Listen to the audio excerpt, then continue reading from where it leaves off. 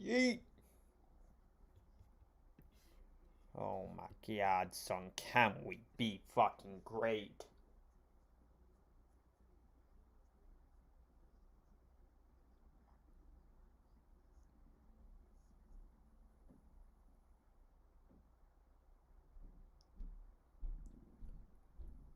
Bro, Michigan's tied in, absolutely loses his lunch. Oh my god.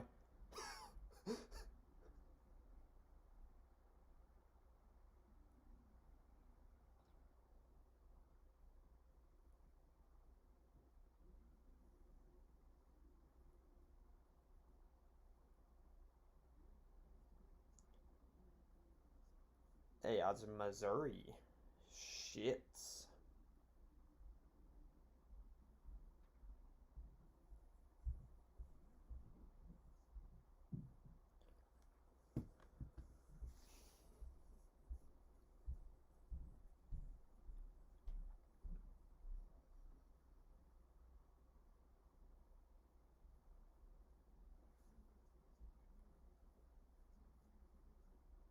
As TCU takes the opening kickoff for a touchdown. Nope, well, never mind. He got tackled at the 12. Bro.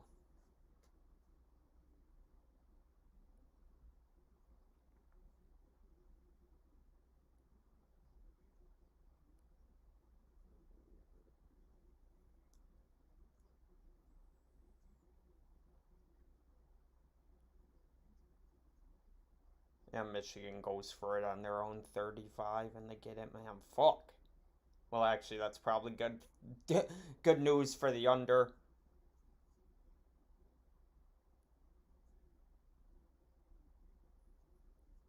Wait, Stetson Bennett's playing? Oh no! Bruh, ain't no way, bruh. If Stetson Bennett's playing, this bet's already done. Georgia's gonna get killed. Georgia's gonna lose by 100 if Stetson Bennett's playing.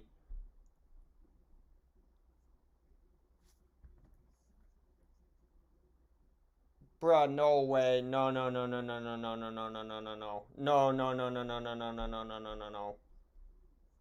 This can't happen, son. This can't happen.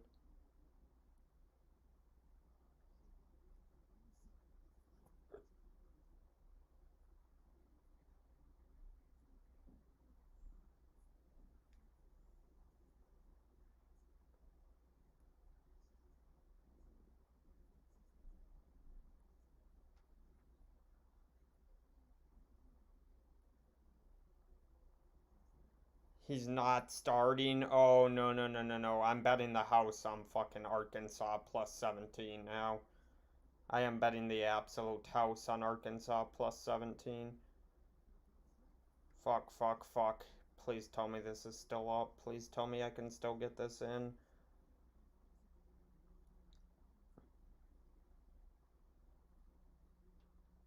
No, I can't. Oh my god, son, the game's over.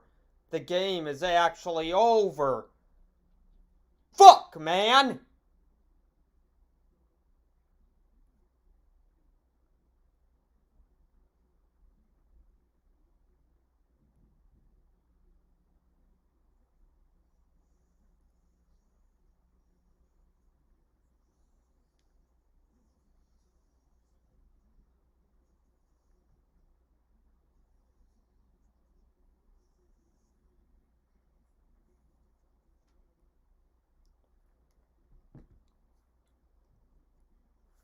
Well, I'm already 0-1 because Stetson Bennett ain't doing shit against this Arkansas defense.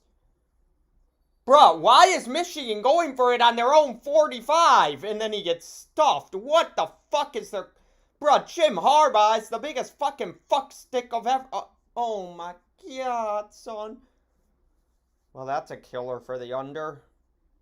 They go for it twice in their own territory and they fucking. Oh my god, son. Now Wisconsin has a short field. Shit, I don't even want to watch this Georgia game, son. Arkansas might win this game by 100. Arkansas literally might win this game by 100. If I would have known when Stetson Bennett was playing, I would have bet everything I had on the under, son. If I would have.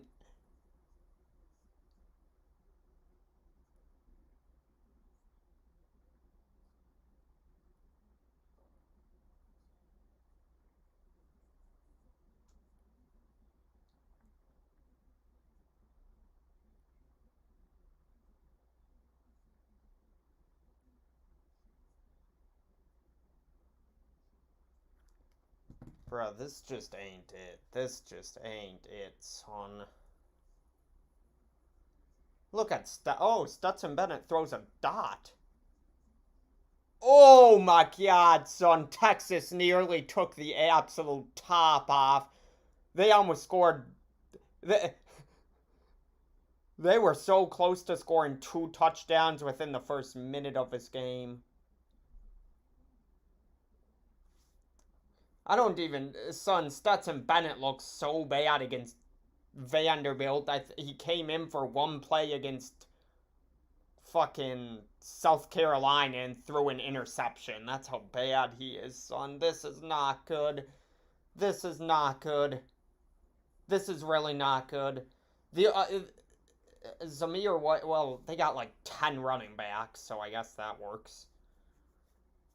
If they can run the ball well. I don't trust Stetson Bennett at all, son. I really don't.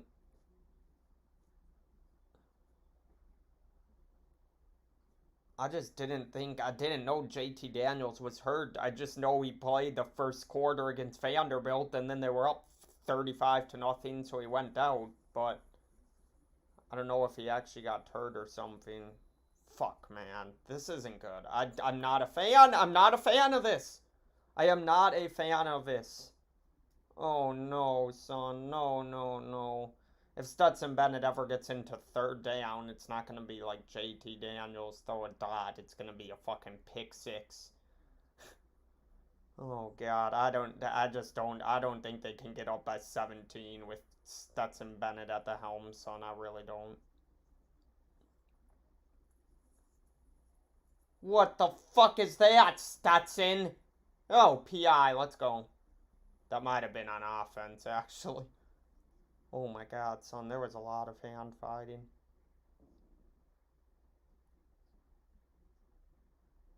God, son.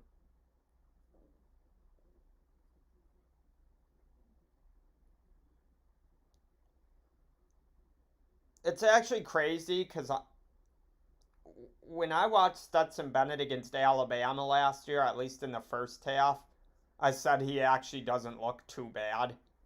And then it was just like after that, everything was just downhill, and I'm just like, bro, oh my god.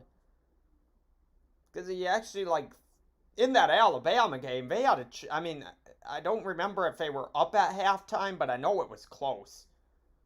Like, they actually had a chance in that game, and then, nobody could catch the ball in the second half, and Georgia started getting flooded.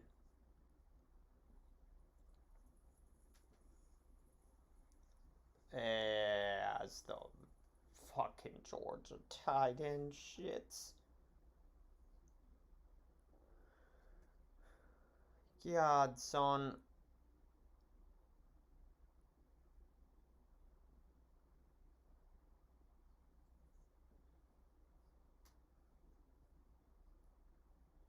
Bro. Oh my god, son. I'm not having a good time right now. I am not having a good time.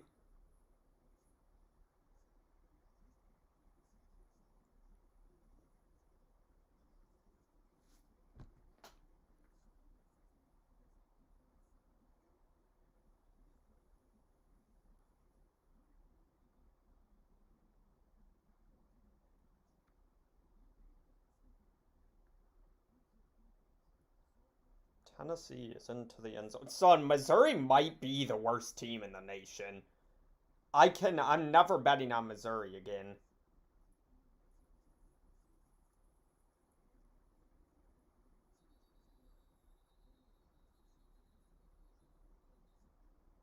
as Purdue shits.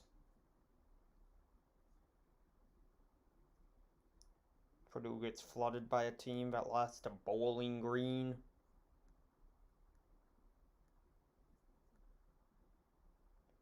It's Duke, North Carolina.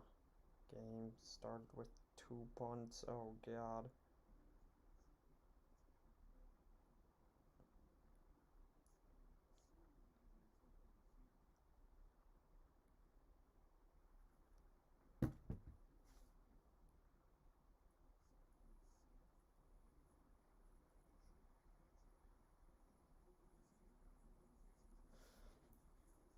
I don't know if that line was. I do wonder if that number in this Georgia game was dropping because Stetson Bennett was, well, it was a game time decision, so I don't think people knew, but there must have been news.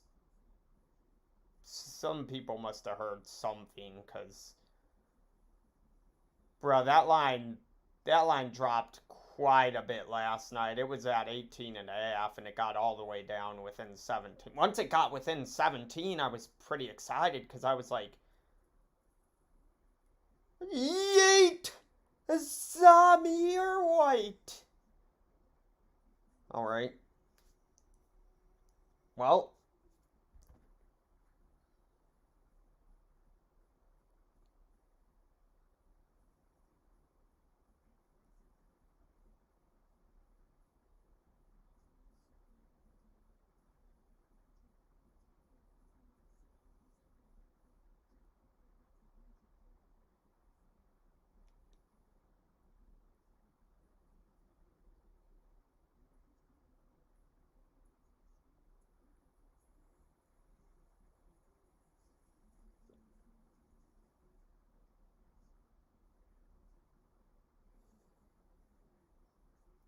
I was a little bit scared with this Purdue bet just because that line was so small. Um After Minnesota lost to one of the worst teams in the nation, but the only reason, and I mean the only reason I bet that game was because last year in that same game, Purdue got one of the most bullshit offensive pass interference calls against them that I have ever seen. And it cost me money in that game. And I mean, realistically, I should have bet Minnesota out of spite just because I'm so pissed about that. But, son, I don't think Purdue forgot about that. I really don't. Purdue definitely got to have that fresh in their fucking memory.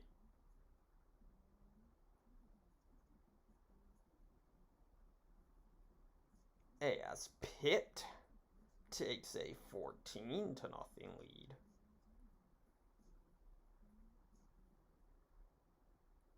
Joke, they got a pick six. A Pitt six. Alright, North Carolina and Duke are definitely not going over.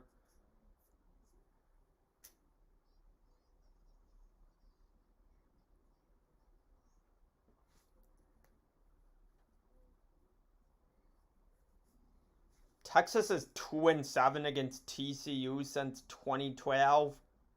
Oh my lord. Wood. Son, Stetson Bennett's really playing. I am so fucked.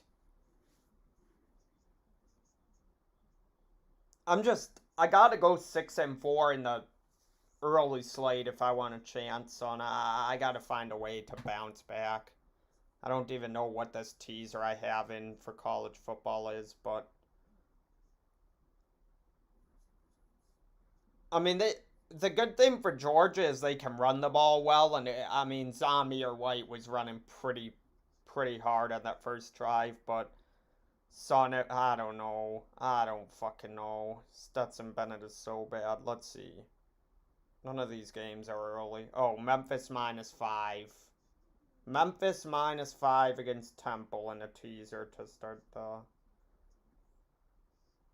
day. Oh god, son.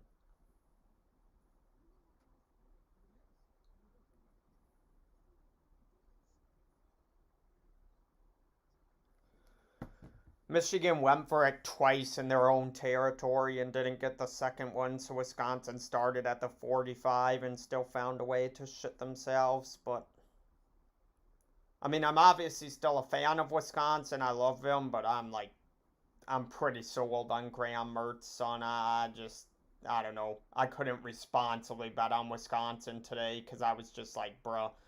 What I've seen out of Michigan, if I wasn't a Wisconsin fan, I would have responsibly bet on Michigan.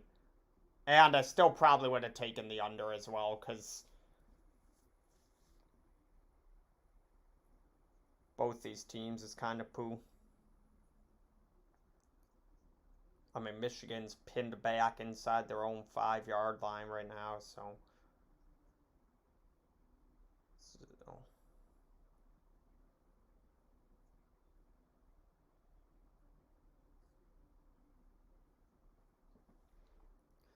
The worst thing right now is trying to figure out where my losses are going to come from because, bruh, I get so excited. I'm like, okay, if I can start the early slate well, I'll be fine, and then I just get fucked. As Arkansas false starts.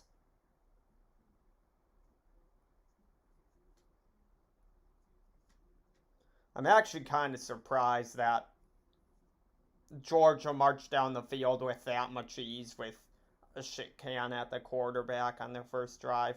Because Georgia's offense isn't all that impressive. I just think their defense, well, I also thought JT Daniels was playing, but I think their defense is that. Oh my god, as Arkansas gets another false start. Bro, Arkansas really got a 1st and 20 to start the game. Oh my god, son.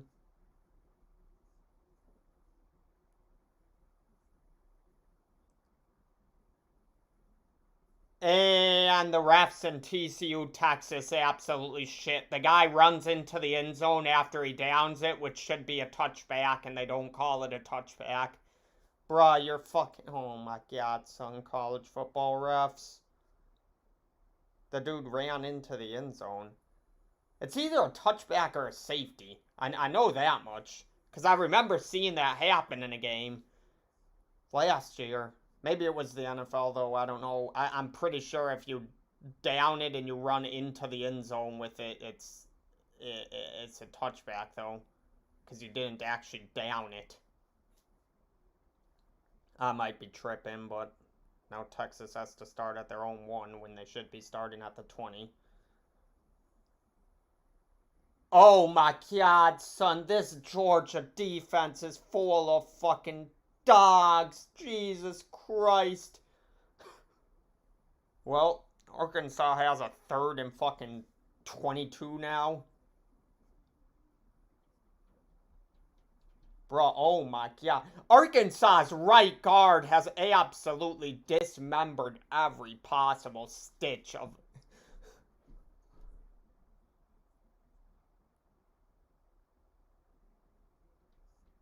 3rd and 24. Jesus. Why is he trying to throw a 1-yard slant on 3rd and 24 at his own goal line? Son, that could have been a pick 6 very easily. That's an extremely risky throw. My god, son.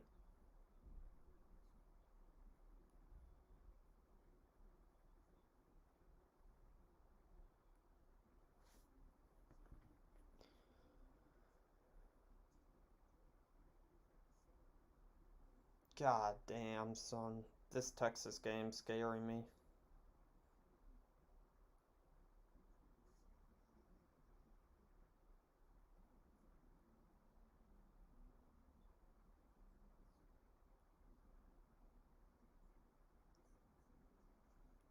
This Duke, North Carolina under or over is fucking deader than dead.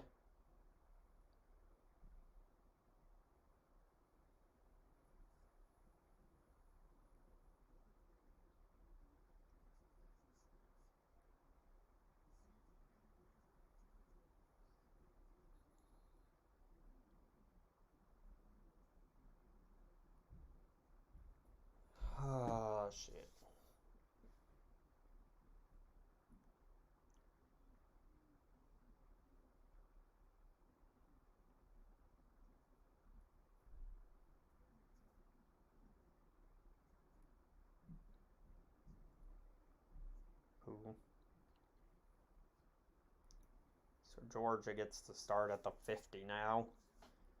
Jeez. I mean, I wouldn't say I'd be comfortable, but if Georgia can get up by 17 early, I'd be very happy.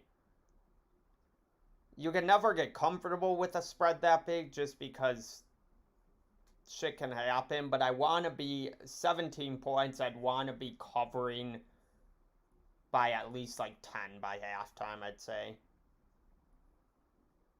If they can keep playing defense like that, I mean,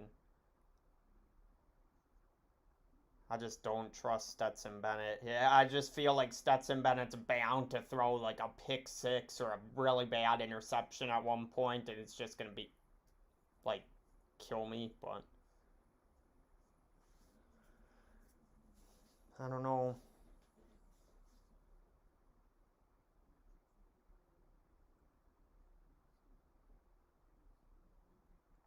Difference between Stetson Bennett and JT Daniels last year was absolutely insane, so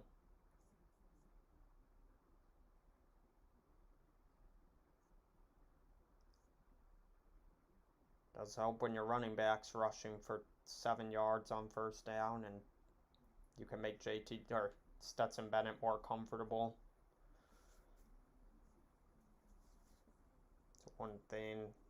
I said it before the season started in my SEC preview. I said Georgia's running back room is probably the best in the nation. They've got so much depth. Zamir White is really good, but they've got fucking 10 other running backs, so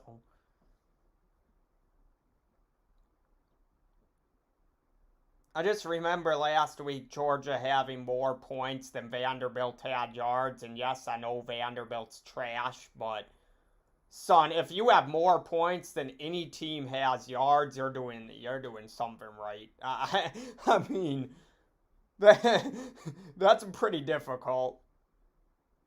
Graham Mertz is so fucking horrible, son. Oh my god. I was so happy about him last year when he dotted up Illinois for whatever it was. He threw one incomplete pass and it was a drop. And then he just went to shit. He's throwing like one touchdown pass and 5 interceptions this year. It's so bad. Bruh, I mean, he ain't even throwing it close to the receiver. College football unders always do scare me, though. I mean, I'll never be comfortable with a college football under because, I mean, last week when Wisconsin played Notre Dame, I mean, that game was going way under, and TCU gets ejected for targeting on a play that definitely wasn't targeting. Well, that one's actually kind of. It shouldn't be targeting, but it's probably going to get called. I know that one was a weird one. It was a pretty big hit.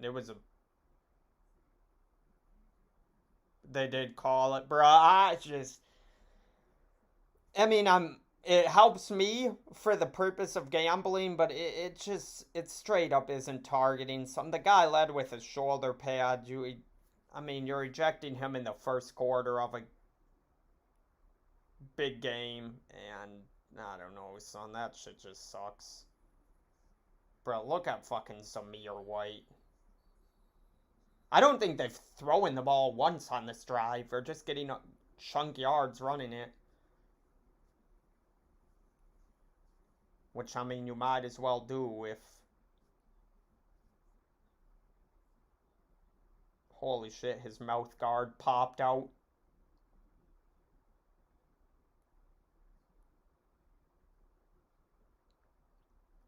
Well, Texas gets a first down, so that helps me.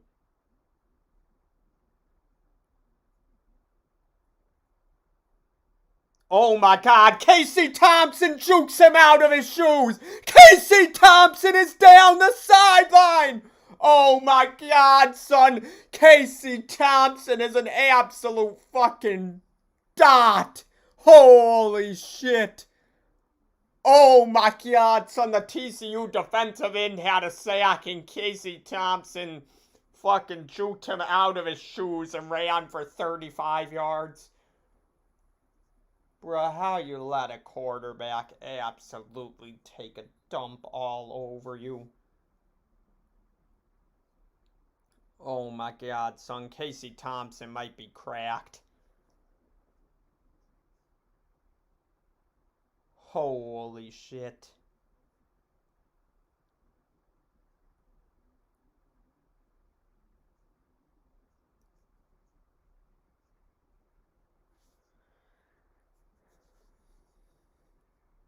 As Arkansas gets an illegal substitution. I believe this is their first true road game, and it just ain't a good spot to play your first true road game of a year against the #2 team in the nation. I can tell you that much.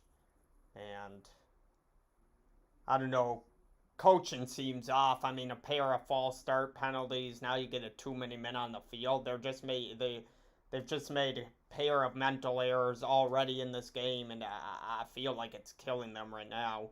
They're in danger of falling behind 14-0 right away, and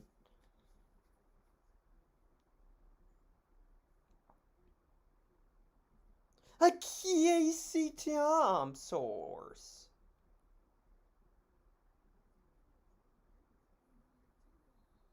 And they mark him short, even though he definitely wasn't short. Oh my god, son.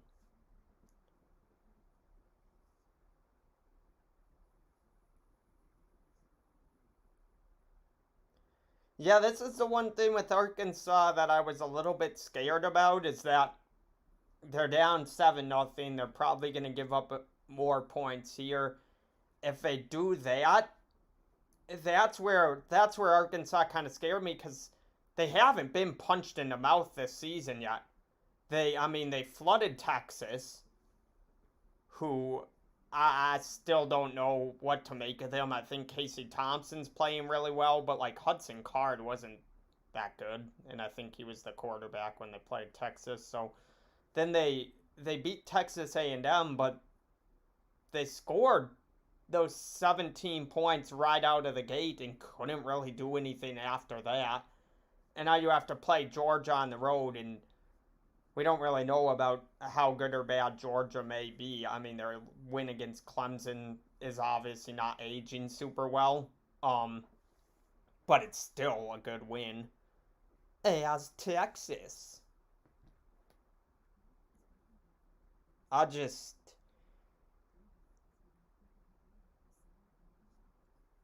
Bijan Robinson is nasty, son. Bijan Robinson is absolutely nasty.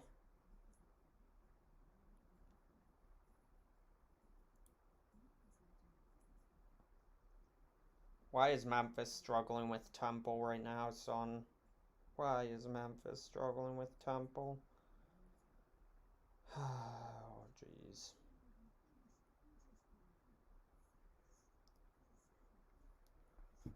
What's up, Jerry? Oh, Wisconsin nearly gave up a touchdown. How's good old Ontario?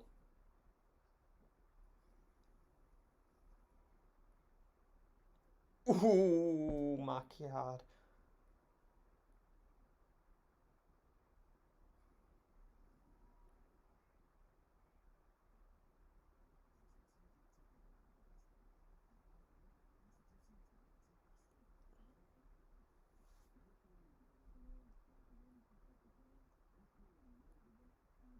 Bijan Robinson. Oh, never mind. That's never mind.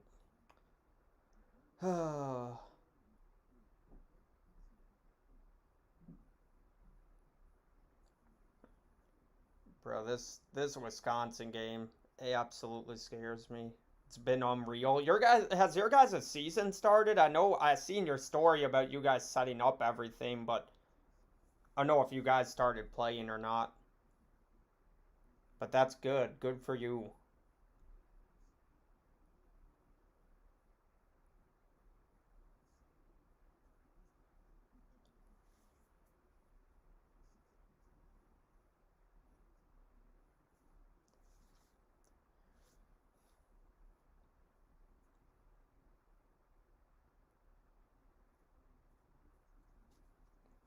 Bruh, Georges.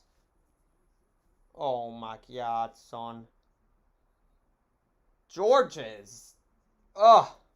Bruh, I don't know what to say, son. Stetson Bennett's, I mean, I think he threw one pass on that drive, but it was a dot, and I was very nervous. But the fact they're up 14-0 this quickly is at least good. I'm still not comfortable because Stetson Bennett could throw a pick six at any time and just kill me, but that Georgia defense is...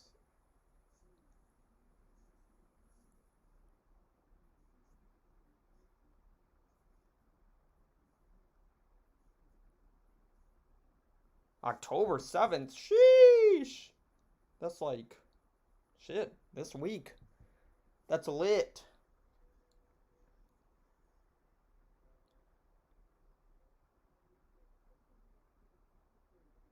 I'm still trying to find like a full-time position. I work like part-time remotely just doing like writing for this one place, but that's about it.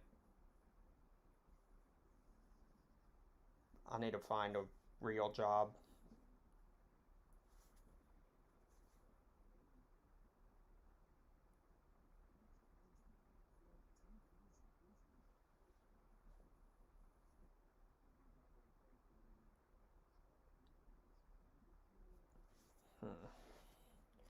As Michigan is going for it on 4th and 2.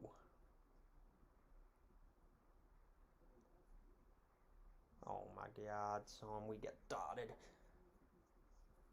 Did Texas miss the extra point? Oh no. No, no, no, no.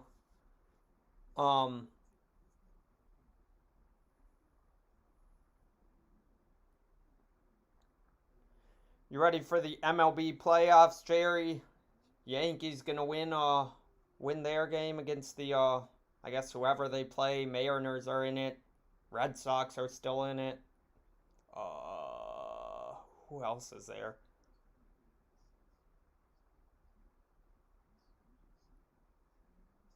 Son, yeah, I miss Bismarck, dude. That, oh my god, Wisconsin, no! We suck, man. Oh my god, how we get dotted. No, I miss Bismarck a lot, son. That shit was fun. But yeah, no, I think I'll find something eventually. Sports teams are kind of hard, like,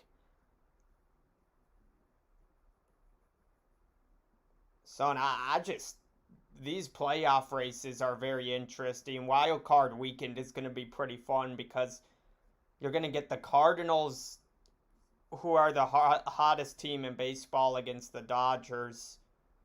Um, and then you're going to get the Yankees against whoever else they play. And, like, the Mariners are hot. So if the Dodgers, I've been saying they got the best rotation in baseball. So I'm very, like, Max Scherzer is just, he doesn't miss.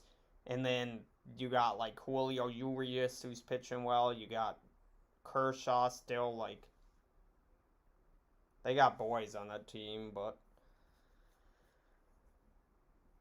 I don't know, man. All these races are interesting. The Giants are still, like, impressive.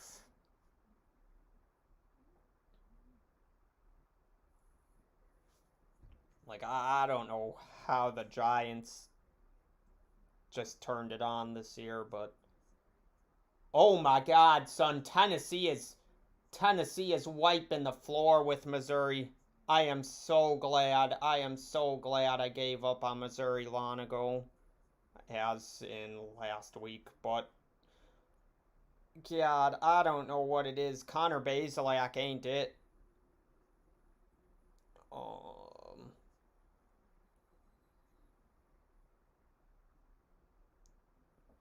yeah, dude, MLB playoffs are gonna be good this year. There's a lot of good teams. Us, the Yankees could very well win the AL. Cause like I don't think the Rays are that good.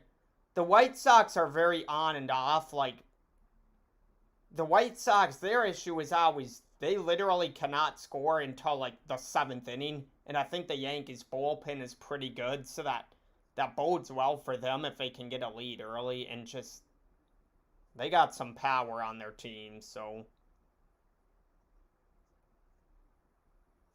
yeah, okay, see you, Jerry. Thanks, man. Have a good season. I'm sure I mean I'll be talking to you probably throughout the season, but yeah, you guys are going to kill it hopefully.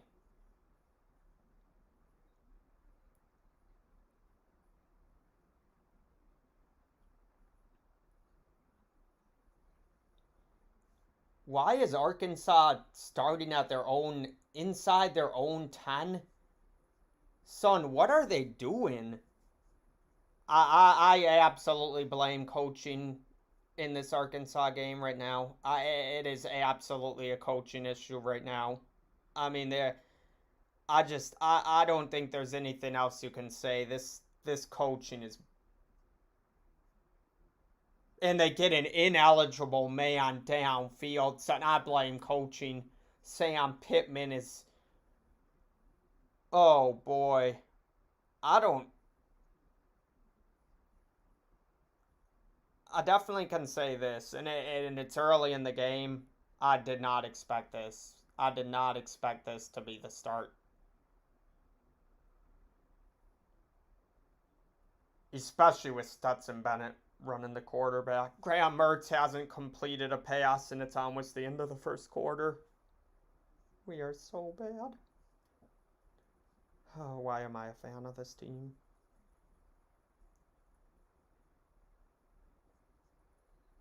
Bruh, so Georgia, it's about to be the end of the first quarter.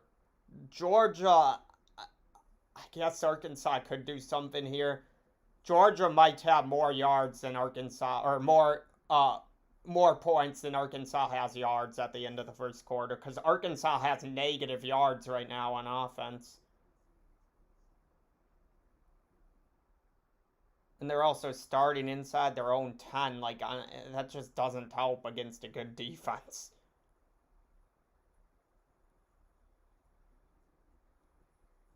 Jeez. Arkansas has another 4th and 10. Bro, I mean, I picked Georgia preseason. I thought they were a really good team. It's early.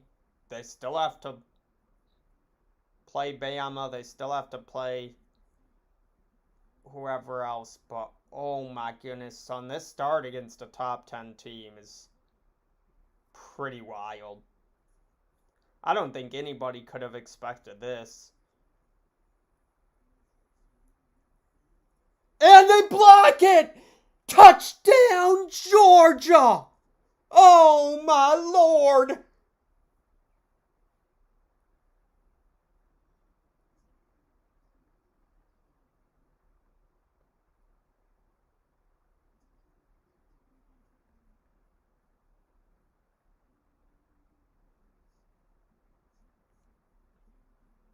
Oh man.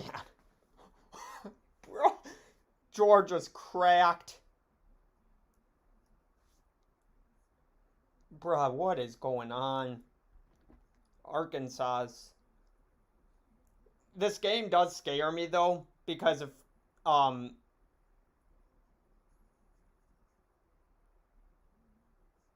because of the fact that last year, like, we watched who was it? We watched uh Indiana against Ohio State, and Indiana fell behind big late and just started dotting all the way up. Bruh, oh my son, the guy who blocked the field goal, or the guy who blocked the punt, was looking up in the air thinking he popped it into the air. They almost didn't recover it. Not that it would have mattered, it still would have been a safety and would have been Georgia ball, but holy cow, this is impressive. They are putting on an absolute show right now.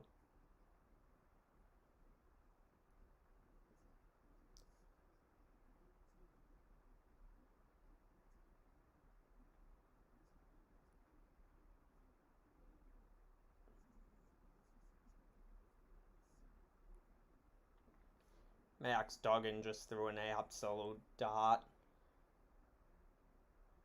It's 21-0 and it's almost the end of the first quarter. Like, I said it last week, it was very impressive being up 35-0 after one quarter, just because 35 points in one quarter, I don't care who you're playing, is very impressive. I didn't expect them to do it again. I need a beer.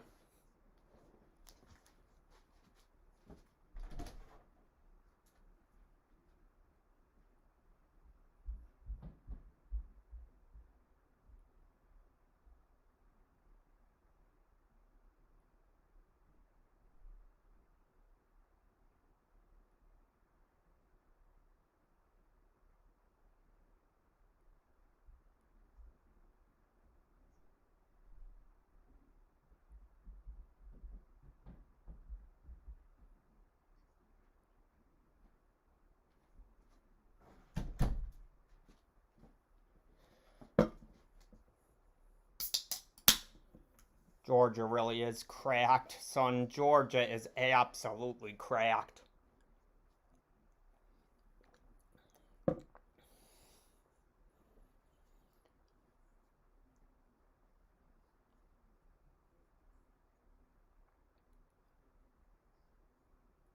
I'm still really hoping for one more. Really hoping for one more stop, get a touchdown, have a little bit more to kind of work with.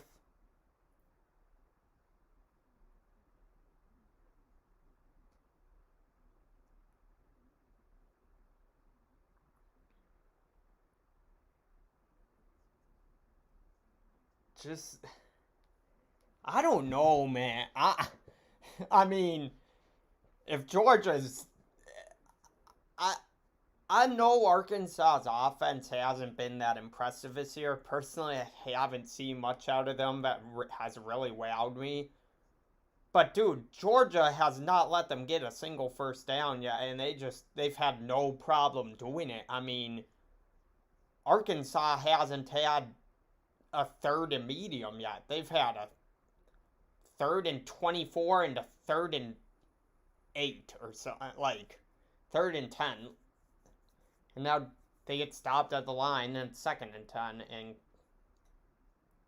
that's like the story of this game right now. The only difference with this drive for Arkansas as opposed to the other two is that they're at the 25 instead of at their own 10.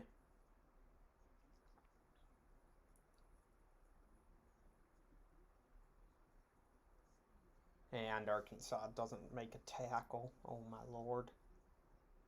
Well, that was a... I mean, the fact that Arkansas had to do all that just to get a first down is pretty bad. I mean, that shouldn't have been a first down. Oh my lord. Uh-oh. Well, now Arkansas is starting to move a little bit, but there's a flag. Probably a hold.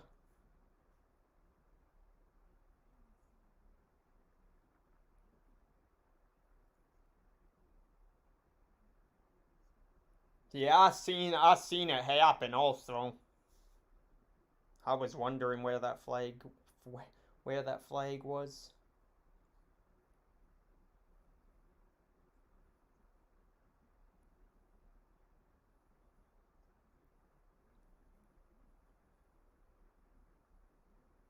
That was a bad penalty also. I blame coaching again.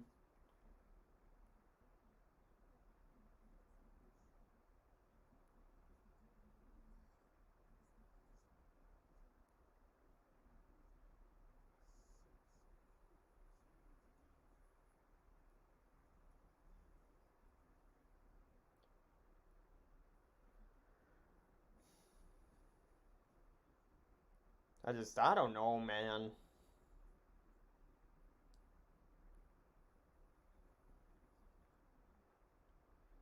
And I was gonna say I thought Arkansas's defense had been pretty solid throughout the year, but well, I guess Georgia did get a blocked punt, but their two drives they had moved the ball with relative ease down the field. Oh my god, the TCU receiver fumbles at the goal line. Oh no, Hunt, they picked it up. Well,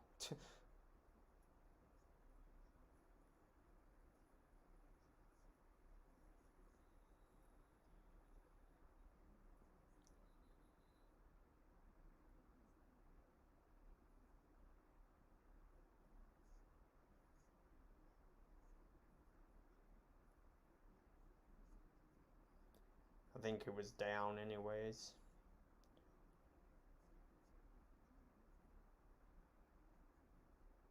As Wisconsin, oh my god, son, this dude on Wisconsin has the ball bounce off the back of his leg, and Michigan has it at the 5. Oh my god.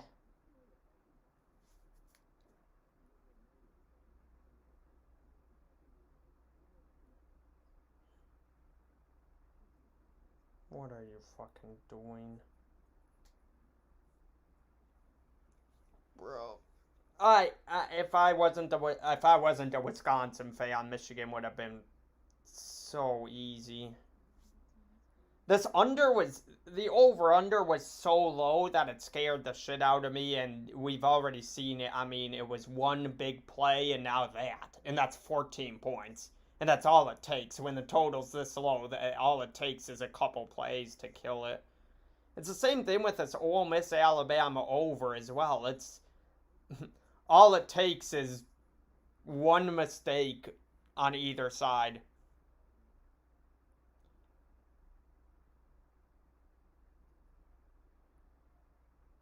Literally, all it takes is a mistake in the red zone, a field goal instead of a touchdown, and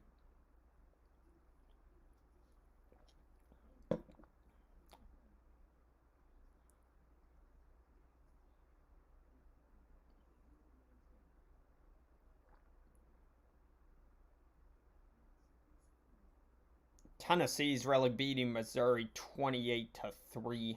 My lord.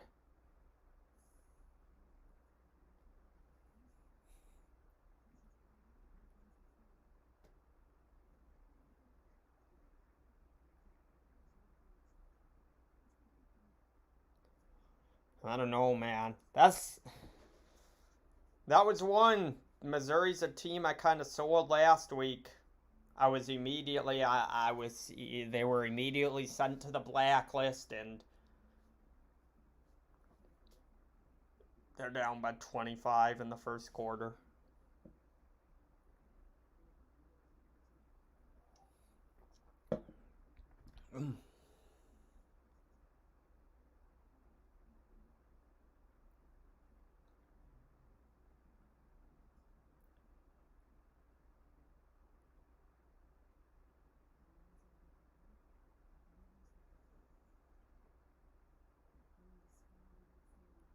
28-3, son.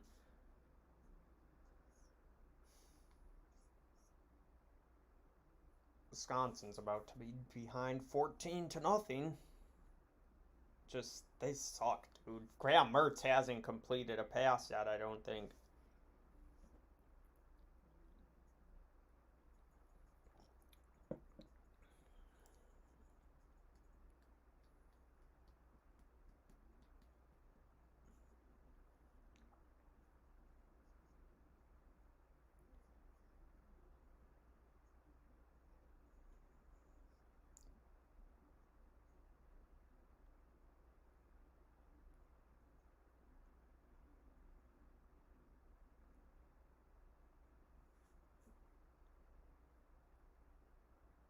But college football unders are just kind of the weird. They're so tough because of the simple fact that, I mean, college football, you just get those weird plays. You just get that stupid stupid mental errors that you don't really see as much in the NFL. And now we got Michigan inside the 10 like that. I guess you see mistakes on punts all the time, but like, I don't know, that's not really a play you'd see in the NFL.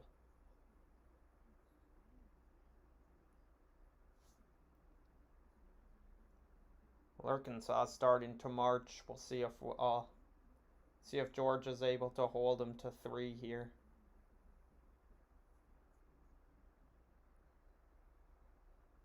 But it still took them like a couple of the plays that it took them to get down here were just like, it took some crazy shit just to get down here.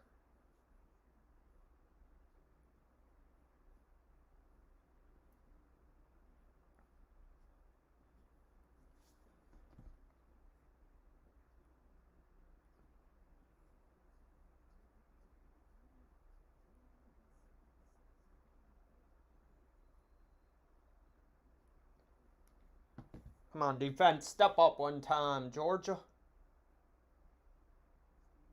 Kirby Smart's about to get a sideline warning. He's walking onto the field. Oh my lord.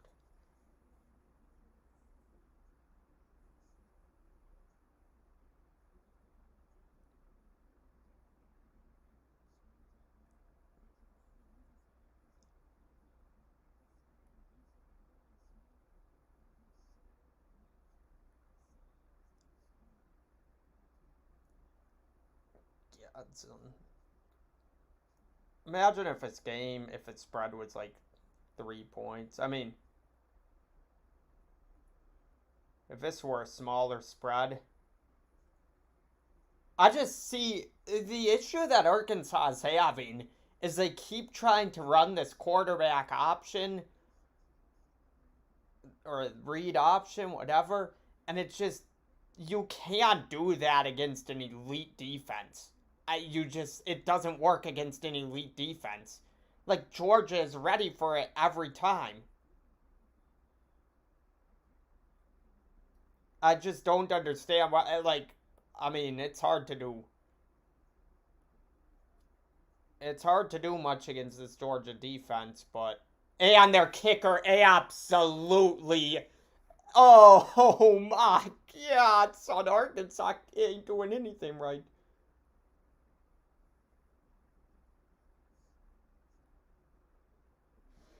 Bruh.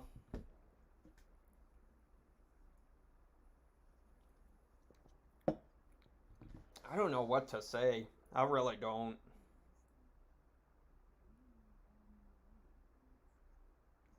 I mean, I'm shocked.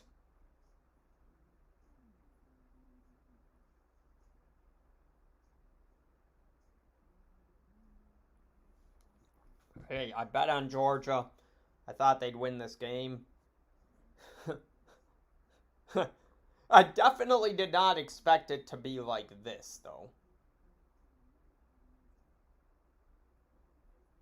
Oh, this is huge for the boys. Huge for the boys.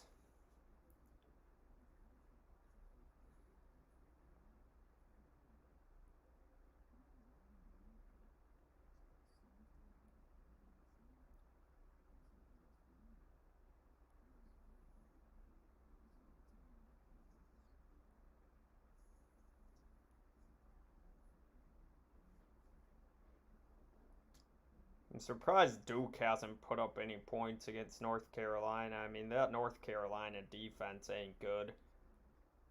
Gave up 17 to Georgia State, 39 to Virginia, 45 to Georgia Tech. And Duke scored 52 against Kansas, 30 against Northwestern. Like,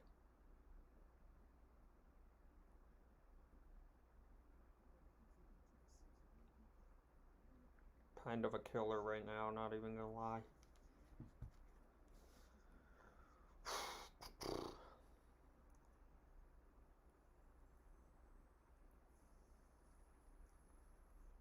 Knowing that I absolutely need a big day today.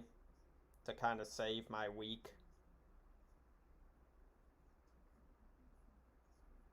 It's not great, Bob. This Michigan-Wisconsin game is already at 10 points, and that it's a low total, so it's scaring me. I mean, at least it won't be like, well, I guess it still could be like Maryland-Iowa, but that Maryland-Iowa game was just crazy because, well, I mean, that game, Talia Tagovailoa threw like 10 interceptions in the first half, and the game went over at halftime. Like, I think they were 5 points away from the total at halftime, and I mean, they never had a chance. So Wisconsin only has 5 total yards of offense.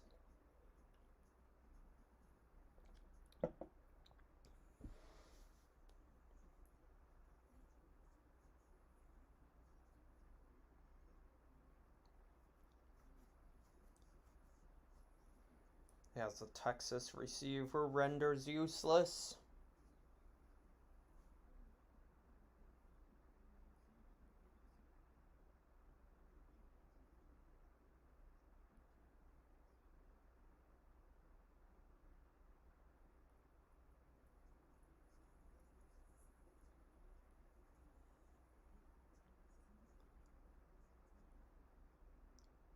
This is Texas' first punt in the last 10 quarters. Oh my lord. You mean to tell me they haven't punted once and he fumbles! And it's Texas football! We're really muffed to the punt. What a yeet.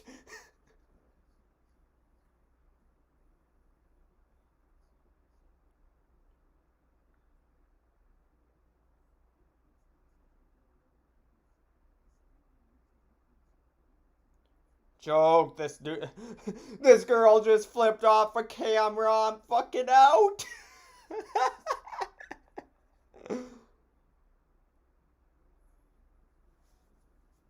Bruh, I don't know.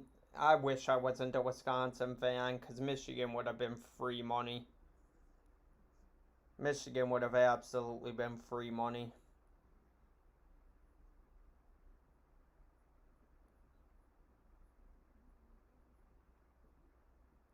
I'm glad I didn't responsibly bet on Wisconsin, though. I will say that. I'm very glad I didn't responsibly bet on Wisconsin because I just was not confident in them at all. I haven't seen anything out of them that's impressed me. I don't know why there were so many people. I genuinely don't know why there were so many people that were on Wisconsin because I just don't know what people have seen out of Wisconsin. I mean, what I've seen out of Michigan has been impressive. Bro, Georgia has. It's every play they're giving the ball to a different running back. I mean, this is impressive. So I talked about their death at running back before the season started, but son, listen to this. James Cook, 58 rushing yards, 6 carries. Zamir White, 21 rushing yards, 6 carries. Stetson Bennett, 9 rushing yards, 1 carry. Kendall Milton, 8 rushing yards, 3 carries. Kenny McIntosh, 5 rushing yards, 1 carry. If you take out Stetson Bennett, they've had 4 different guys getting the ball. They just got a different guy in the backfield every time.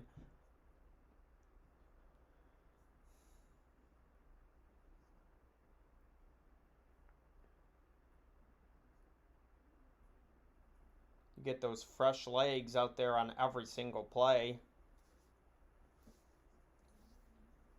As Texas sells.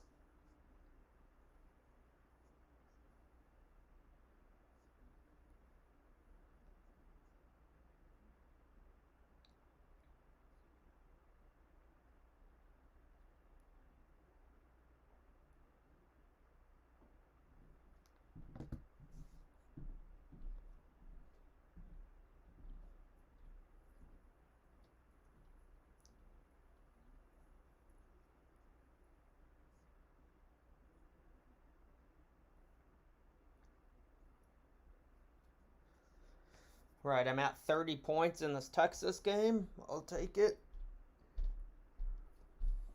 I don't even know. Whenever I bet multiple bets on the same game, I'm usually looking for the total first, and then I'm looking for the spread. If I have the underdog, I guess I'm just hoping the game stays close. But it's hard when it is kind of difficult to bet two bets on the same game. I will say that. It sucks, but at the same time, I'm usually doing it hoping I can go 1-1. And then if I can go 2-2, or 2-0, that's great. But mindset is normally that I don't think I'll go 0-2. It hasn't worked out for me much this year, though.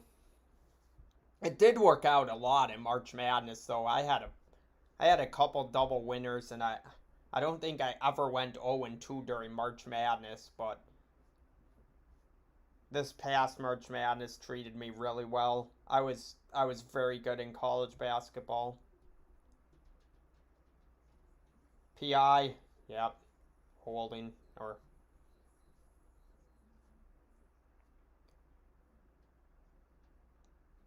he was grabbing his left arm. Oh, pick! No, Wisconsin. Oh, that would have helped the under.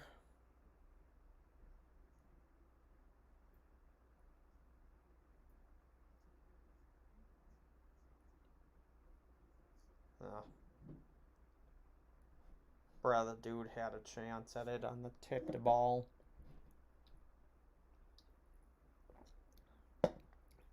The Red Sox really lost 2 out of 3 to the Orioles and might get booted from the playoffs. That shit's hilarious.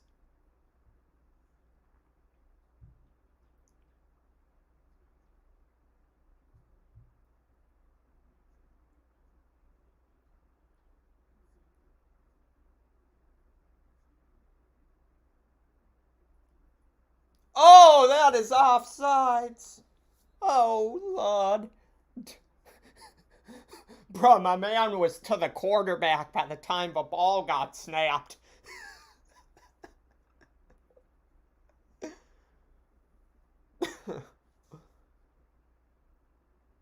I blame Sam Pittman.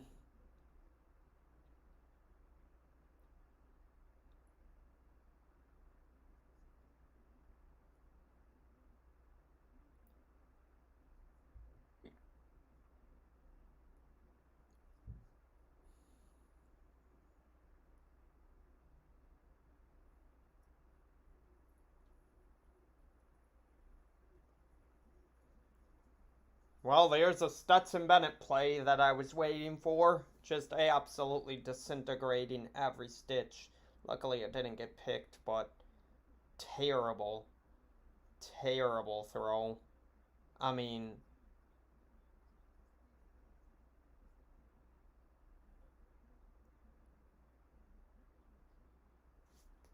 I'm waiting for it.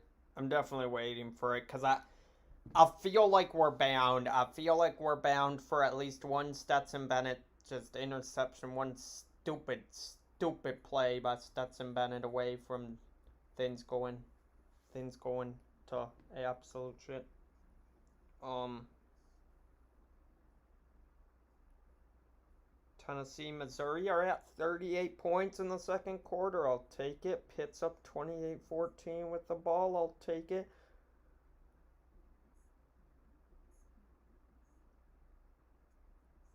Toledo struggling a little bit with the UMass. Not great, Bob, but I'll.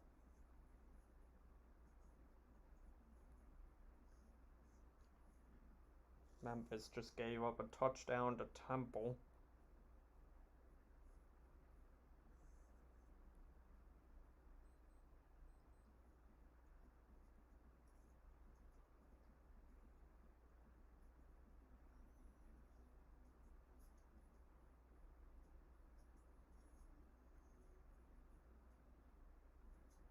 Duke, North Carolina ain't great, Bob.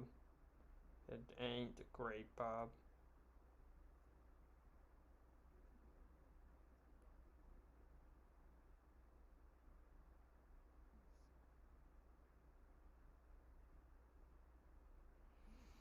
Hmm.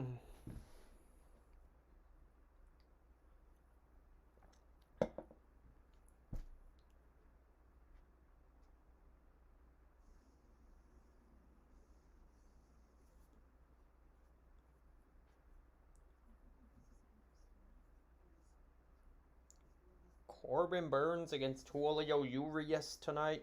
That's a solid game. Not that we care about baseball on Saturday, but Rob Gronkowski ain't playing against the Patriots.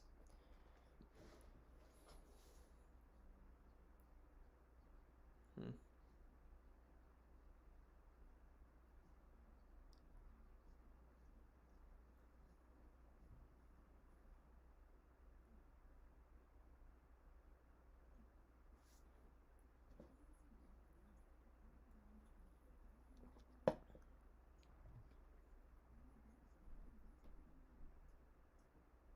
Oh my god, the ref just tore his ACL.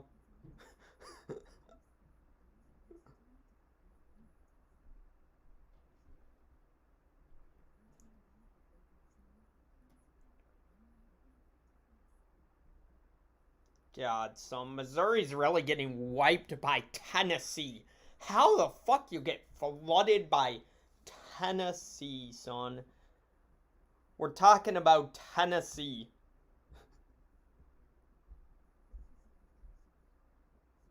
Could have really bet on Tennessee in that game because Missouri has pissed me off, but I hate those spite bets like that because I just get killed by them all the time.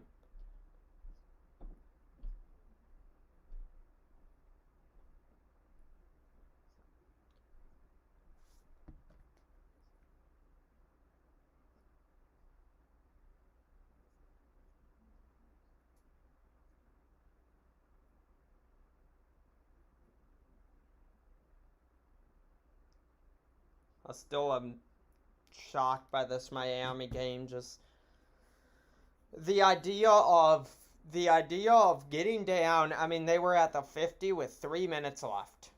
Um, about 3 minutes left, maybe even more. And the fact that you're just deciding to run out the clock, like, I just don't understand. When are college coaches going to realize, I don't care how good your kicker is, when are college coaches going to realize that you should never settle for a field goal? Because in the NFL, it's a little bit different. In the NFL, you've essentially got the best 32 kickers in the world. I mean, you're going to be fine. If it's a 30-yard kick, you don't expect an NFL kicker to miss, though it has happened. But more so in college and the NFL, when are college coaches going to realize that you are never close enough? Because now you're putting the game on one player's shoulders. You're putting the game on a kicker's shoulders, and we've seen it. We've seen it enough from college kickers. College kickers will miss 20-yard kicks. I mean, it happens. You can be inside the 10 and a kicker can miss. I just don't understand why Miami, and now I'm obviously biased. I did have the over. I was pissed because if they score a touchdown, the over hits. If you give the ball back to Virginia with less than a minute left and no timeouts, yes, there's still a chance. Yes, I understand wanting to not give him any time. You have to play to win the game. Once it gets under a minute, you're inside the 20. You got to be attempting to score a touchdown. They run the ball 3 times. They run the ball 3 times in a row. 3rd and 10, they still hand it off. If you throw it on 3rd and 10, you get into the end zone. There's 30 seconds left and they need a touchdown. Like, I think if you need a touchdown, there's less than a minute left, no timeouts. At college, you shouldn't be too worried about them going the length of the field. Yes, we do see Hail Marys in college and crazy stuff happens in college. why are you not playing to win the game? It's just, it's this idea of playing to not lose, and I feel like we see it a lot more in college than we do in the NFL, but we see it at both levels. When are coaches going to realize? What's up, Void?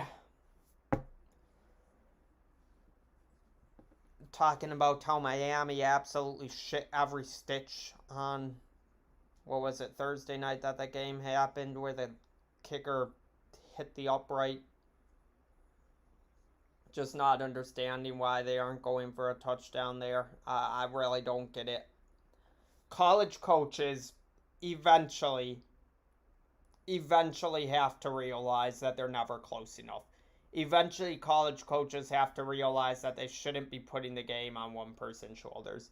And it's not even that. Like, if there's a bad snap, or if there's a bad hold, say the holder, fumbles the ball, something like that, you're putting so much into those kind of three players' hands. You're putting so much into the snapper's hands to have a good snap. You're putting so much into the holder's hands to catch the ball cleanly and whatever. And then you're putting so much on the kicker. And in college, we see we know everything about college kickers. College kickers are college kickers. It's that story every year. We see it every year. You're half a point from the over and the kicker misses a 20-yard field goal, things like that. I don't understand why coaches, they were at the 50 with 3.5 minutes remaining. You can score.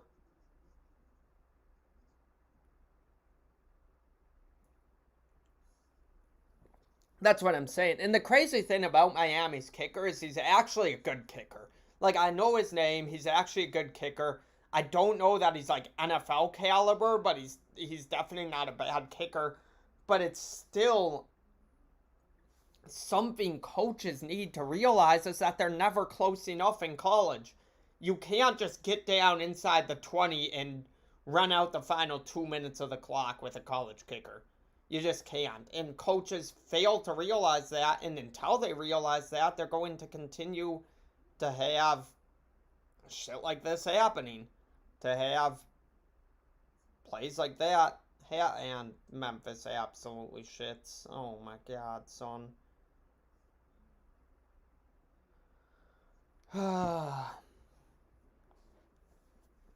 Until you realize that college kickers aren't a guarantee, no matter where they are on the field, are going to struggle.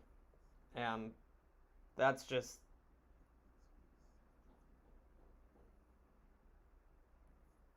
the issue.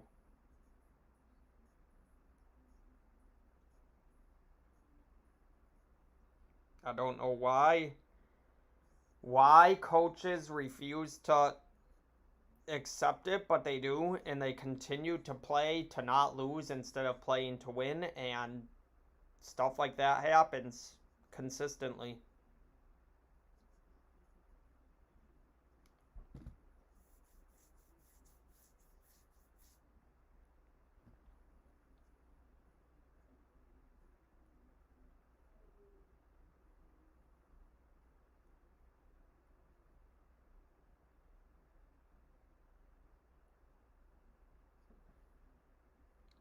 God, I'm kind of pissed who couldn't score any points in this game against North Carolina. I really thought North Carolina's pretty much permanently on the chopping block, because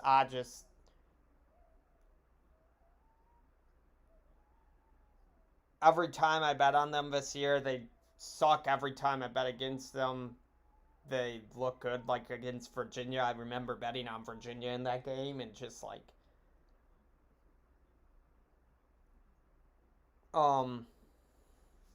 they just looked incompetent on offense. But I could have really bet on them. It's Duke. Duke sucks, but Arkansas is. I've been saying it during this game. This Georgia defense is something else, and I'm very surprised because I was panicking before this game started. And now granted the spread's 17. Like I have 16 and a half.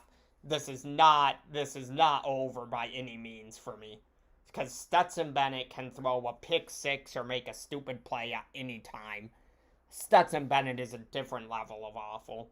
Um I said it though, this Georgia defense has looked just like there's something different. The only drive that Arkansas had, they missed a field goal. The only like sustained like solid looking drive that they had, it took a lot just to get down there. I mean, it took a screen pass that was blowing up. The wide receiver had to break 3 tackles to get a first down, and I think it was third down. Like that's how much it took just for them to get down there to miss a field goal. This Georgia defense is something, and they've been running the ball well. Stetson Bennett sucks, so I'm not confident at all. Um, I am glad right now because an Arkansas touchdown means Georgia is still in the number, which is typically whenever I have a bet, I'm kind of looking for that the entire game, um where 7 points means they're still in the number. That's where I want to be at the entire game. Or at least most throughout the third and fourth quarter, that's where I want to be at. But Arkansas could very well score here, and then if it happens, I mean the game's very much not over from a covering standpoint. I mean the game's not over at all. Games are never over in college. I mean, I've learned that. I'm pretty sure Memphis struggled with Temple last year also, and they were up 17-0, and then Temple put together a good drive. Memphis fumbled, and just like that, it's 17-14, and now I'm sweating. Mostly for the purpose of his teaser right now because it's 5. Oh no, they won 41-29 last year. I still think that game was close though. 7-3. They were down, or they were up. No, they were down 15-10 at half. 15-13. Then it was 20-15, 27-15. Okay. They won by 12. I don't think they covered in that game, but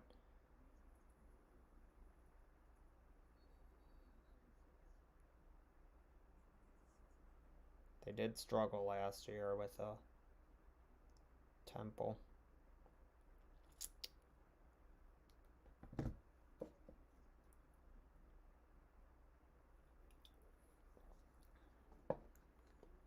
That one sucks, man. I need that teaser to stay alive. I've been getting killed on those this year, though. Last year, those 6-leg teasers were really fucking good.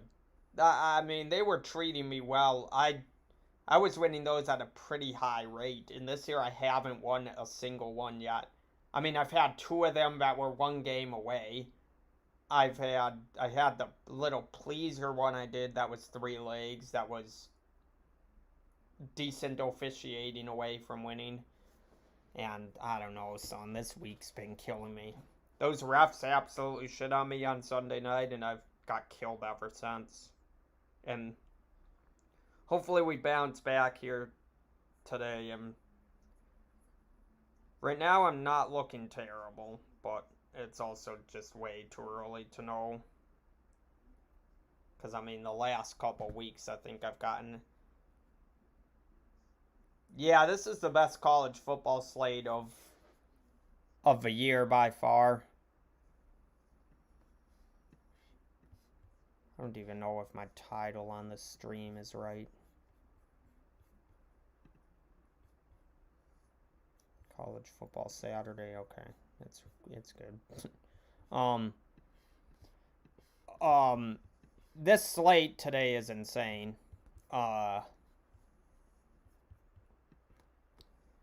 Cincinnati Notre Dame is a big one. Um, and I hate betting on Notre Dame right now, but uh, they've shown me enough. They've definitely shown me enough in Cincinnati. If it weren't for Michael Penix being an absolute fuckstick, Cincinnati would have lost to Indiana. Yeah, it's weird. So the night slate tonight isn't really that crazy. There's still like good games. It's like a college football fan. There's still plenty of good games tonight, but like the night slate, you don't really have that really good primetime game. Like after Ole Miss Alabama, there isn't like a huge game.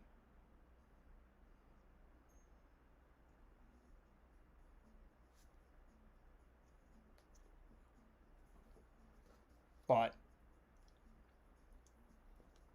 there's a ton of great games throughout the day.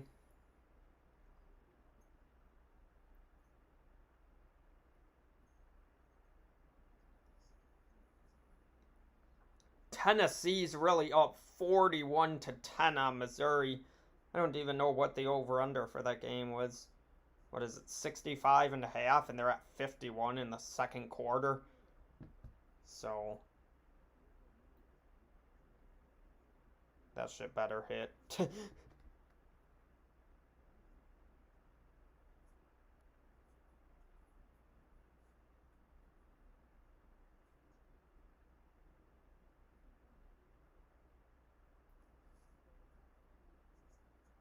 I don't know what's happening with Memphis, but they're in danger of falling behind at halftime again. No, Florida Kentucky is a good game. Like I said, there's still good games at night, but you don't have that marquee like ranked versus ranked type of game.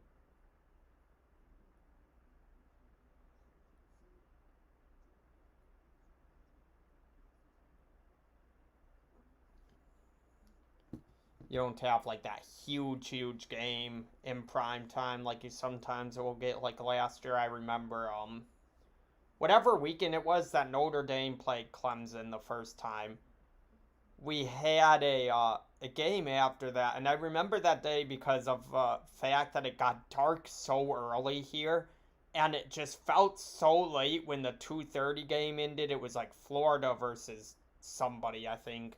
Um, and it felt so late when that game ended, and I was like, I forgot we still have a really good game tonight with Notre Dame Clemson. But dude, the what's up, Mike? Big college football day. We be chilling. Oh yeah, I guess I forgot about that game, but I don't know about Baylor right now, dude. They shouldn't be good. They shouldn't be good. They're a basketball school. They just won the national championship in basketball. They're gonna be good again this year. They probably aren't winning the national championship this year, but they're gonna be good. I still gotta kind of get ready for college basketball, NBA, all that stuff. I gotta.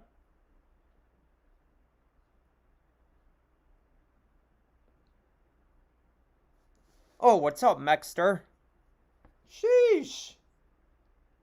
It's been a minute. It's absolutely been a minute. Yeah, no, I don't. I've very much slowed down on my video game playing. I've kind of switched from like Madden and MLB to now just gambling and talking sports because I don't have much time to get good at anything.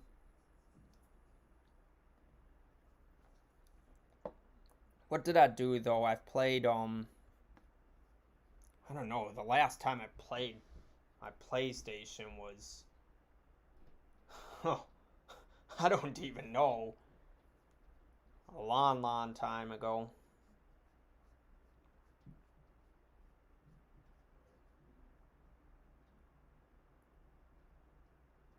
Yeah, now I'm old and growing and yeah, no, So now it was funny because I was looking at some of my old YouTube videos when I was playing Madden. Bruh, I don't know what was wrong with me back then. Oh my lord, son, that shit was kind of funny to watch. Yeah, now I'm graduated from college now. I'm old. Crazy how time flies. Now there's a lot that's changed since I used to be pretty good at Madden. Wisconsin's getting killed, dude.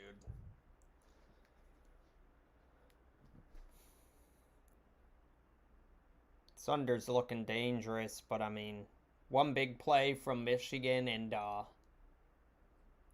fumble on a punt, and that's kind of most of Michigan's points, so at least that's a good sign.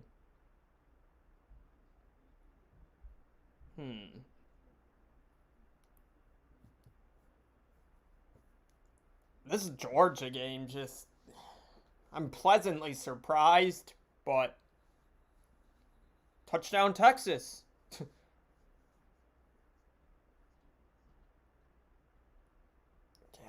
Bijan Robinson really is that dude. He might be the best running back in the nation.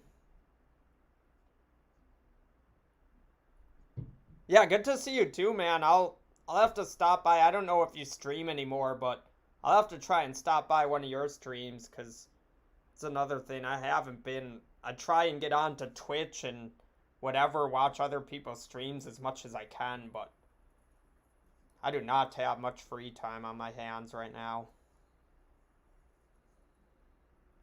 But yeah, man, good to see you. Good to talk to you.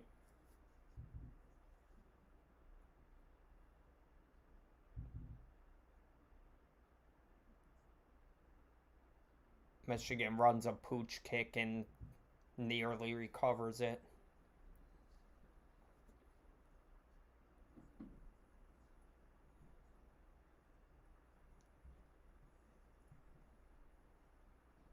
Oh, that was lucky.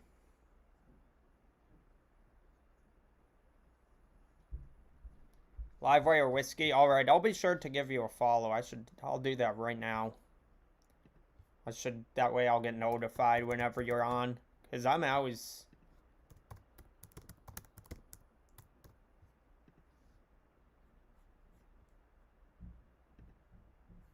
There we go.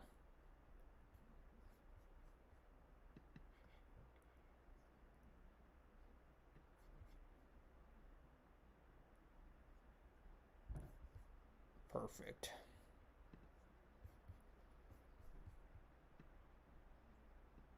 Yeah, they ran a pooch kick and oh my lord, that was scary. That would have not been good for the under. Oh gosh, Stetson Bennett. Oh no, Stetson. Oh, Stetson with the first down run.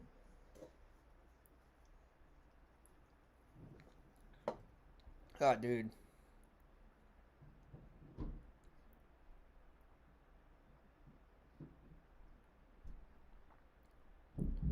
Tennessee's really up 42 to 10. Bruh,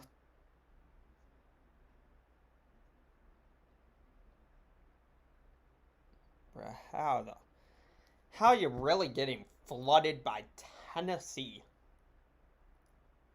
We're talking about Tennessee. Oh gosh. Well, Wisconsin did something. Absolute killer for the under.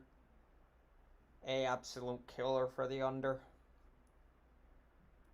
I mean, the good thing is Michigan scored their points off of a 40-yard dot and a a punt mistake on a punt, like the guy that hit the guy's back, and Michigan got it inside the 10 and got a field goal. So it could be a lot worse, honestly, but still, this total is so low, and I don't know. First half unders in college can be the move, but I like to bet the full. I hate first half bets with a passion just because I don't know. It's just too hard sweating something out in the first half. I'd rather bet the full game. Also, every time I bet first half bets last season, I'd bet this first half spread, they'd cover the game, not the first half, or I'd bet the full game instead of the first half, and they'd cover the first half and not the game, and I was just like, I'm just gonna stick to full game bets because.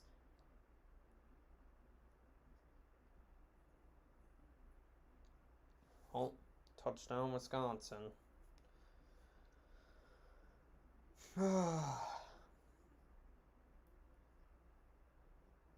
The under is not great, Bob. The under is not great.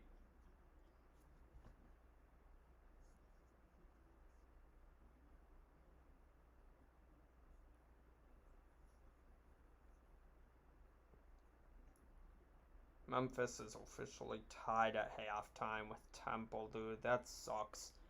After taking a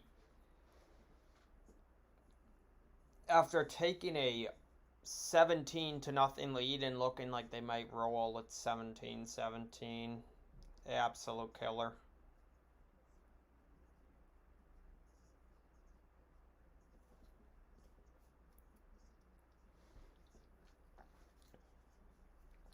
I don't know what Missouri's doing to get blown out by Tennessee, son.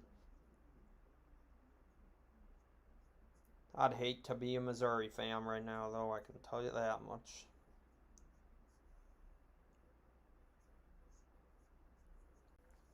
This Texas TCU game is sitting at 40 points right now, which ain't bad, but still looking for more. Hopefully get another, Texas touchdown before halftime. That would be ideal.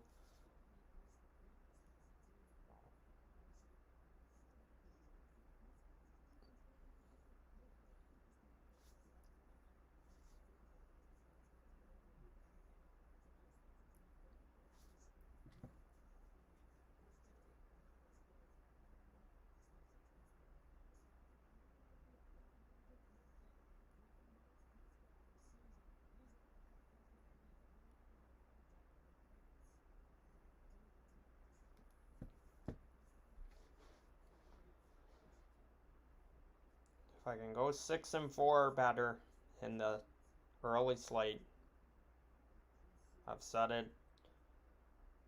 That would be ideal.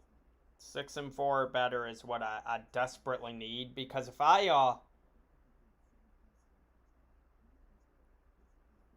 go any worse than 6-4, 5-5 isn't helping me.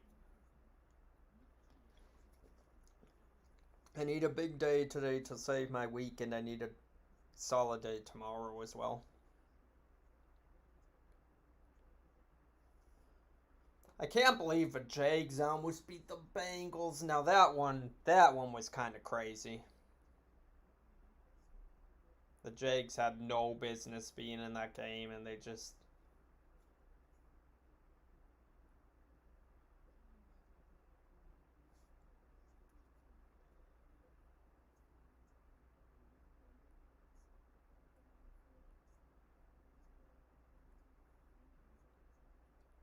Okay, Graham Mertz isn't actually playing that bad. 8 of 14 for a touchdown and 115 yards. That's not terrible. I mean, it definitely ain't good, but I'm very interested in this Alabama Ole Miss game. I don't know what you guys think, but this game it's one of those where I could see Alabama just flexing their muscles and winning the game 56-20, but I could also see this just being neither defense can get a stop because neither defense is that good. And this Ole Miss offense, despite not playing anybody, this Ole Miss offense looks very good. Matt Corral is a great quarterback, but last year he had a couple games. I think he threw 5 interceptions in one game. I think he had I don't remember how many interceptions exactly he threw last year, but I think they were all across 2 games, and he threw. So he's vulnerable to that, but I don't know that he'll do it again this year. Like I know he looks good, but again, this is the first real big test for Ole Miss, so we'll kind of get the chance to see if they're for real. Um, I have said this.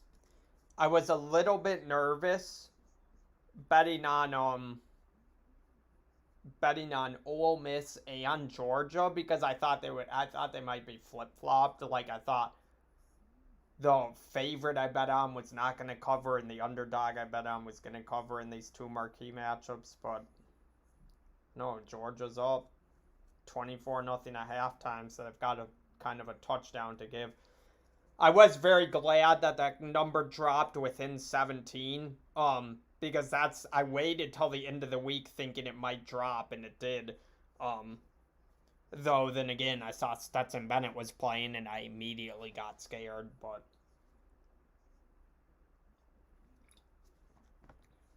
I don't know.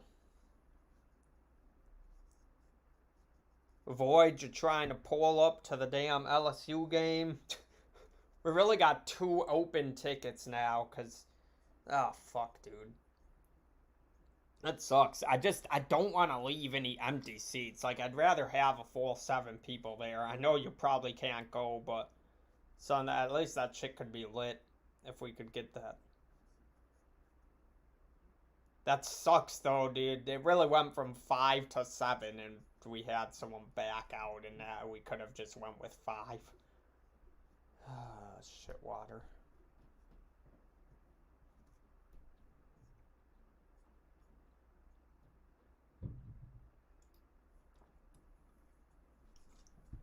Texas and TCU may only be at 30 points at half, which isn't great.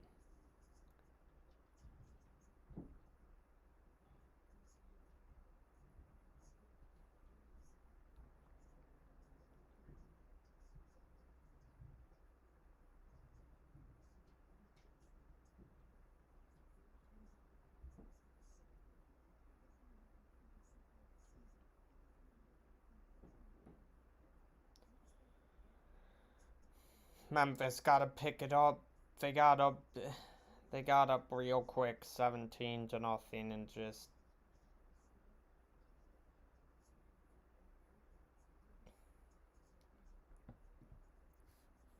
um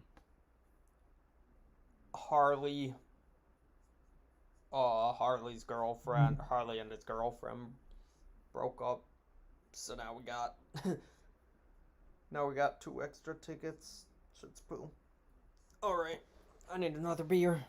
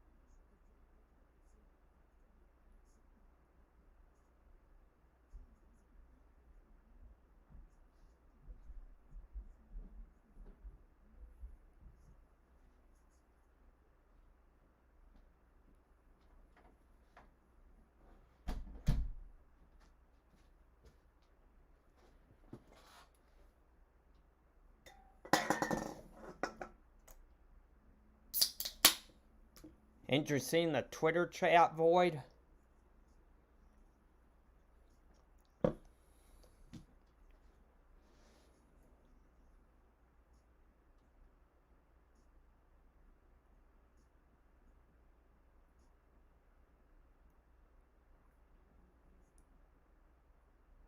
The LSU game's at 7. I don't mind. I don't mind going to Tiger Stadium at night. That shit's not bad at all.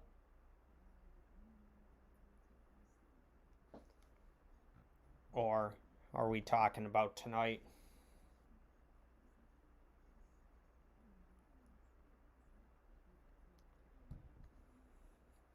I know they play a late game tonight.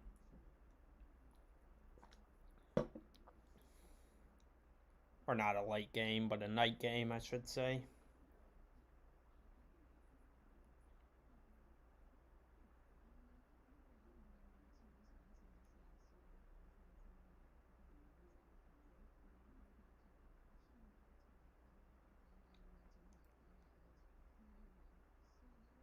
No, yeah, we were talking about it the other day. I don't remember what night it was. Thursday night, yeah, last night. I don't know.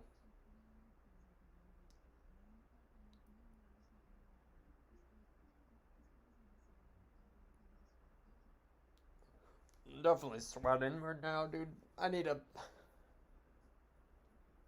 got desperately need to start 6-4, and if I could get to 7-3, that would be absolutely ideal. But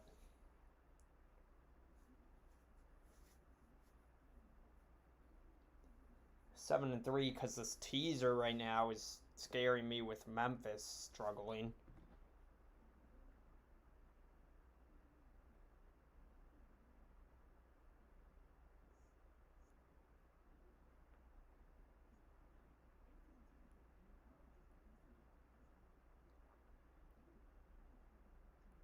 Louisville Wake Forest is at 27 right now, which ain't terrible.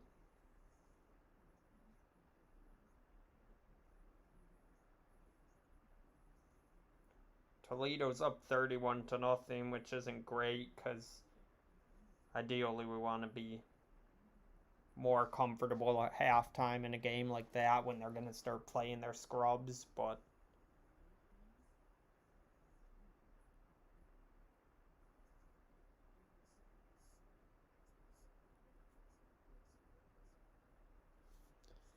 dude, Cincinnati Notre Dame starting soon is going to be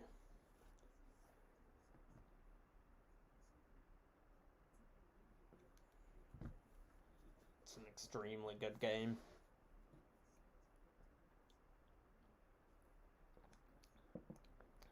Auburn LSU is a good game. I almost didn't stream today.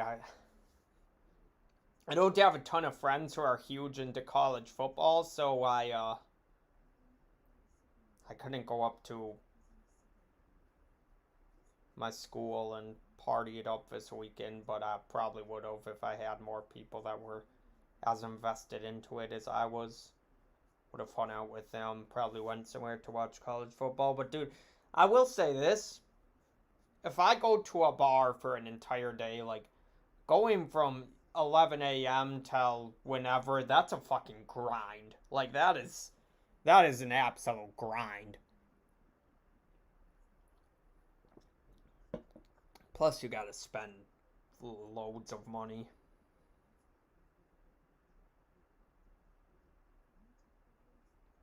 Tennessee might score again. Jeez.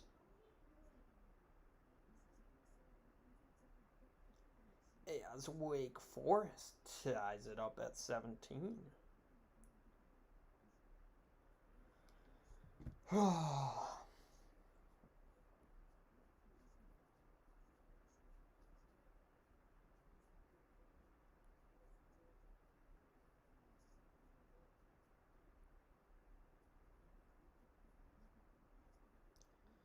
These Halloween trailers really look dope, son. I'm very excited for that movie.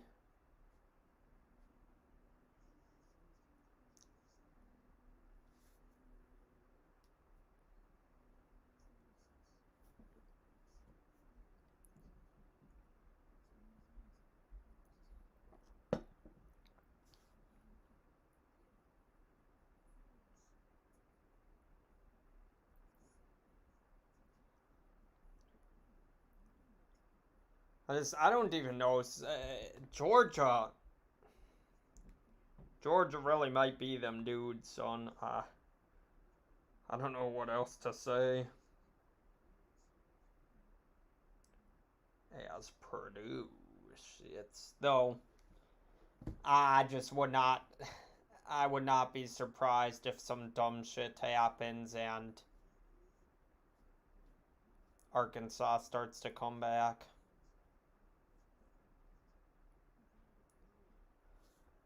I'm not even gonna lie, what the fuck is Purdue wearing, son? Oh my god, these uniforms are ugly as shit. What the fuck, son? Oh my god, they got. What the fuck is. Oh no. Kansas State, Oklahoma is a decent game, but not one I bet on because holy shit, dude. I have no clue what the fuck to make of either of those teams right now.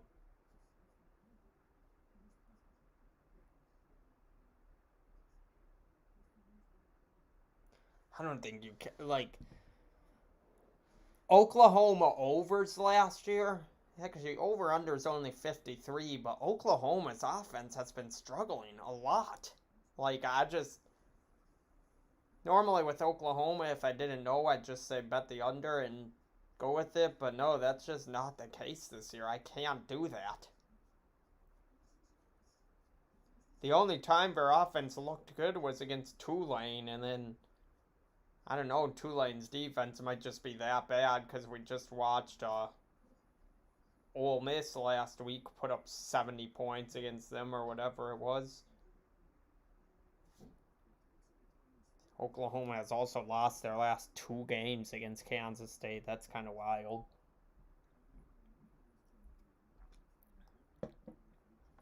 The weird thing about Oklahoma is the simple fact that they're still 4-0. Like, we can say all we want about how Oklahoma isn't good this year. They still haven't lost a game. Like, they're still a college football playoff contender at the very least. The thing that's kind of hurting them is how bad Iowa State's been and how bad I guess the whole Big 12 has been, though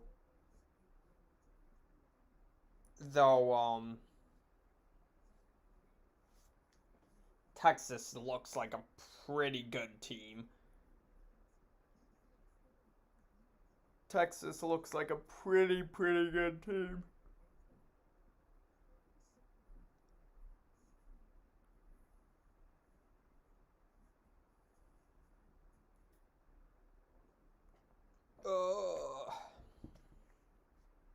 They're not looking great today, but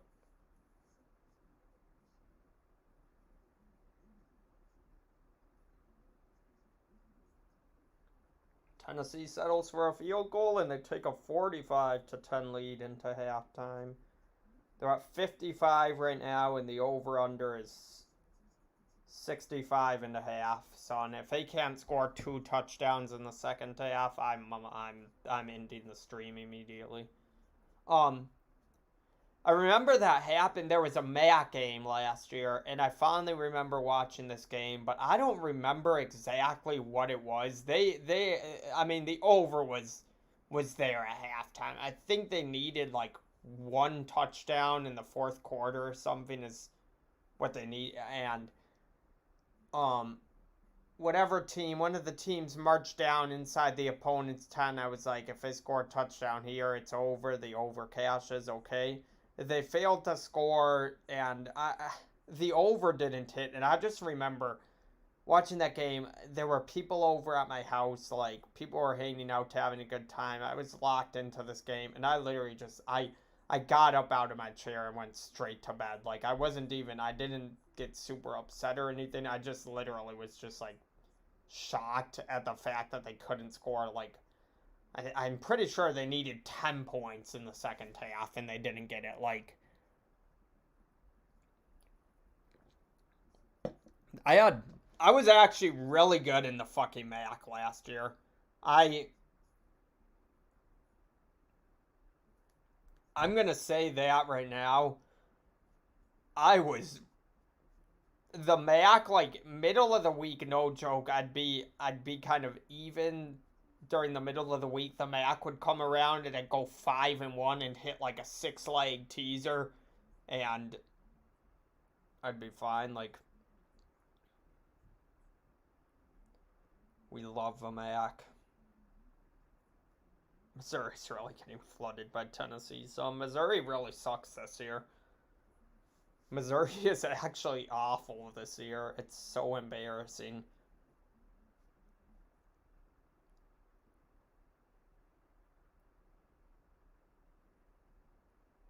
How are you getting flooded by Tennessee at home?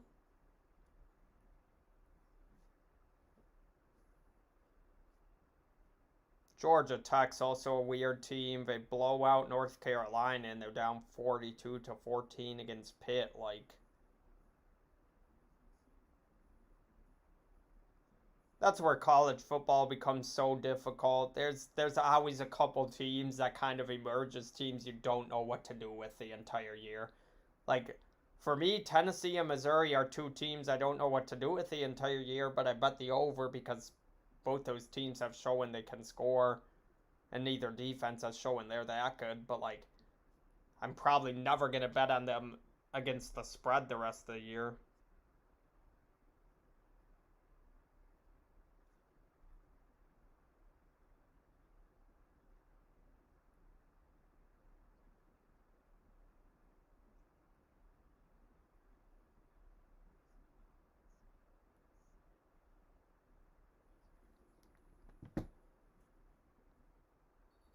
Let's see if Georgia can keep this up.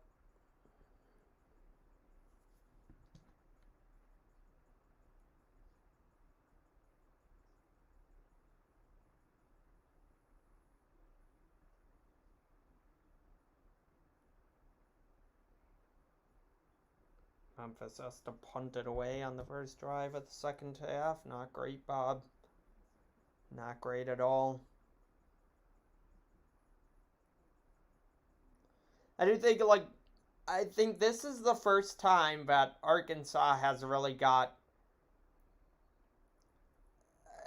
it almost dominated physically. Because, so when they played Texas, it was like they were able to beat them physically.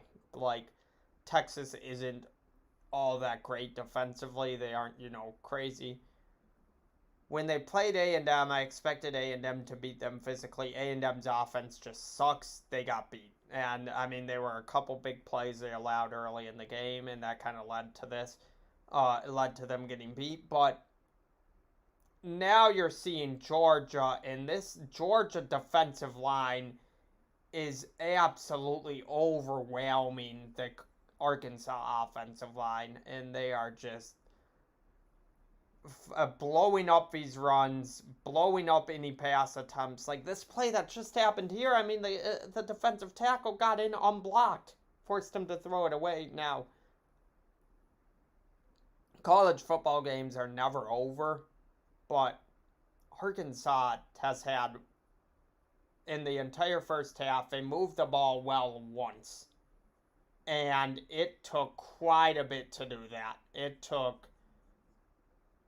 a guy catching a screen pass that was blowing up for a loss, and he had to break 3 tackles, juke out a couple guys just to get a first down, and then they missed the field goal. Like, I know, but coming into the game, my whole prediction was that kind of how is Arkansas's offense going to score, because they didn't do much against Texas A&M last week. I mean, there were a couple big plays in the first half. Like, right away in the game, they had a couple big plays. And that was their offense. That was the entirety of their offense in that game was, well, a Texas A&M defender pushing a guy into the end zone, and then another, like, big play, and that was all they did. But now I just...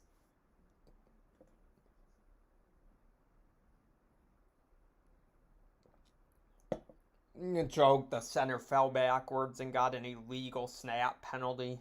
That's a new one. It also is Arkansas's first true road game. I mean, that's another thing to keep in mind.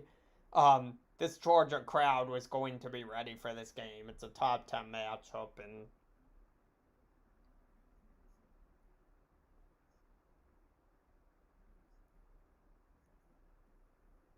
but I do blame coaching. I definitely blame coaching a lot in this game because right now the penalties that Arkansas is getting, whether it be a false start, whether it be, a false start, ineligible receivers downfield, that's a coaching thing.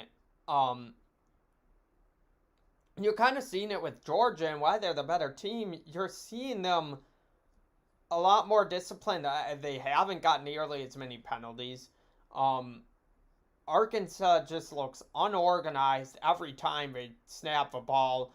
Guys on the offensive line are missing assignments. I mean, read option that the Arkansas offense is running, the read option isn't working. KJ Jefferson is, I don't know if he's making the wrong read or if Georgia is just ready for it, but nothing has worked for them on offense. And I do think, and that's the one thing, coming into this game, I said I didn't think they looked that good against Texas A&M. I thought in the second half or even in the second quarter, Texas A&M's defense pretty much had them in a bag. And I almost think the second half for Texas A&M may have laid the blueprint for Georgia to defend this Arkansas team. It may have been the blueprint for Georgia to know how to defend this team because right now they are having no problems. Arkansas did march down the field once and miss a field goal, but other than that, they've had negative yardage on a lot of drives. They've gotten a couple false start penalties. They've gotten a couple ineligible receivers downfield.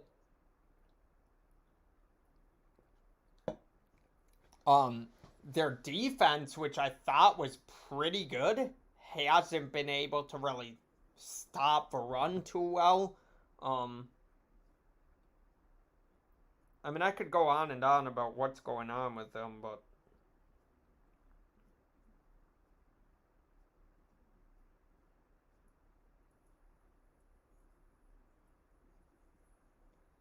hey, as Duke is finally in to the end zone.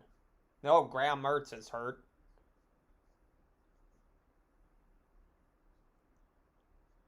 Oh shit.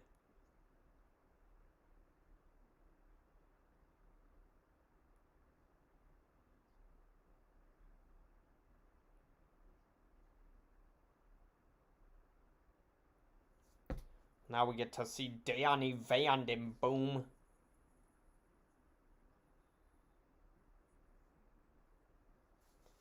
Or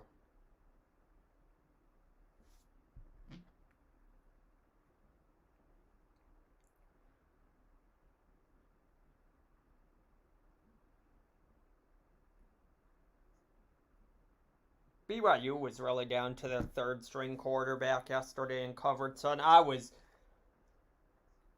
sweating so much during that game because holy cow, I thought BYU would absolute shit. Like I was so nervous, and then Tyler Algier just went crazy.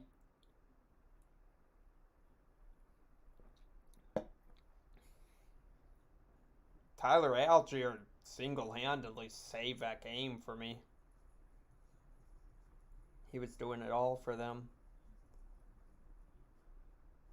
I know Utah State, a lot of people are like high on Utah State, and I don't see it. Like, I haven't seen it this year. Utah State ain't a good team.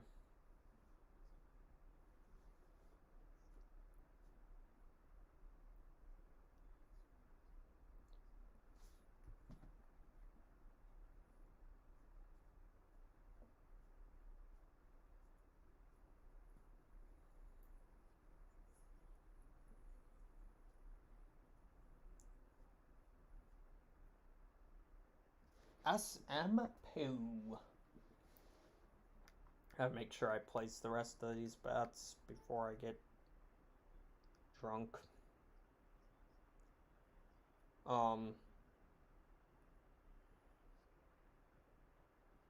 I had to kind of wait this today because of how bad I've been doing. I had to really wait today to place my like mid-afternoon bets because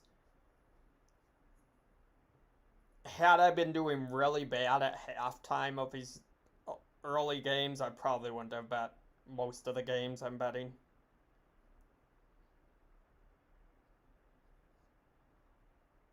But at least right now I'm looking like decent. Nothing's a guarantee. And I hate to say I'm looking decent because I'll start to think that, start placing all my bets, and then everything will start to go south. Okay, Graham Mertz actually is. He's in the medical tent, so. Shit.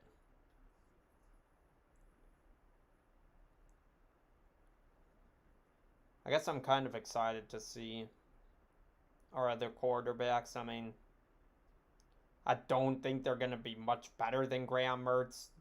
Wisconsin never has a good quarterback, but except for Russell Wilson, he's our pride and joy.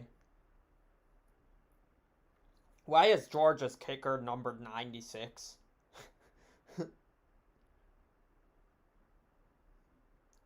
put this through.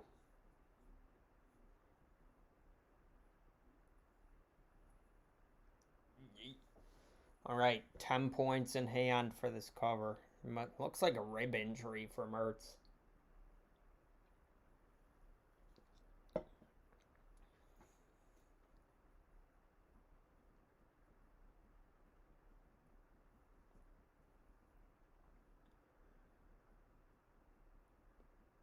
It scares me so much betting against Alabama on any given day. But, dude, Ole Miss actually looks like a good team. Also, the over-under being 79.5 is absolutely insane. Like, that just... I feel like I had to bet the over just to bet it, but 79.5 is insane. But last year, I think it was Miami, North Carolina. I think it was whenever they played, it was like the highest total I'd ever bet. I think it was up at like 75 for that game. And I bet it, and I mean, it was just fun to watch that game. North Carolina's running backs like Michael Carter and Javonte Williams both went off. Um, yeah, that's what it looked like. I don't know for sure though.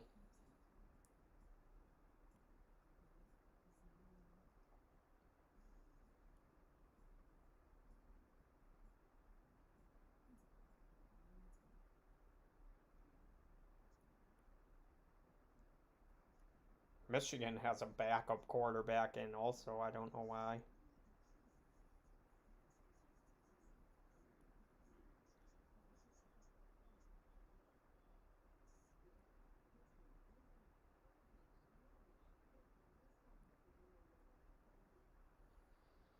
Hmm.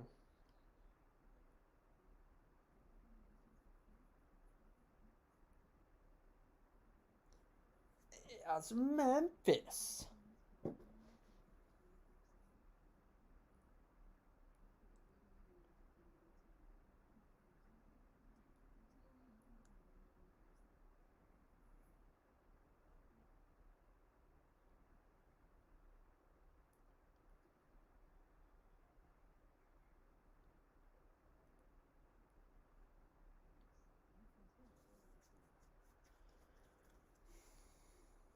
Badgers got to step up and get a stop.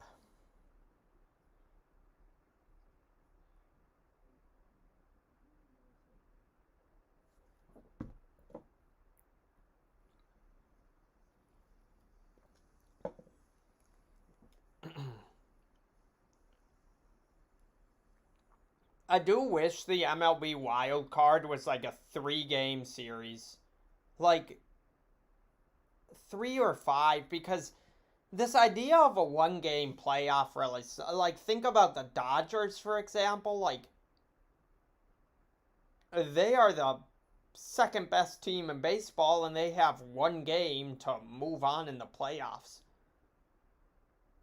Which like, if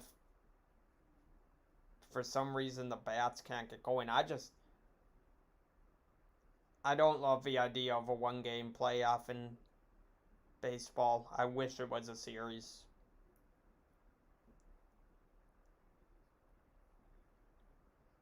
Because, yeah, like, the Dodgers are getting punished for being a really good team, basically.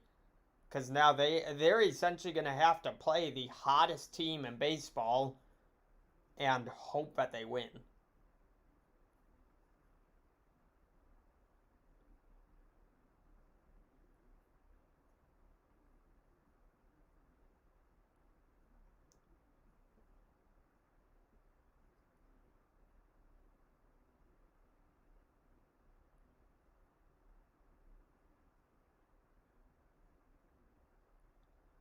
As Michigan's receiver Moss is on third down. Oh my god. They're still running this option and it's getting blown up every time. Arkansas is.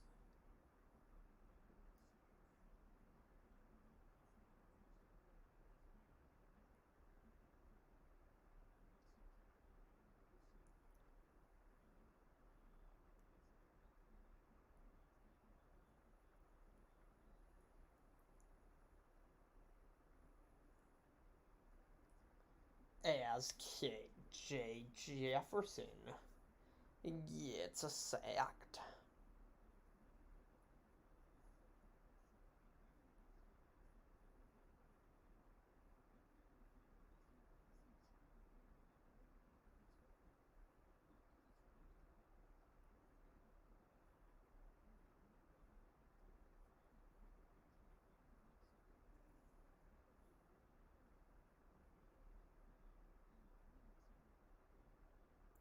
Texas sells.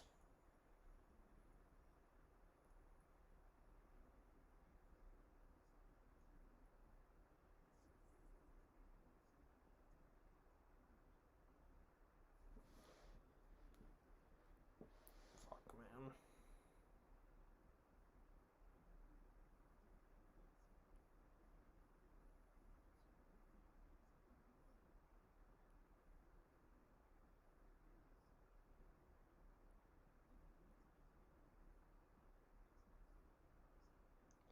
As Appalachian State.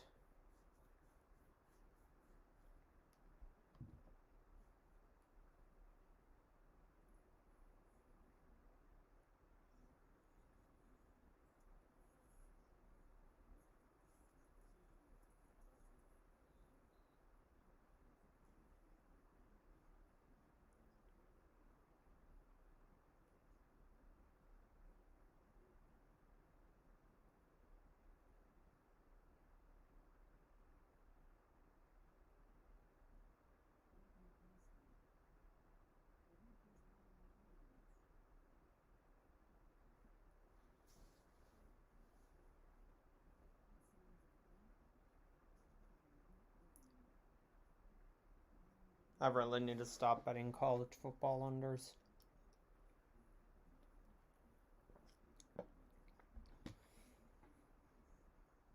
Being a Wisconsin fan killed me in this game because I would have absolutely hammered Michigan, but I'm never going to bet against Wisconsin, so.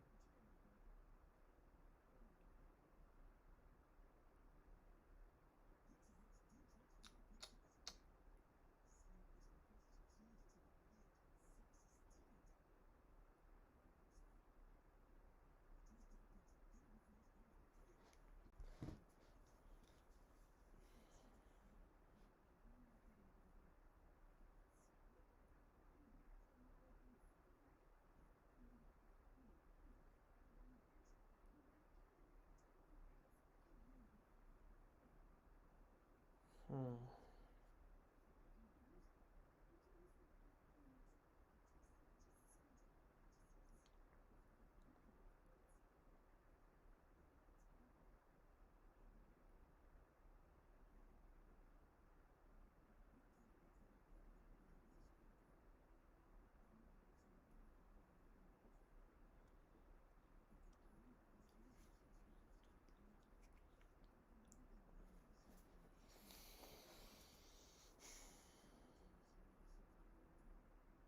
Can we be great?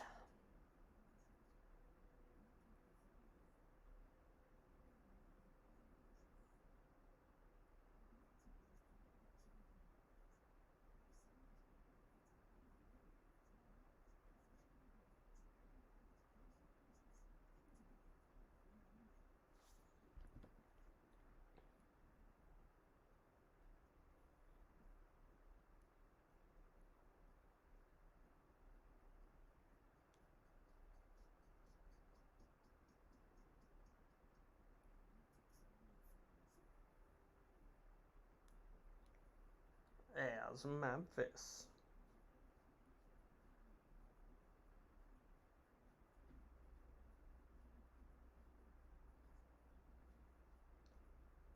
If somehow Duke can tie this game up at 24, we could lurk.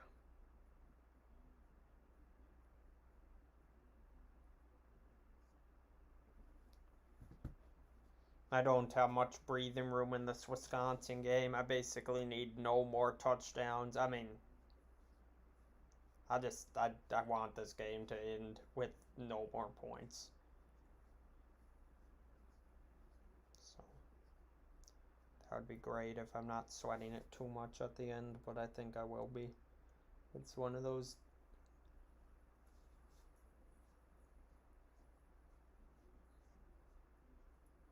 Oh, TCU fumbles! And it's Texas football at the 40.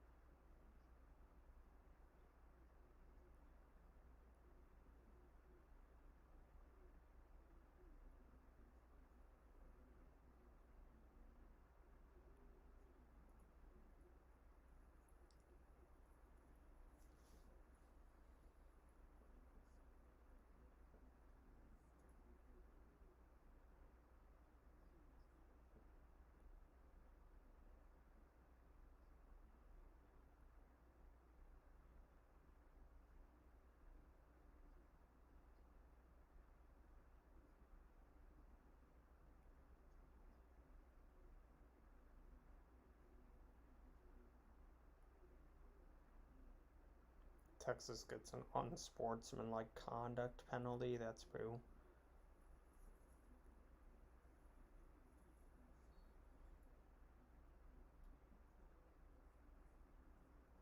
Chase Wolf it is.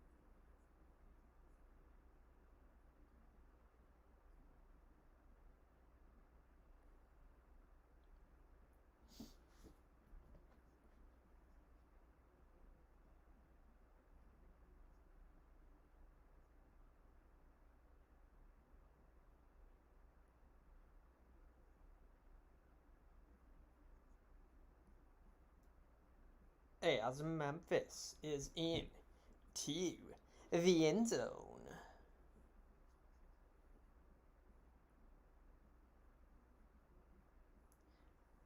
As Bijan Robinson.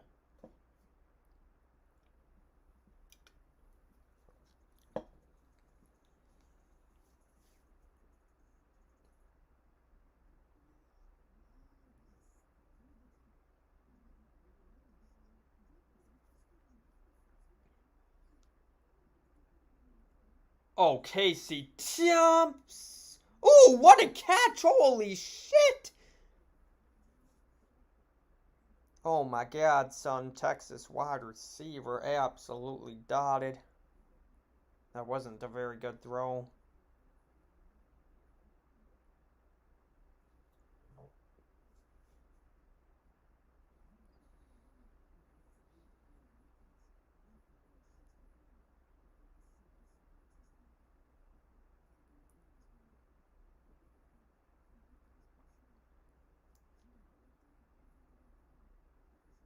If Wisconsin is going to score, I want a long, long drive. If either team is going to score, I just want a nice little 7-minute drive before they get into the end zone. Like, just something crazy. If there's no more points before the end of the third quarter, that would be great.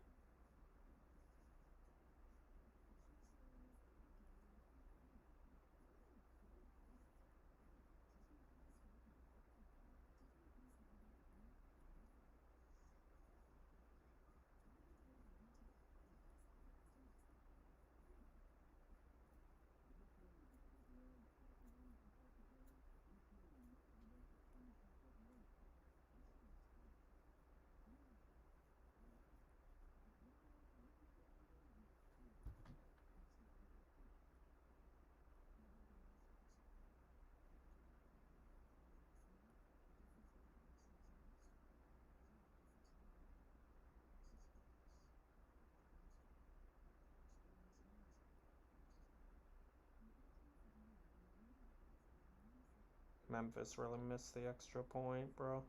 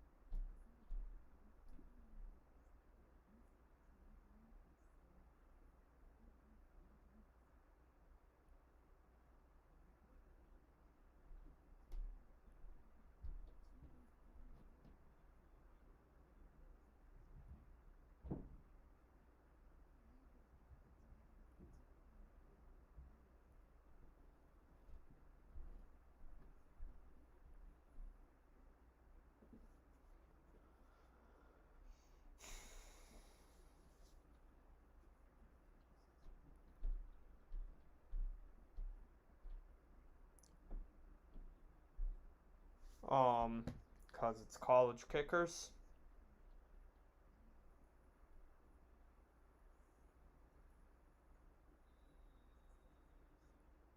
Memphis is really shitting right now, dude.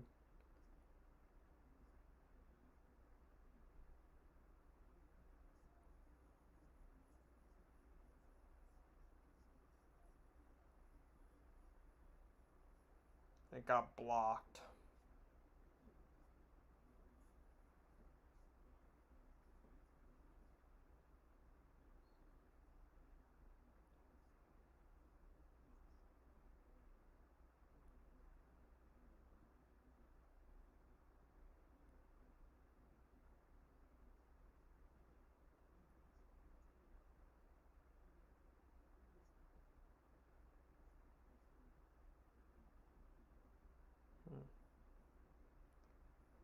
As Tennessee is back into the end zone.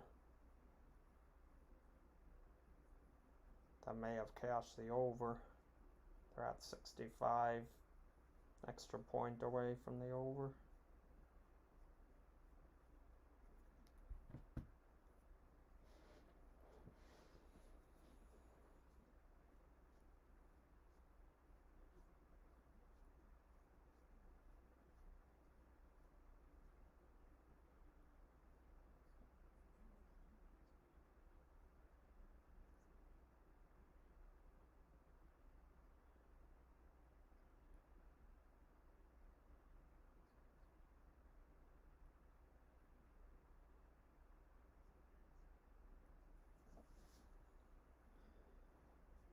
As Arkansas gets an offensive pass interference penalty.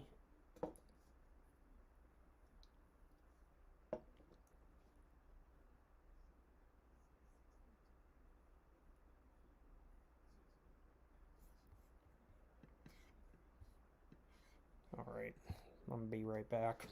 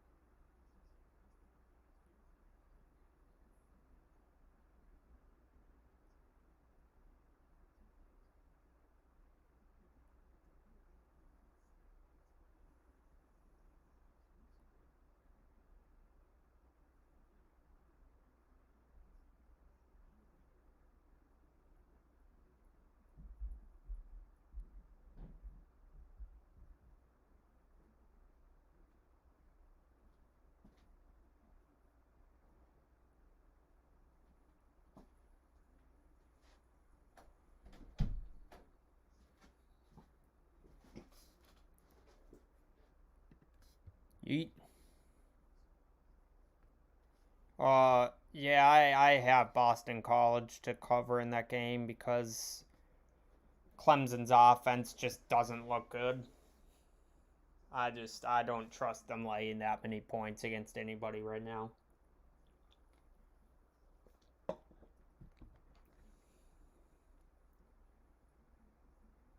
Though they could somehow come out and impress us all. Like, I mean, that shit does happen, so.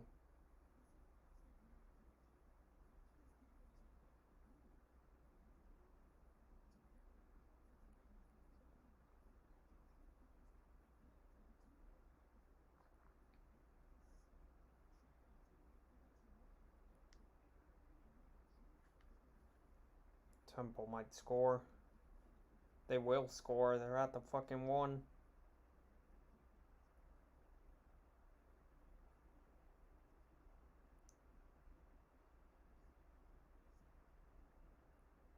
Oh, wait.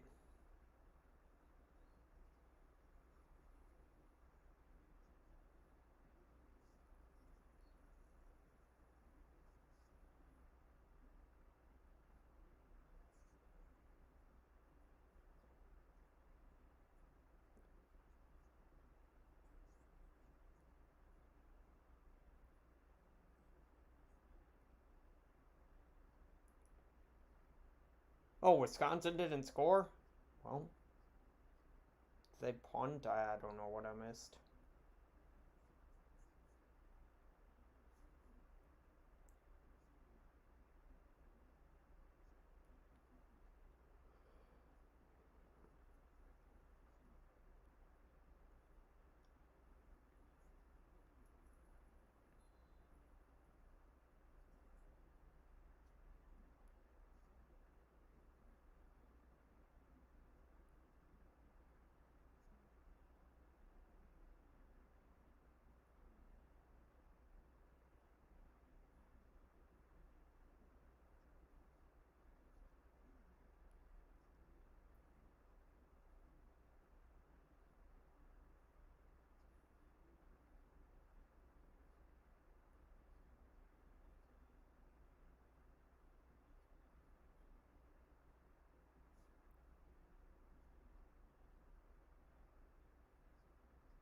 Yep. Alright, Memphis fucking sucks.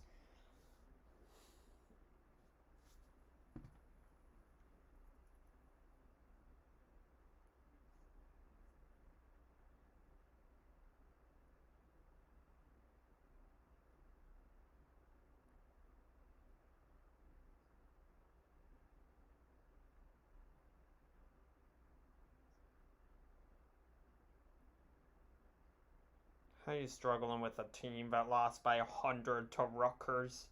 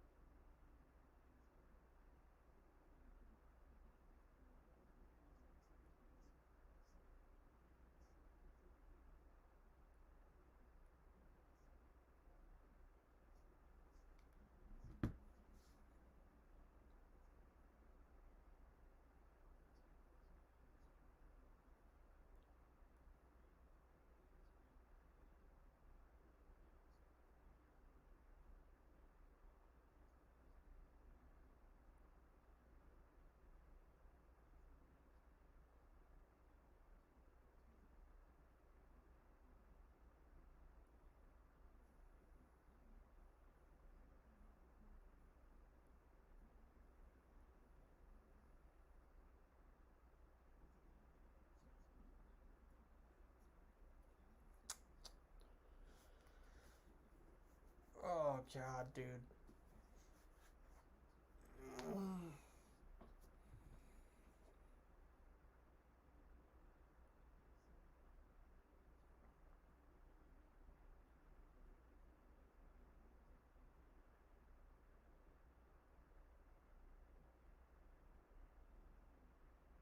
Memphis is really ass. I don't know how the fuck you're struggling with Temple, son.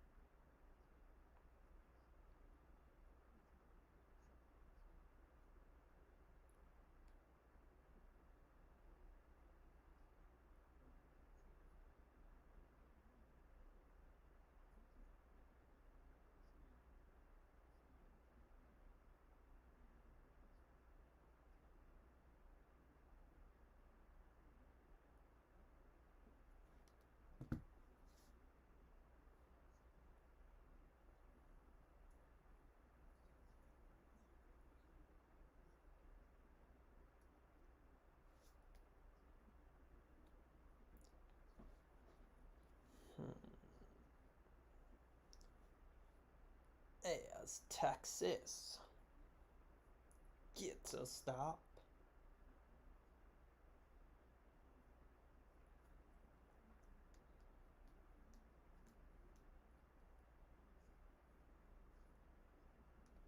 Looks like we're going to be at 30 points going into the fourth for this Wisconsin game. Hopefully nothing happens in the fourth quarter.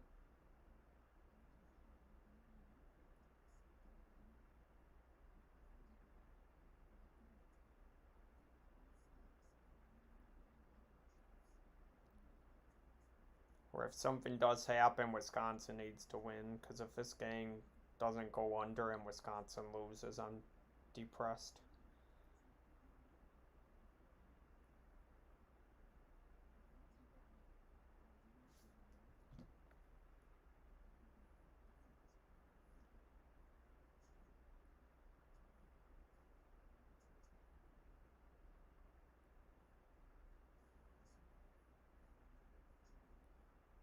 Missouri really getting flooded, son. Purdue sells.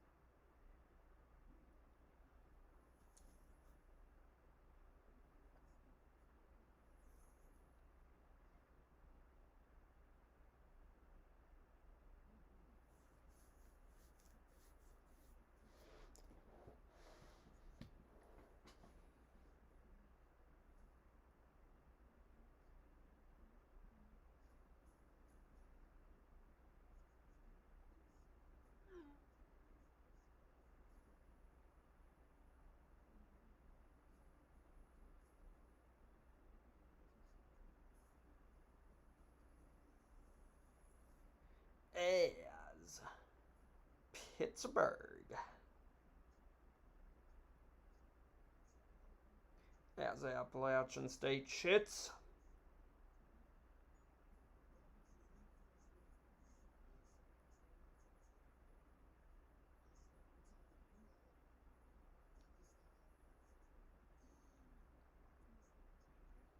As Purdue shits every stitch.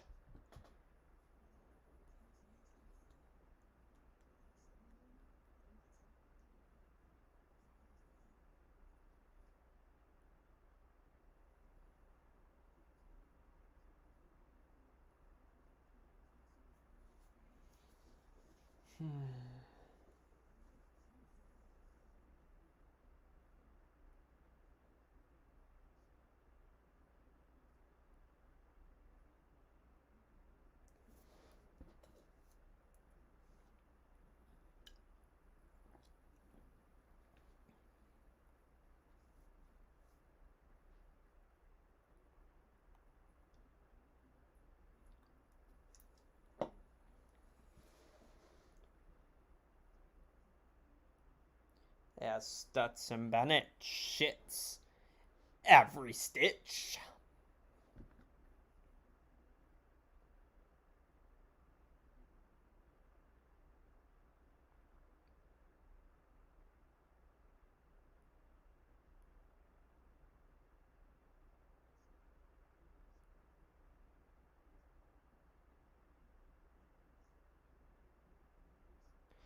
As every stitch has been shit.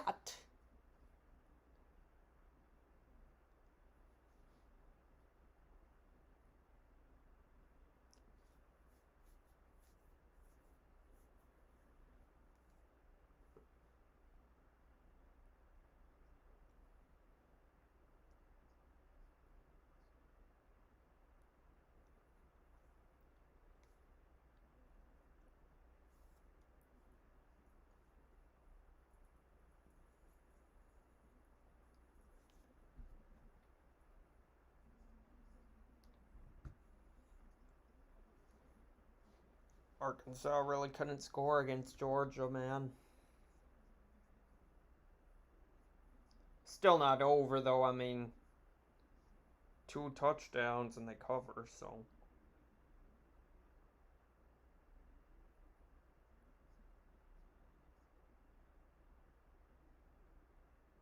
Memphis fumbles in the fucking red zone. Oh my god, son. Why? Memphis is. If Memphis loses to fucking Temple, son. Oh my god.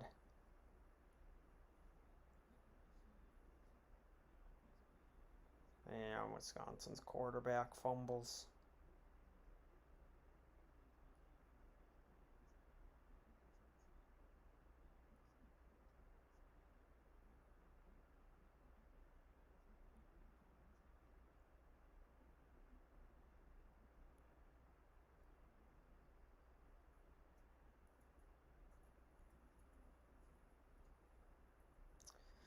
Chase Wolf shits every stitch.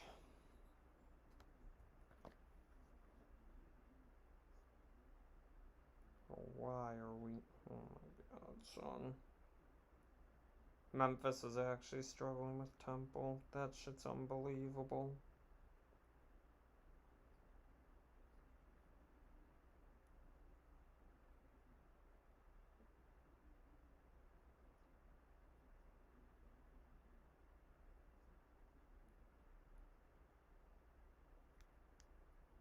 I'll fucking sweat this out because Memphis is the worst team in the fucking nation. How are you struggling with Temple? Like, how the fuck are you struggling with Temple? Temple, son! We're talking about fucking Temple. That shit's unbelievable, son. You're a fucking embarrassment to society if you can't beat Temple.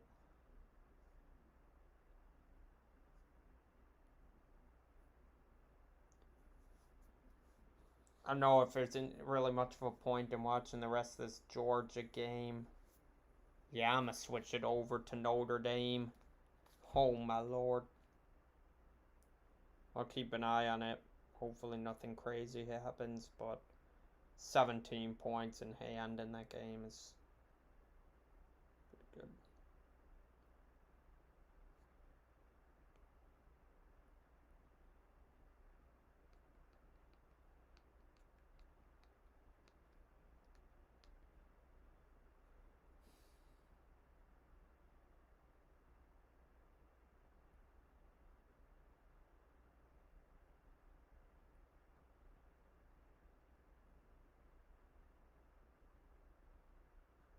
Yes, Coastal Carolina. Alright, let's see. Bro, the Michigan receiver stepped out of bounds before he caught it and he got an illegal touching penalty. Shit's funny.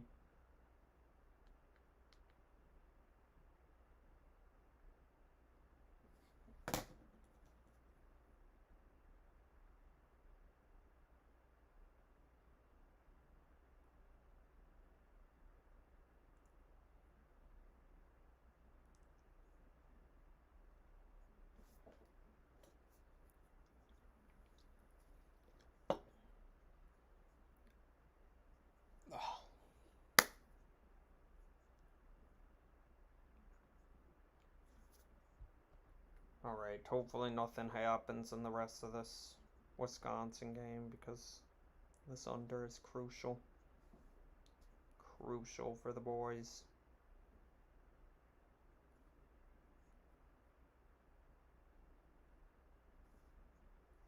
Purdue's really struggling with a team that lost to Bowling Green, son.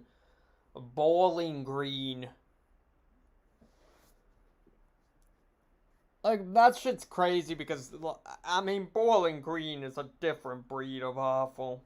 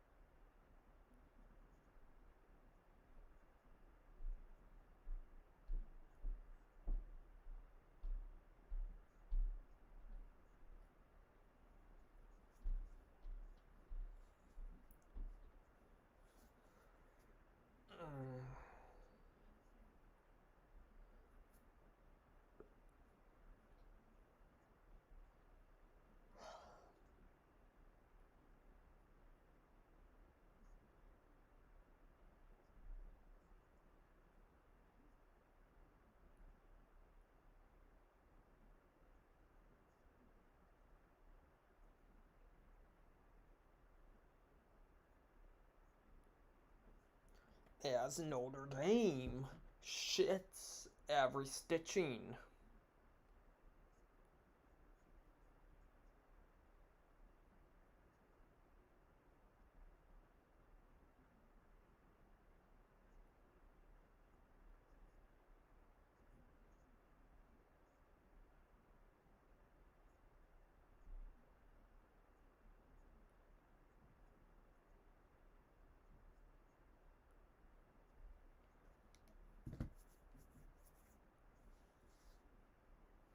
Jack Cohn's, oh my god, son, he's the definition of a fucking fuckstick.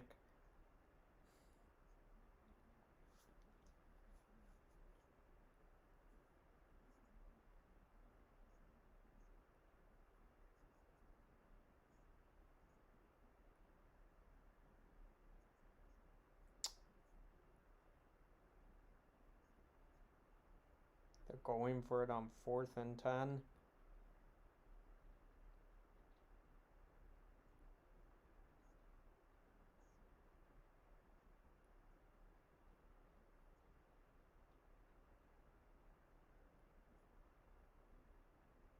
as Notre Dame has recovered every stitch.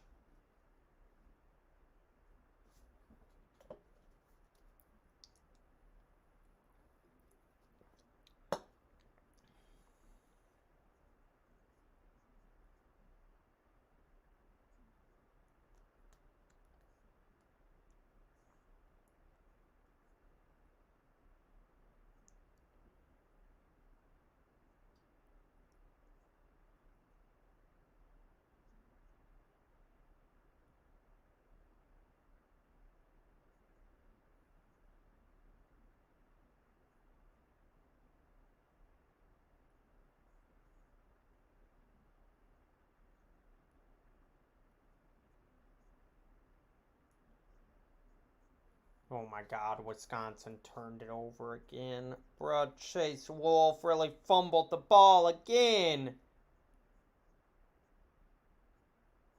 Or did he throw a pick? No pick. Jesus Christ, dude, please.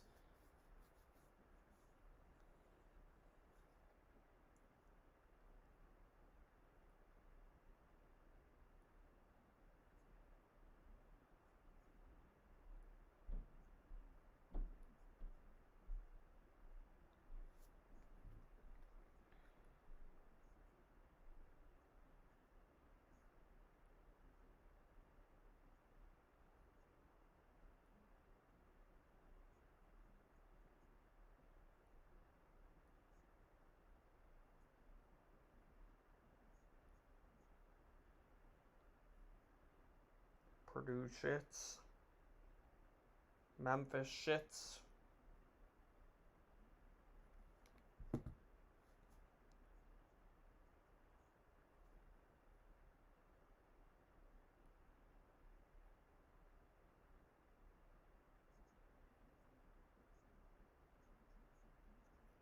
This game ain't going under.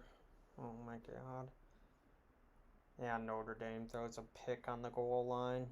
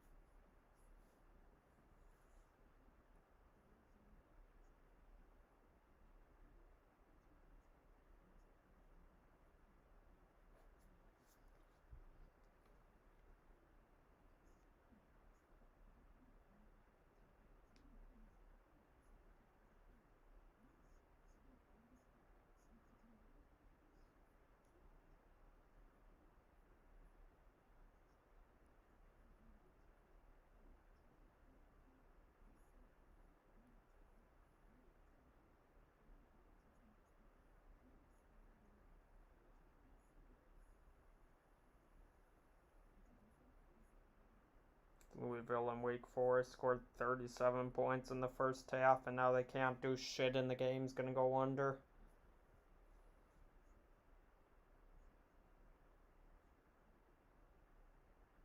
Memphis continues to shit every stitch. It's poo-ass Temple.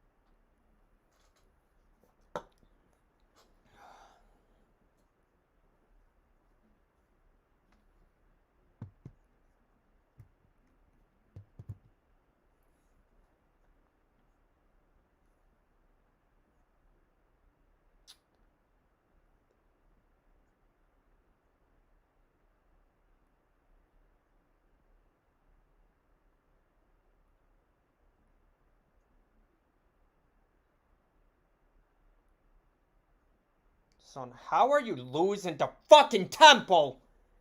Oh my god, Memphis is actually ass. Dude's letting Temple fucking shit all over them. A team that lost by 100 to Rutgers. Alright, I've seen enough.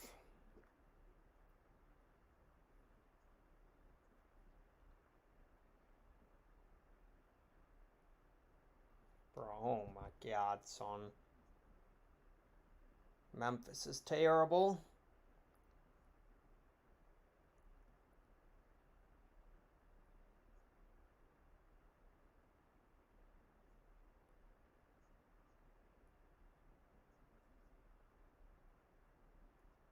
Fucking Temple, son. Temple.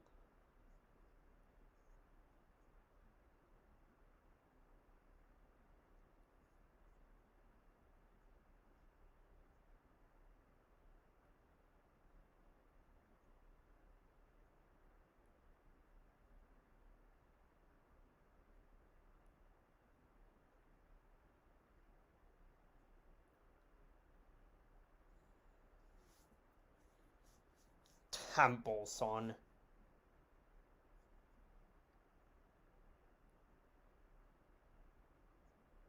How the fuck you beat Mississippi State and lose to Temple?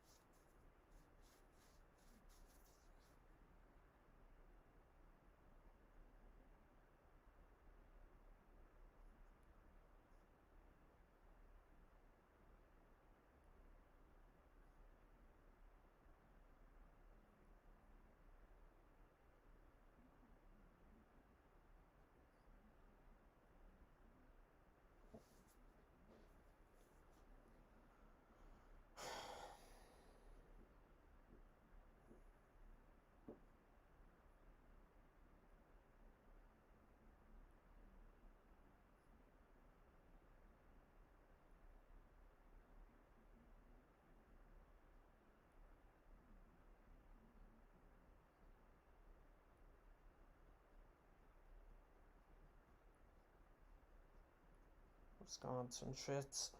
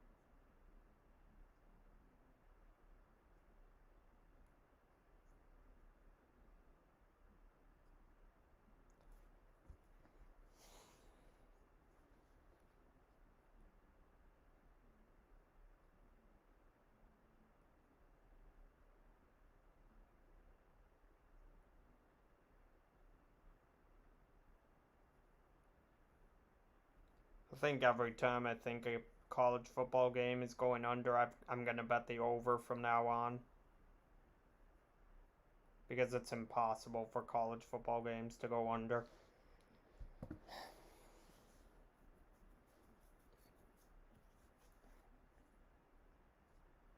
Fucking Temple, son.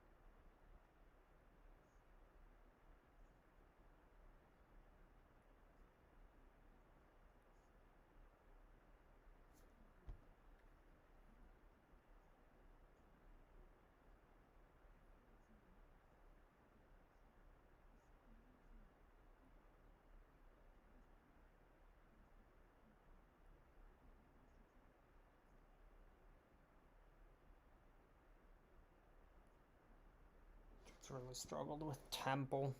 Dude's gonna lose to Temple. They ain't just struggled with Temple, they're gonna lose to Temple. Temple, son!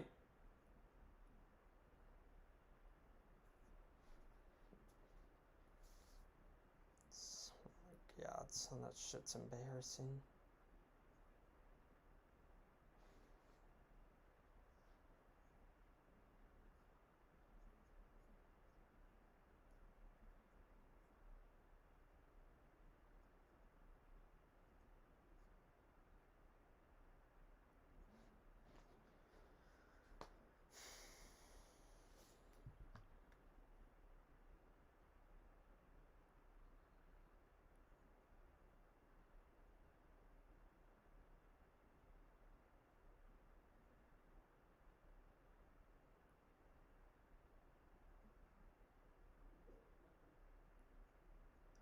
Playing against fucking Temple.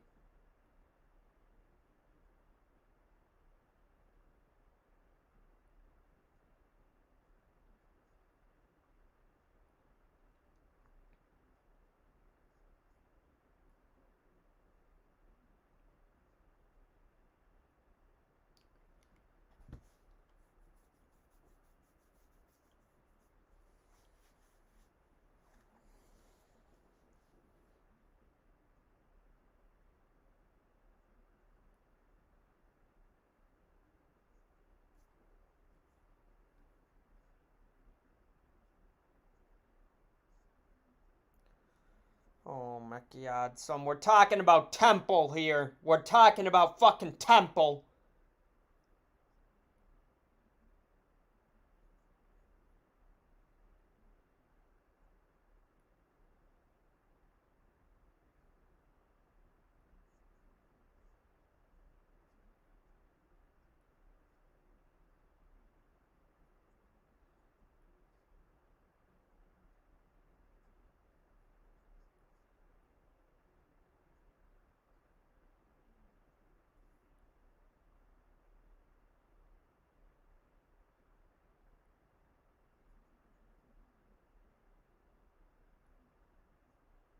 Jack Cohn's a fucking holy fucking fuckstick.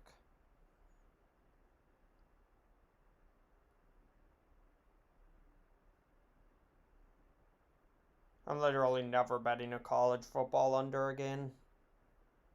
I just don't know what it is. Anytime I think a game's going under, it doesn't. It's just not possible for college football games to go under. It just doesn't happen.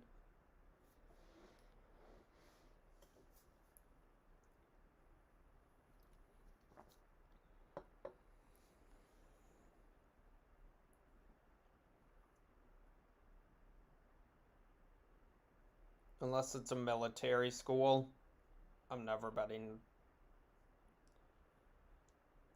the under again.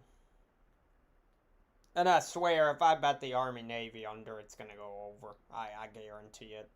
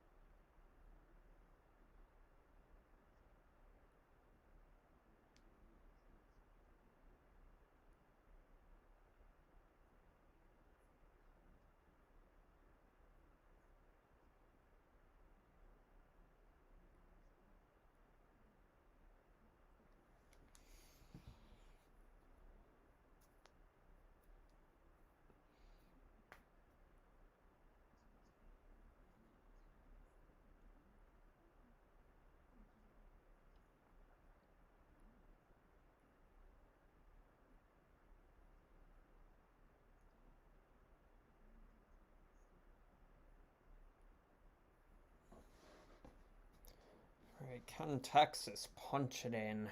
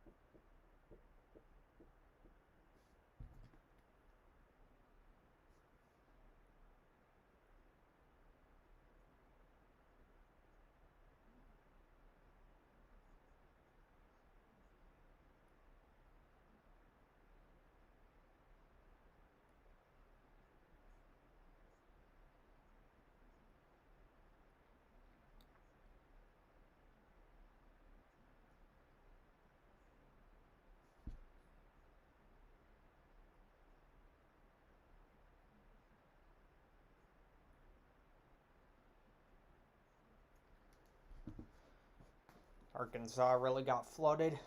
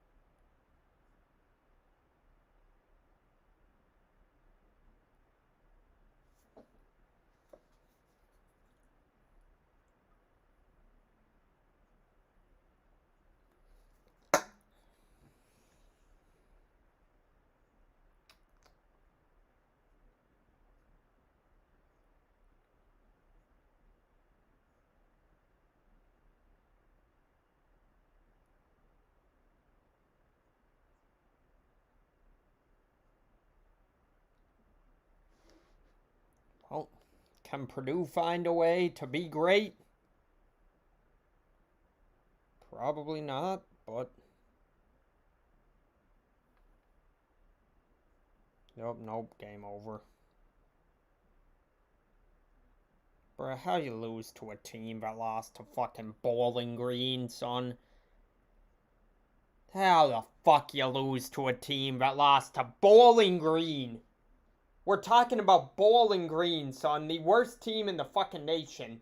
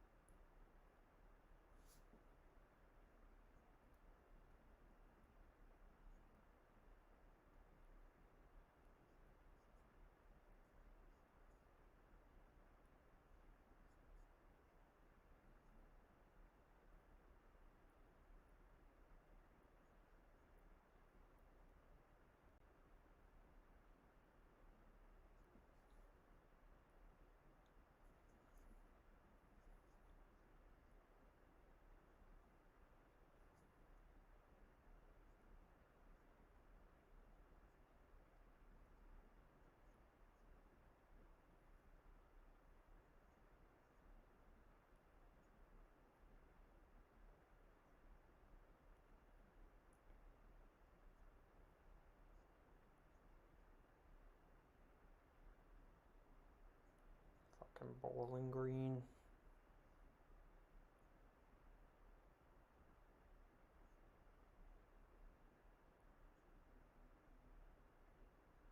And Texas gets stuffed at the goal line. Son, you can't make this fucking shit up. Oh my god.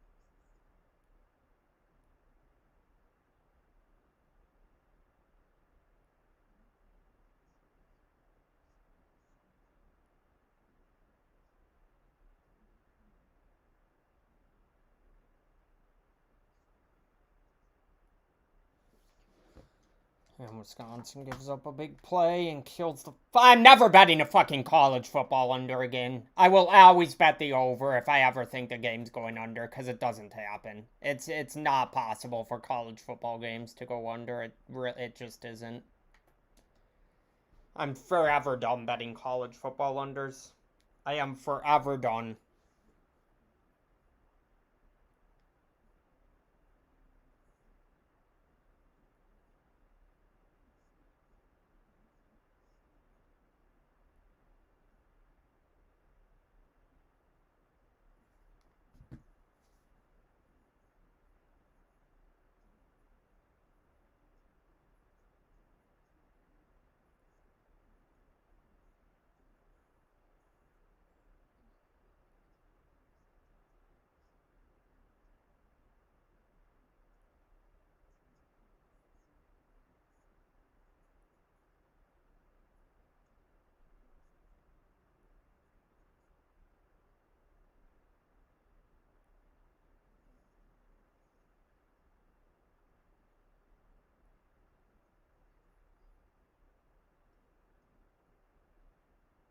Yeah, and then when I bet the fucking over, it's gonna be 10 to fucking 3. Like, if I bet the fucking over on that Wisconsin game, it would have been 10-3. Like, so, my god, son.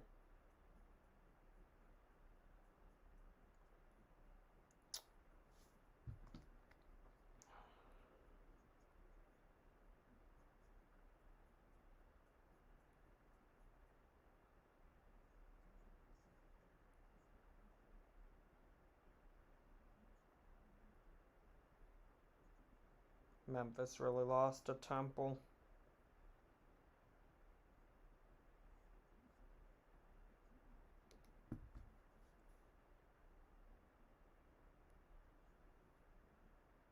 That shit's embarrassing.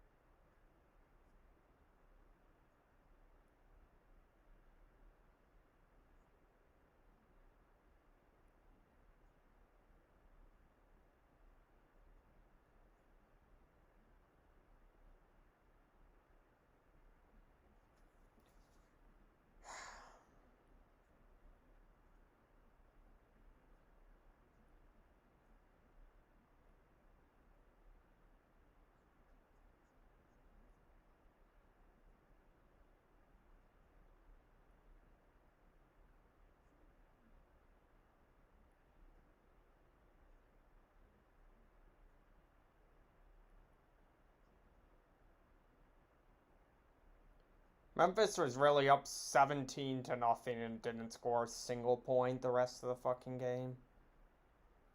He scored one touchdown and that's it. God, son.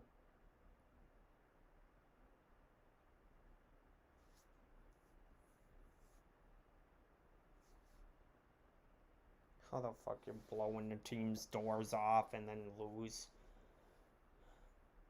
Fucking Temple.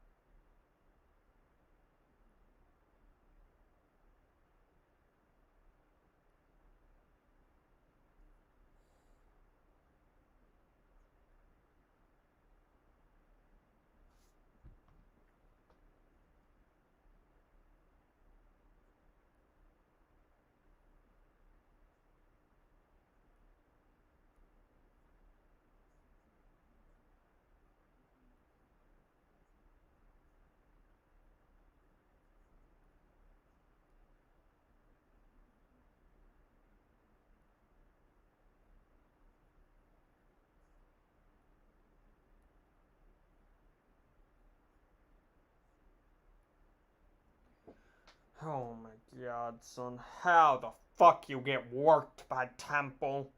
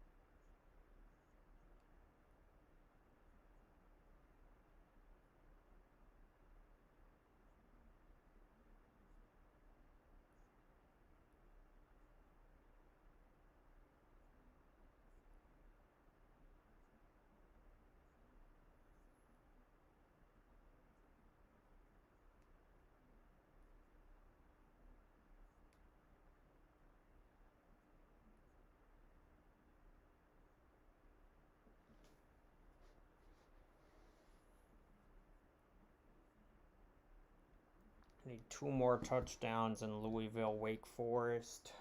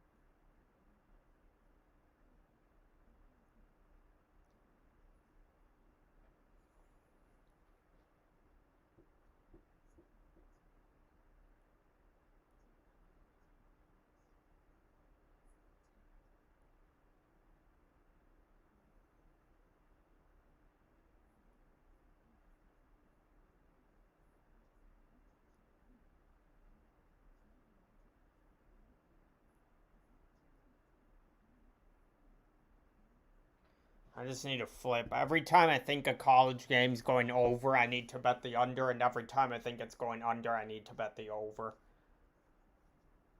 That's just all there is to it.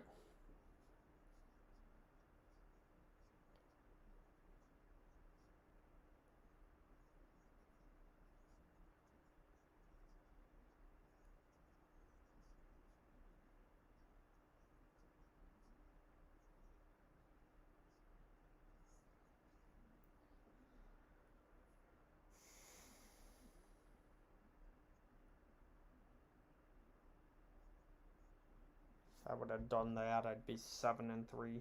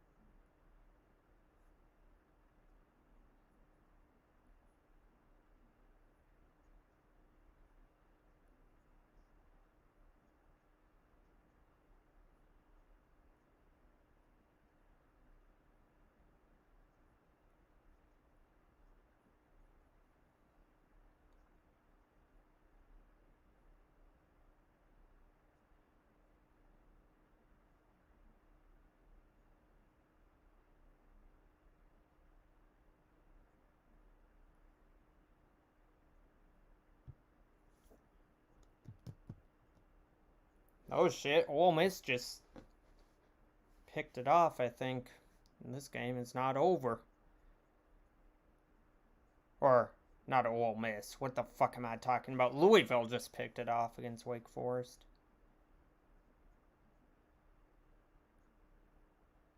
They're fucking gonna be at the 25. Oh, never mind. Unsportsmanlike conduct. They're gonna be at the 40. Dude's got a fucking taunting.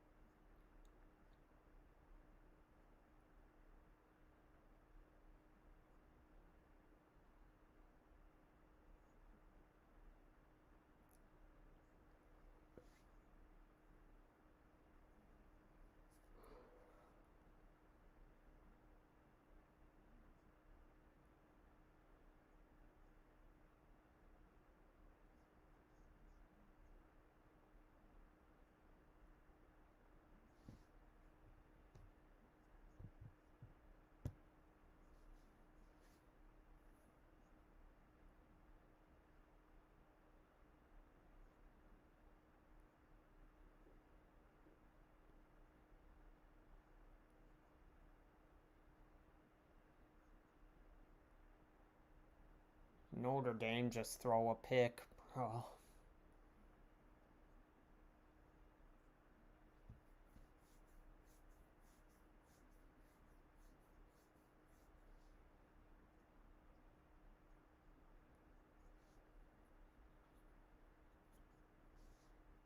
Oh my god, son.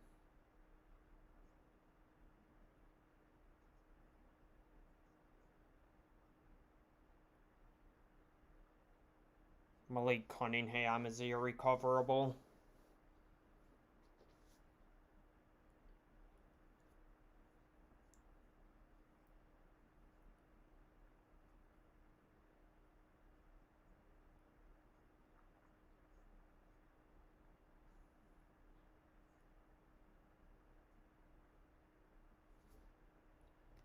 Yeah, I'm never betting. I'm never betting a college football total that I like again. If I like the over, I'm betting the under. If I like the under, I'm betting the over from now on.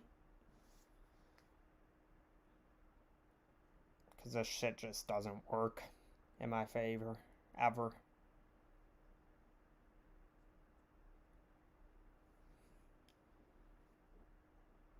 The rest of the season, I'm doing that.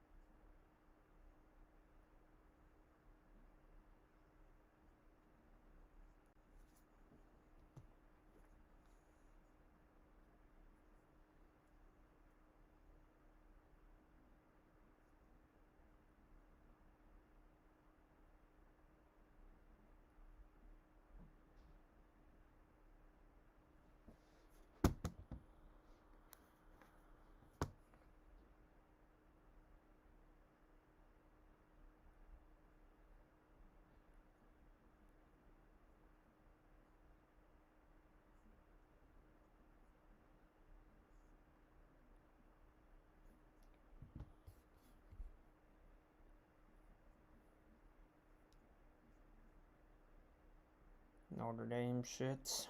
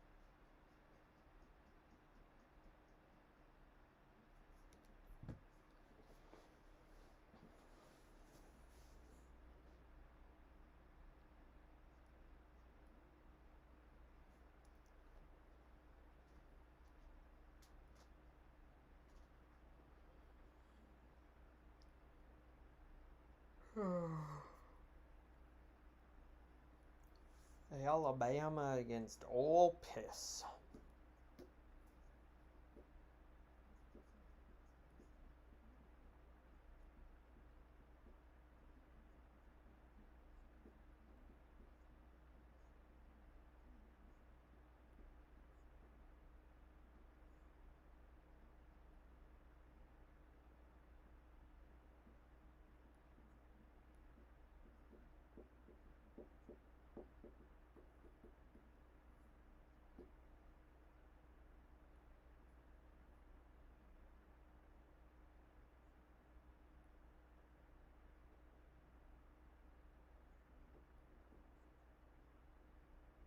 I should honestly just bet the under on this game because I know it's going under.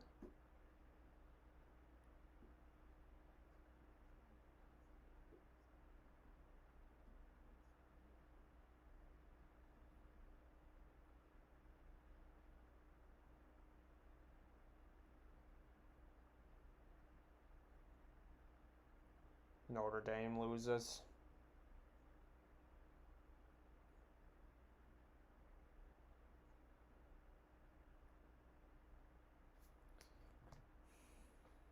Dude fumbles the fucking kickoff. Oh my god, son.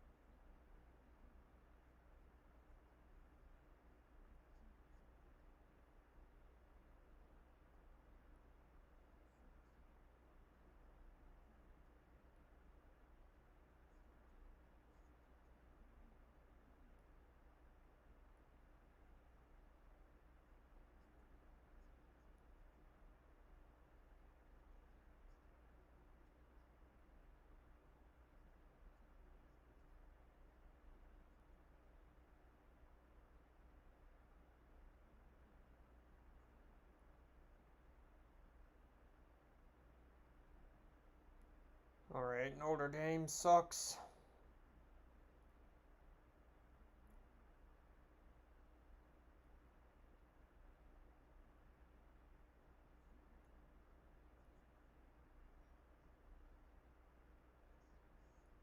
Should have stuck with Cincinnati, but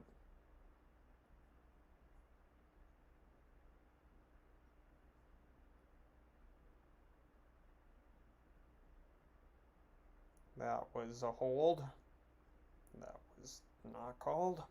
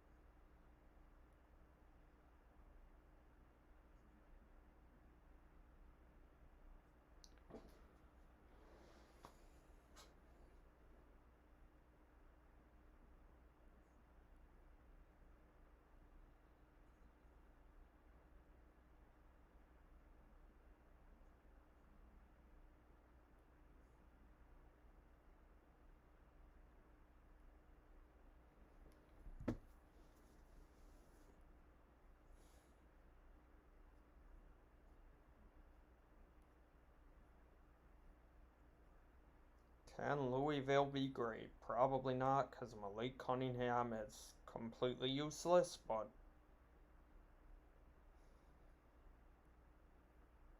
there ain't no way Malik Cunningham is leading a drive to force overtime, son. The dude can't throw the ball more than 2 feet away from him accurately.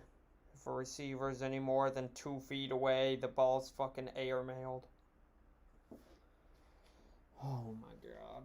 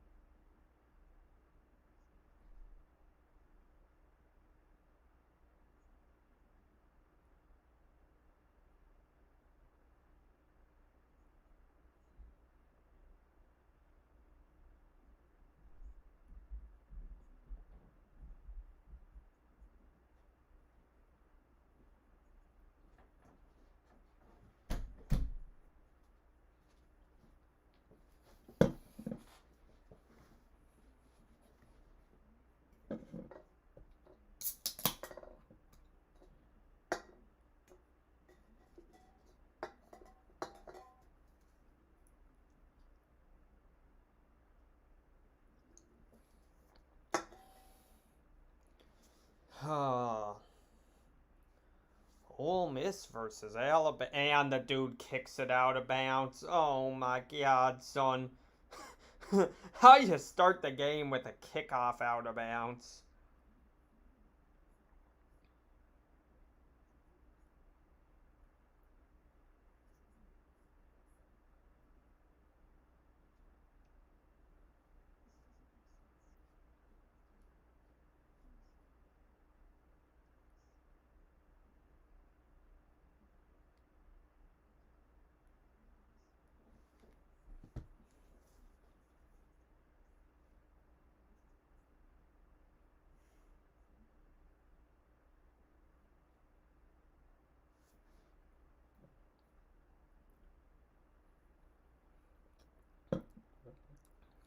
Dude really kicked it out of bounds. That's funny.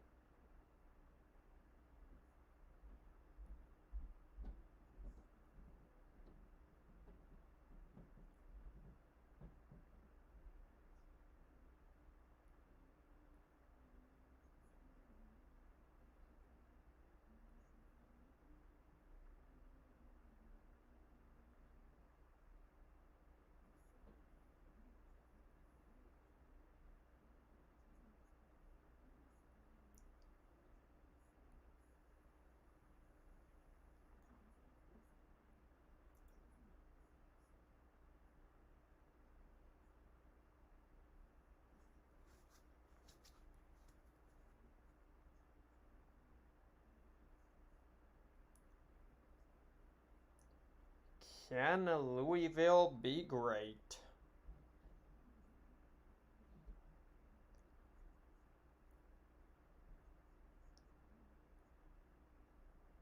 There's a 90% chance that Malik Cunningham renders irreversible, but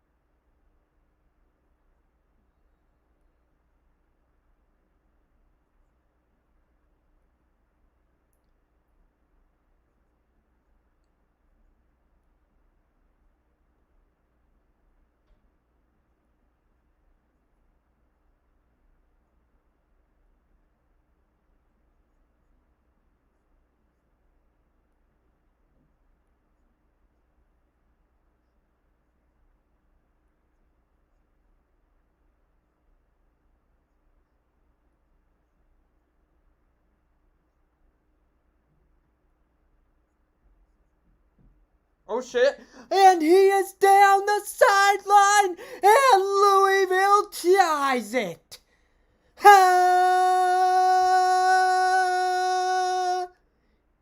Good.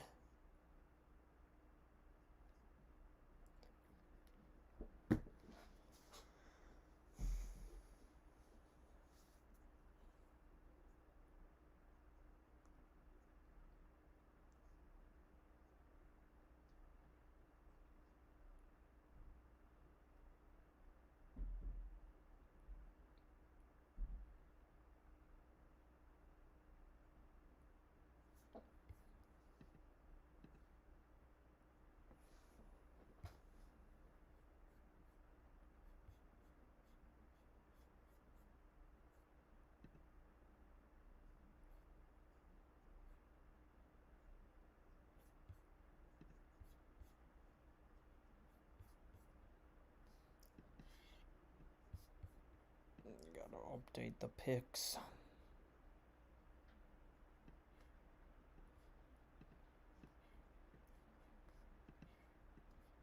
Cool.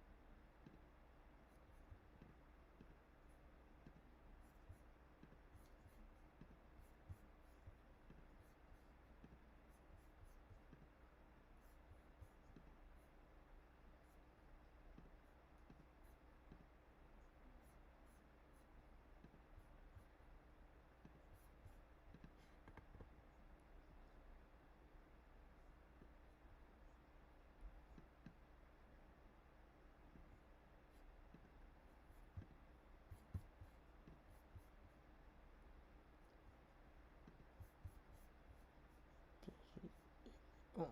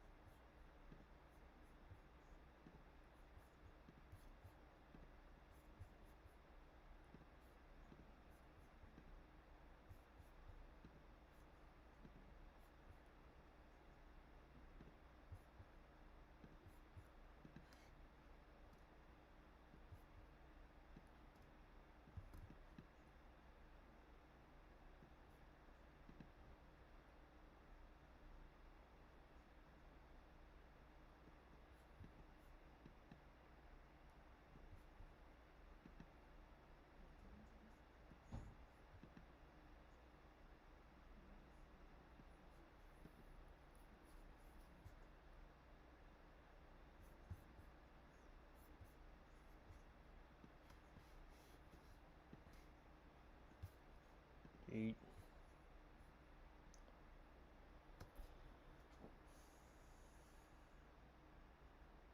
Oh my lord, this dude from Ole Miss just snagged it with one hand. Holy shit.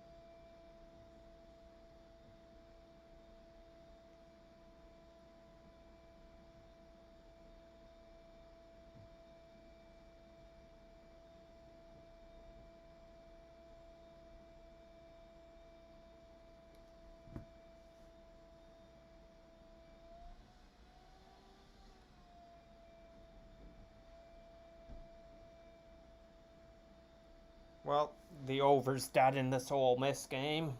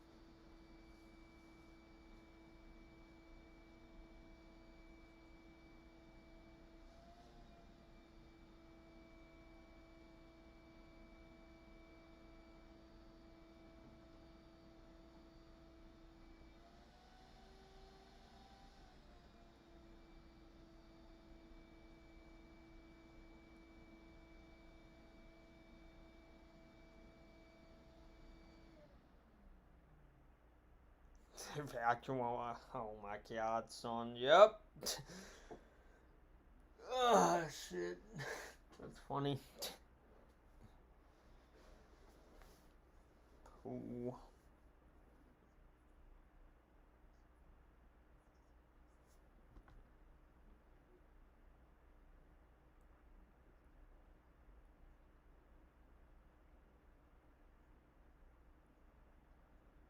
Appalachian State shits. Irrecoverable in every possible way that one could shit irrecoverable.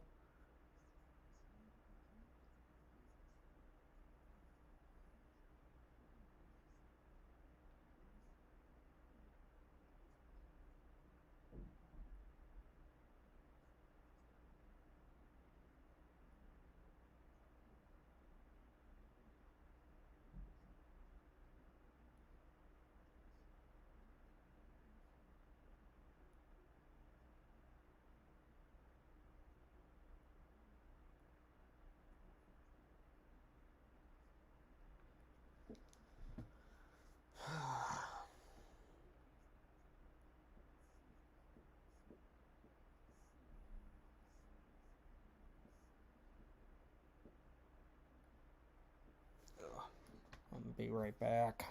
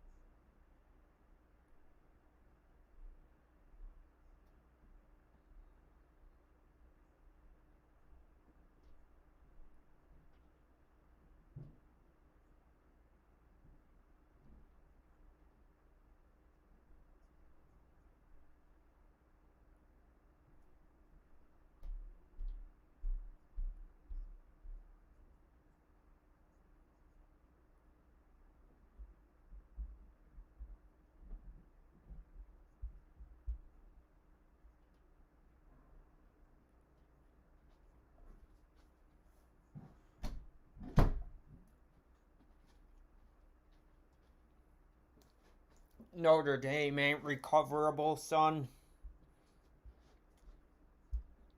Notre Dame is not recoverable.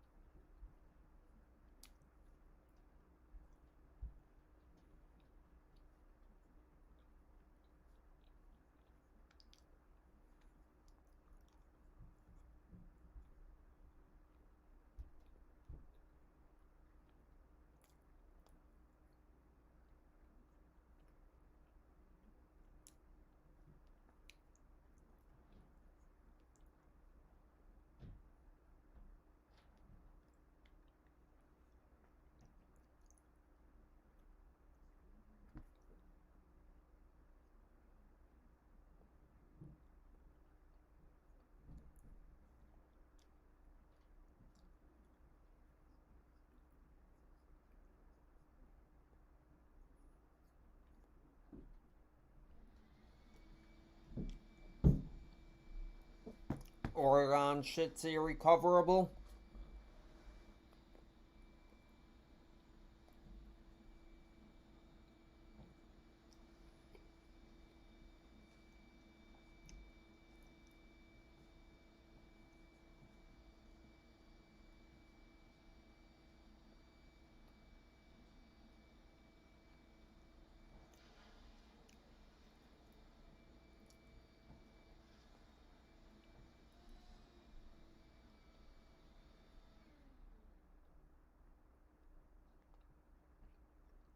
Notre Dame has 12 guys on the field and they don't call it.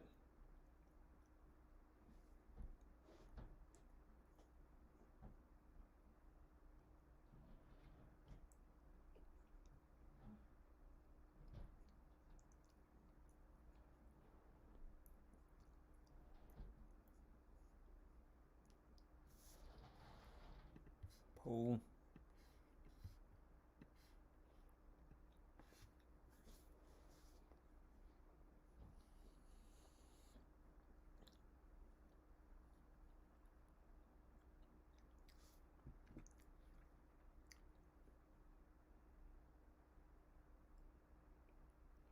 As Appalachian State has a partially recovered some stitchings.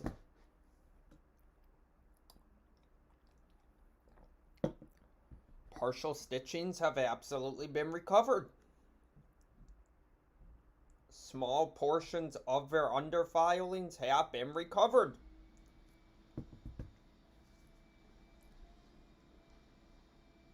But Notre Dame, oh my god, son. The quarterback is a he's worse than fucking Michael Penix. I don't know if it's Jack Cohn or, no, it is Jack Cohn. Okay, that doesn't surprise me. I don't know why they don't got Drew Pine in the game. I really don't. I mean, Drew Pine is significantly better than Jack Cohn.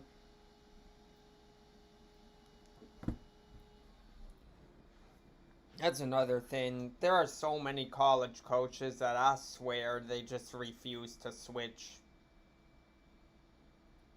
I mean, at least let Drew Pine play, and then if he does bad, you can go back to Jack Cohn. But, son, you gotta do something.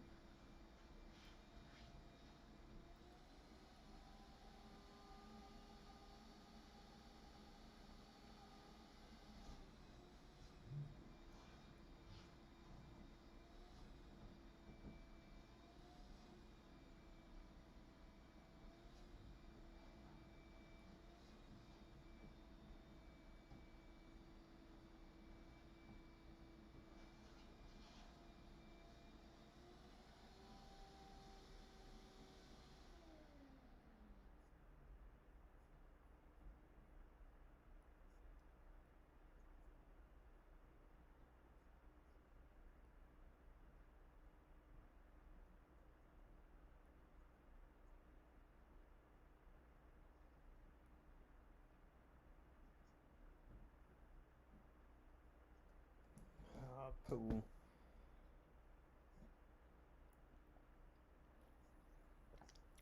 Notre Dame is irrecoverable.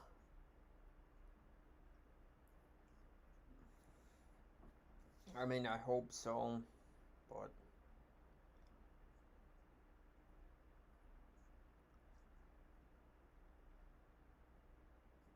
they gotta do something.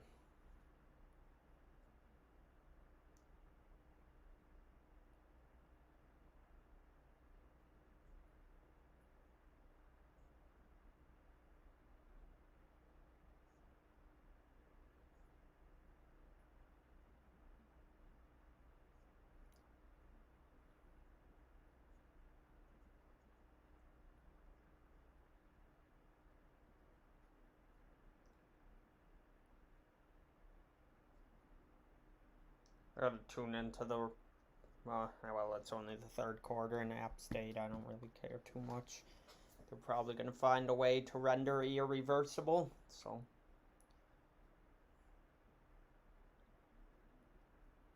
Yep. I don't know, dude. I hated the pick also.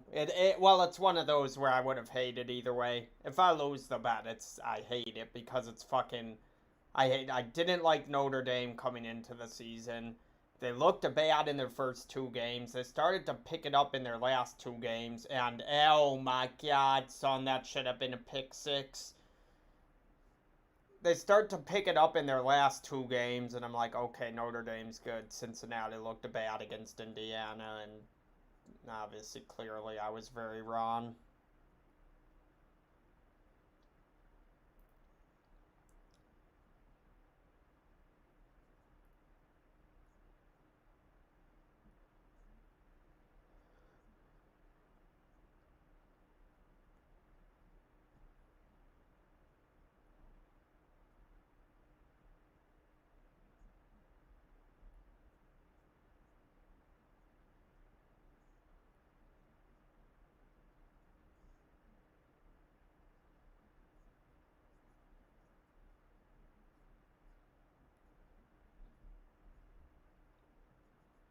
I just don't know how you're going to get flooded at home in a game that has major playoff implications. But Notre Dame found a way.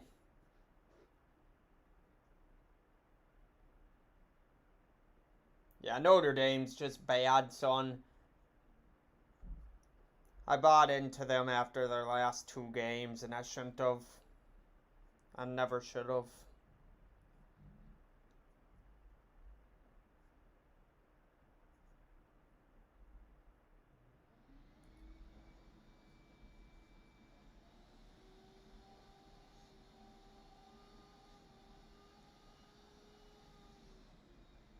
The refs helped them beat Wisconsin, so.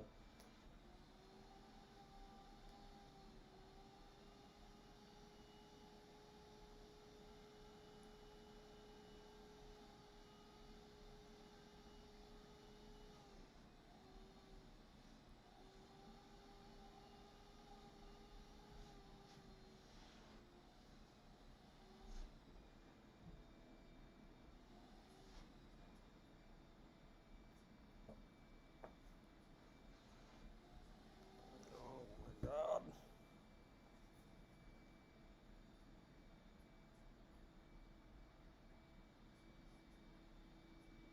Yup.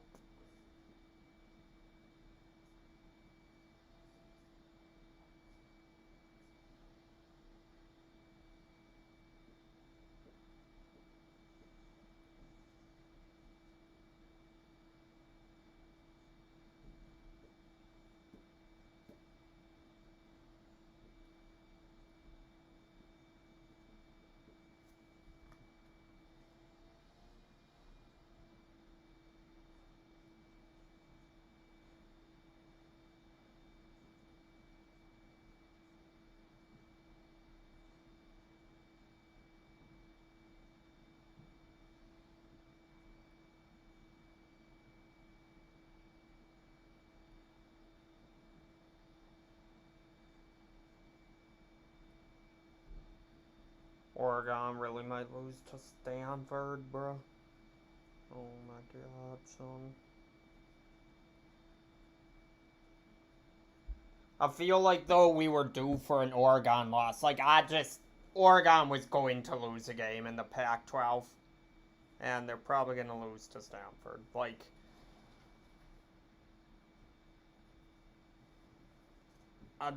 I was fully ready for it.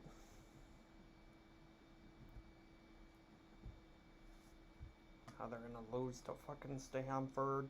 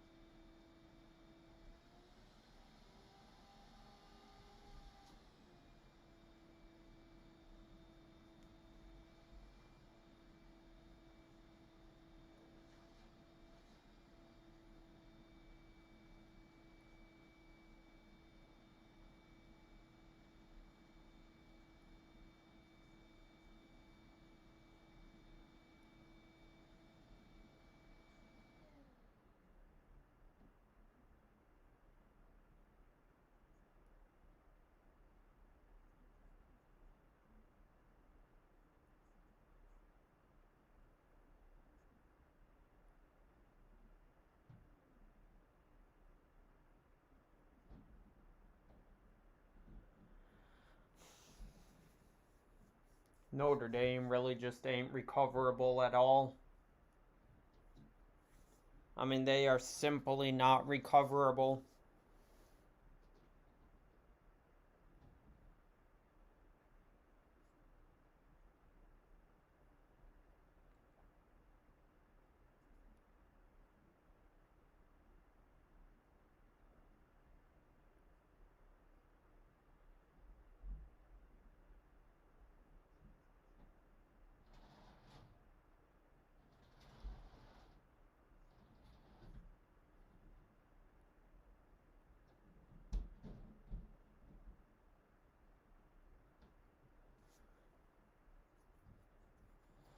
17 ain't insurmountable, but Notre Dame can't move a ball, so pretty much is.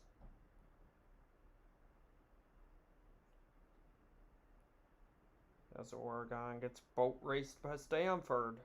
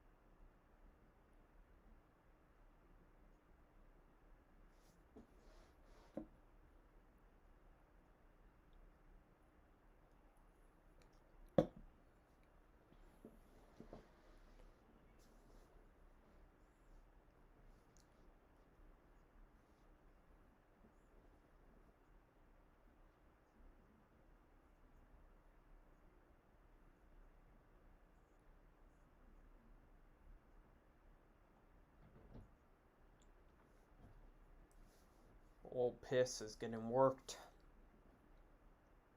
But Alabama was kind of working Florida, and then Florida came back, so I mean, I don't know really what to make of a lead early for Alabama.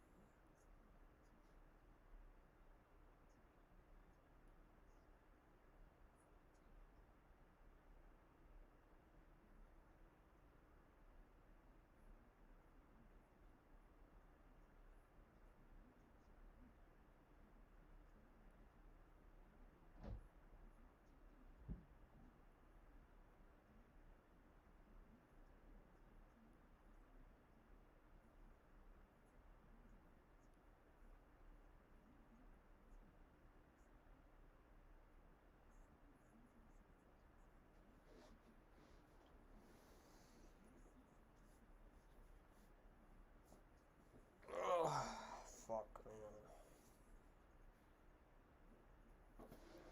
Poe.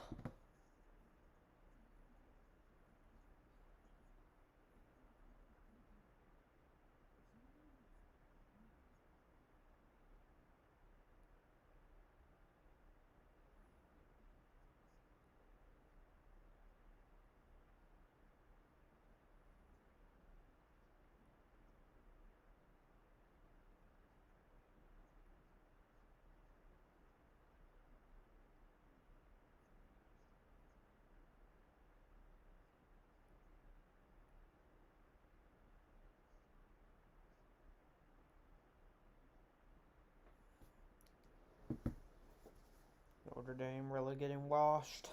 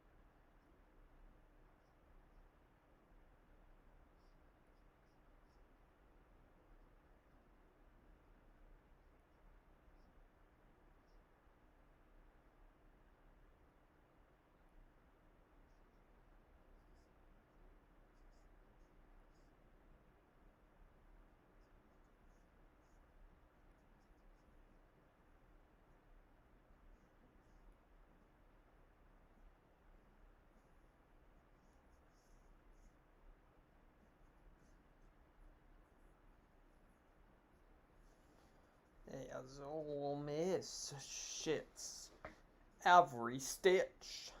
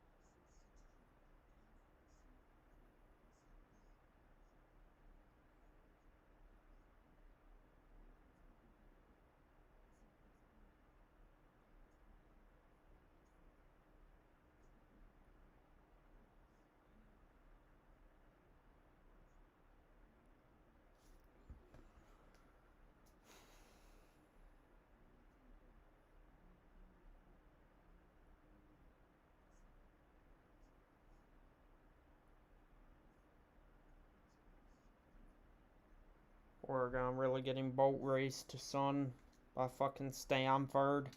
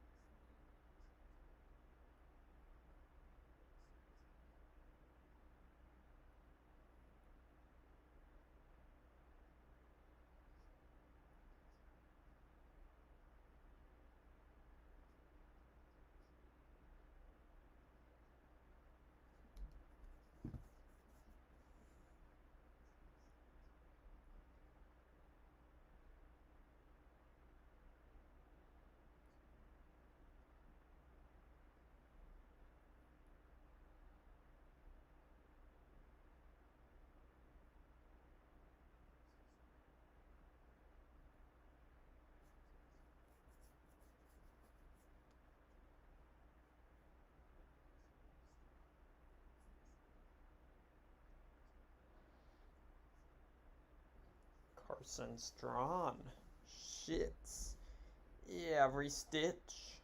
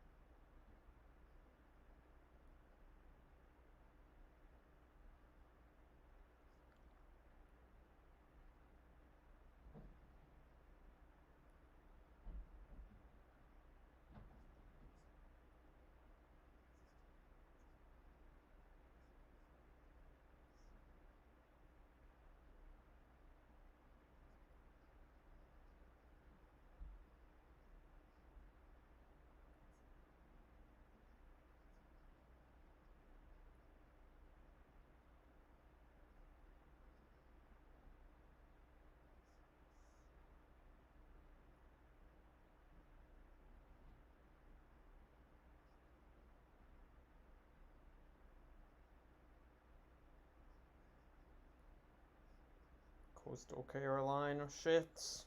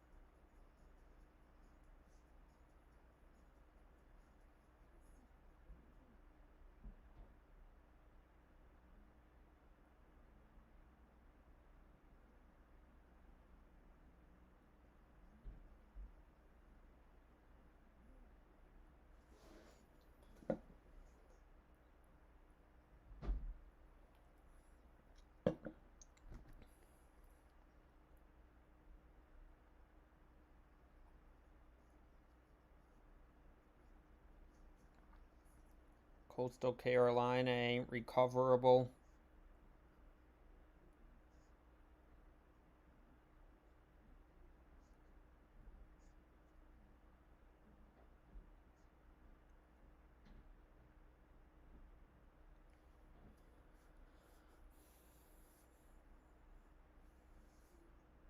Kent State ain't recoverable.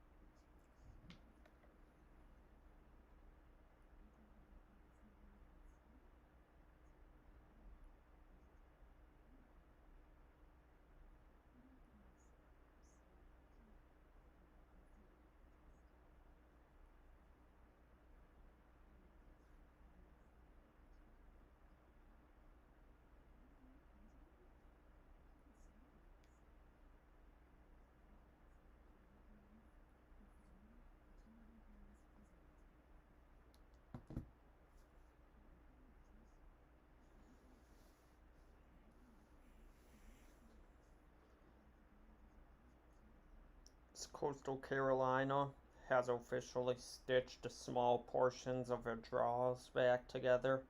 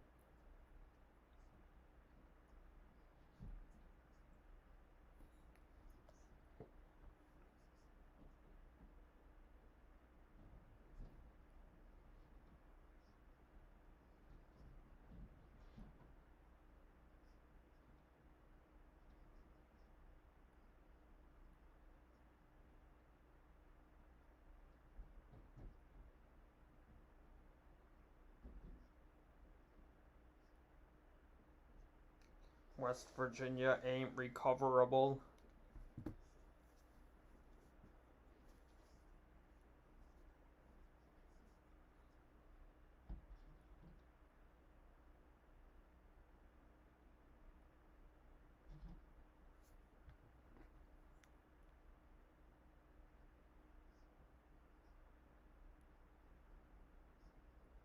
Ohio State really opening up a can of whoop ass on Rutgers. They are at 31 points in the first quarter, and that was one of the lower overs I had, which is good.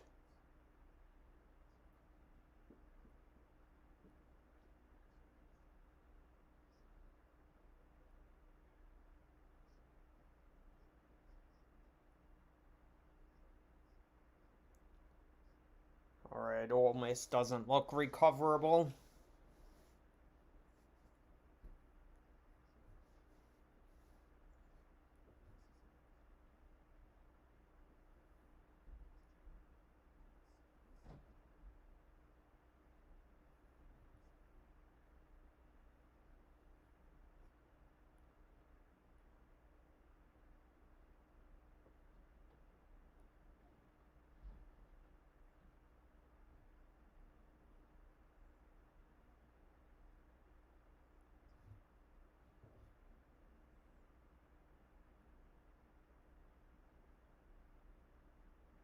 Yeah, Ole Miss gonna get boat raced.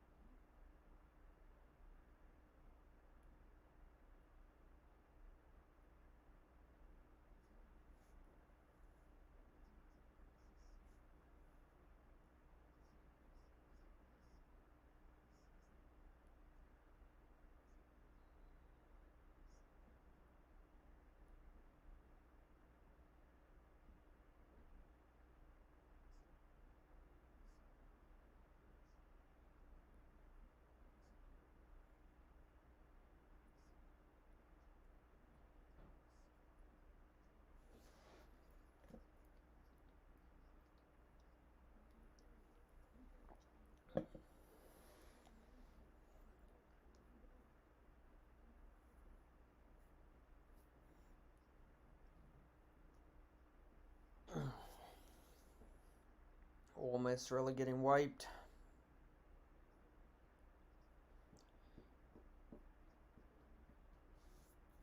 Coastal Carolina renders useless.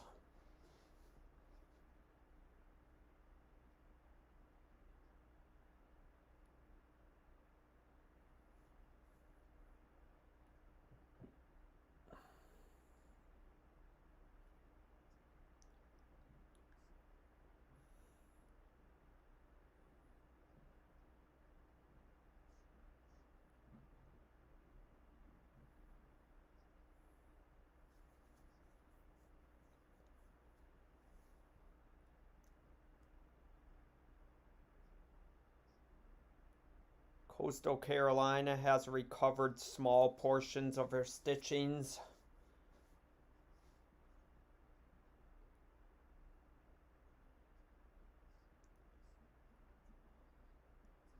Oh my god, son, the Boise State defense has absolutely rendered every stitch irreversible. Oh my god, son. Florida State's beating Syracuse 9-0. Good for them.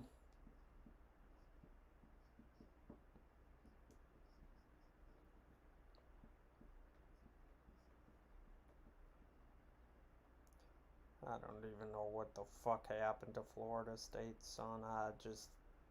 How the fuck?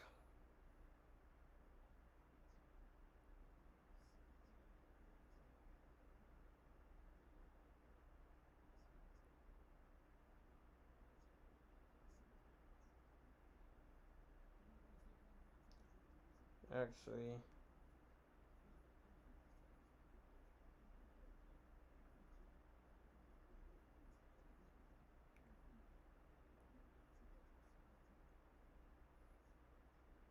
West Virginia's poo.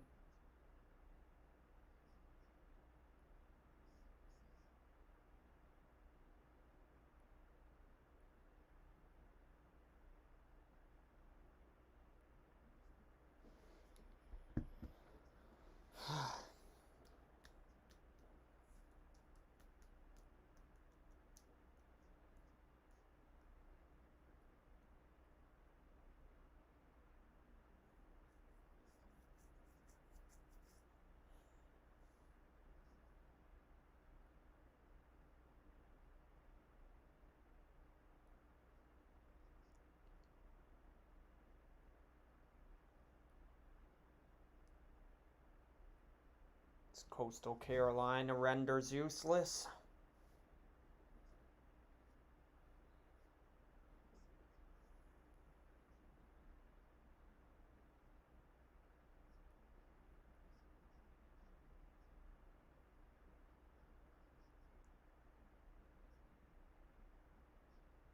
As they call a defensive pass interference, in Coastal Carolina has once again recovered small portions of their filings.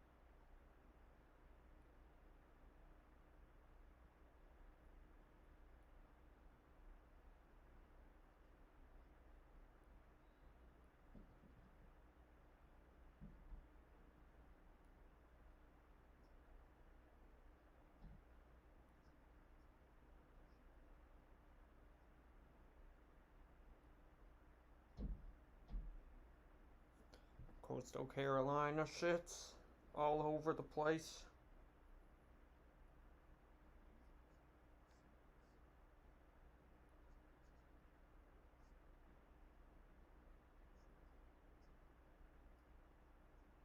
Texas Tech shits all over the place.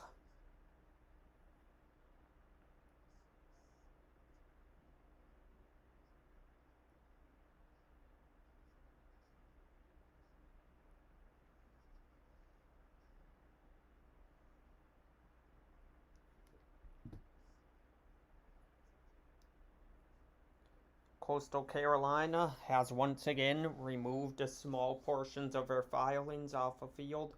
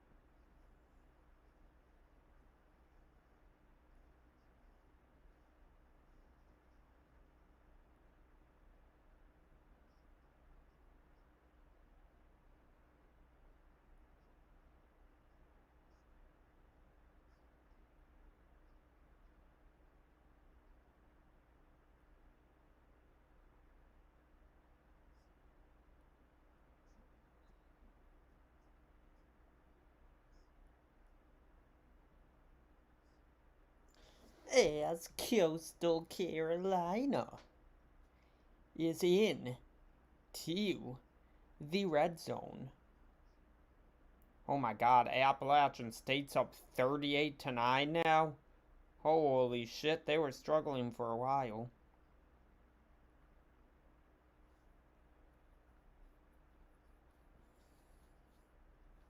As Oregon has rendered every stitch useless.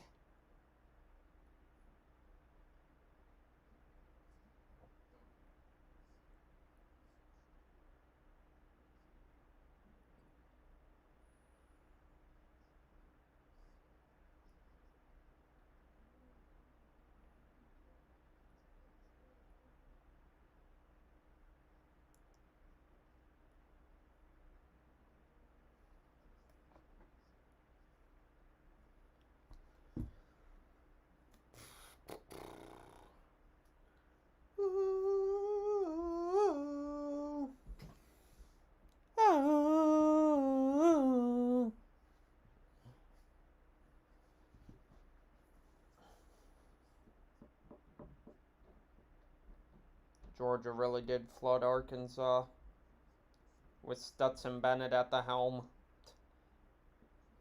Yeah, Georgia might be that good, son. They really might be. If you're doing that with Stetson Bennett, yeah. Uh, I don't know that anybody in the nation can beat them the way it's looking.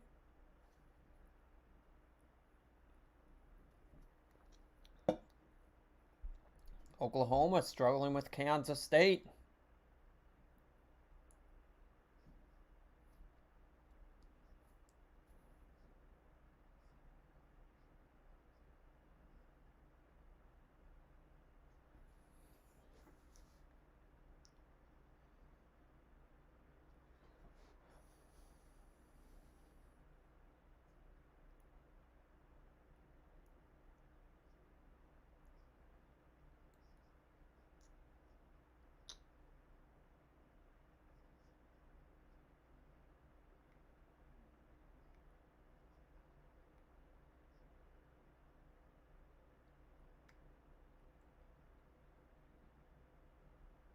Matt Corral renders irrecoverable.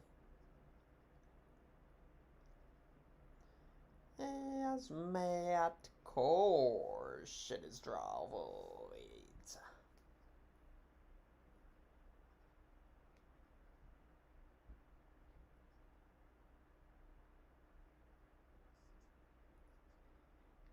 Where's Matt Core? Shit is voids.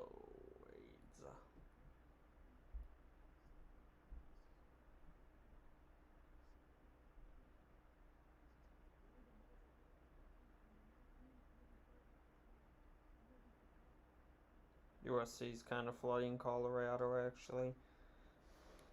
USC's another team that I'm probably just staying away from the rest of the year because it's just one of those that's, I don't know, you can't pick them. They struggled against Washington State and scored like 50 unanswered points and covered, but like they haven't looked very good. There's definitely a few teams on that list that I'm just refusing to bet on. And USC may be one of them. Like, I knew Colorado was bad, but I could not bring myself to bet on USC the way they're playing. Fired their coach, basically gave up on the season, and yeah.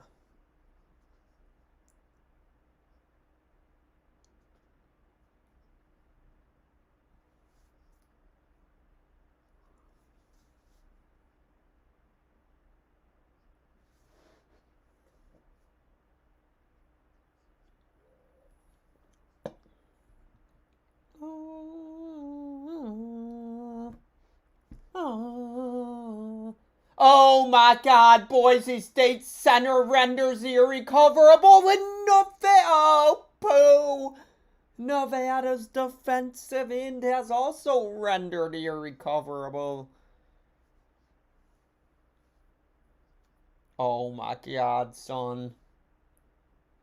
Boise State center has absolutely shit all over the place. Oh my God, UL Monroe's defense has absolutely shit all over the place. And Coastal Carolina is into the end zone.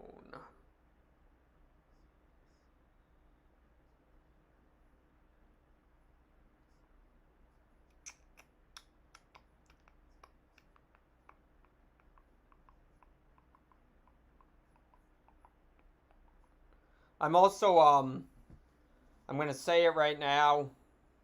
The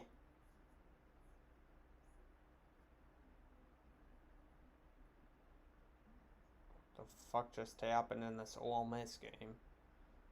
I refuse to bet against Hawaii when Hawaii is at home.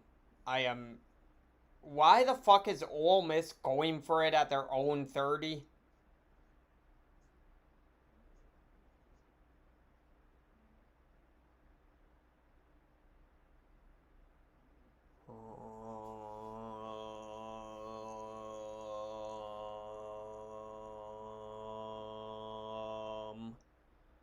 Okay. Son, why the fuck would you go for it on your own 30?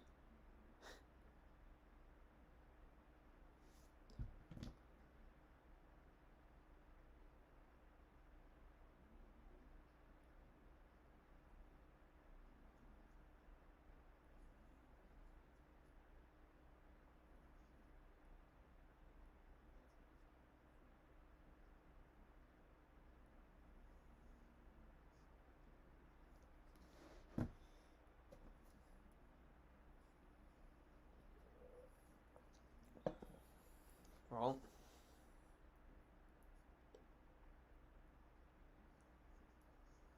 that was fat.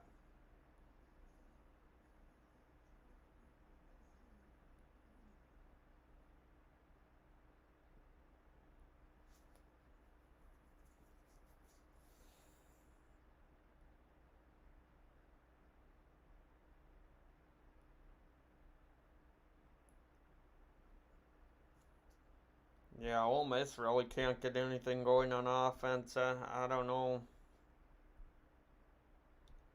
I didn't think Alabama's defense was all that good, but maybe they are.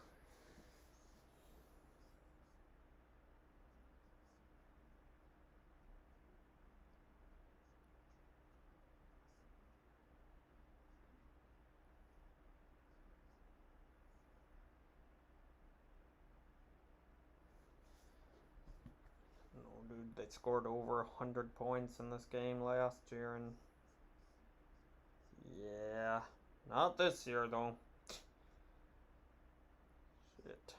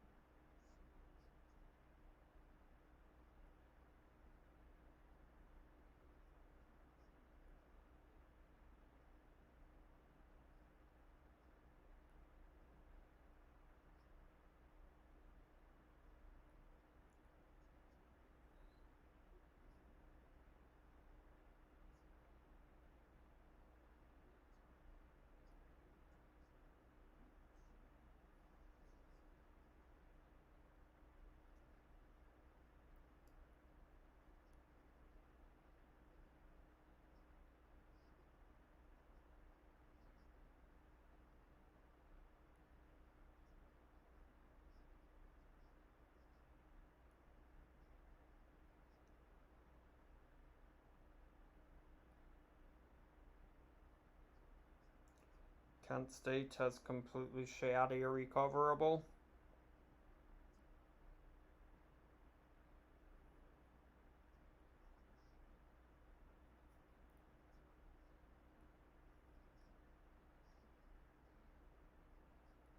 Ole Miss has completely shot irrecoverable.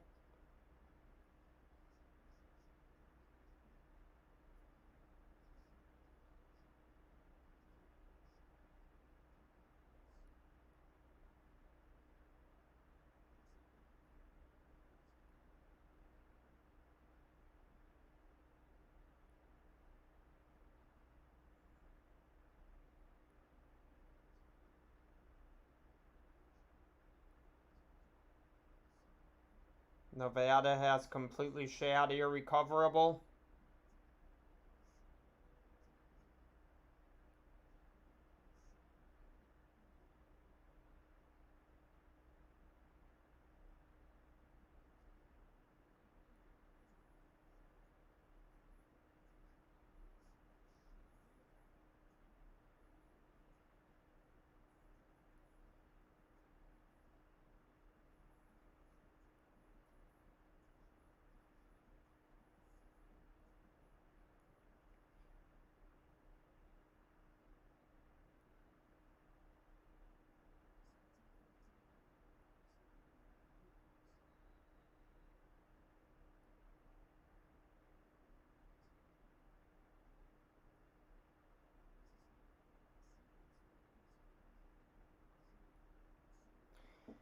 Every stitch has been rendered irrecoverable by Nevada's defense.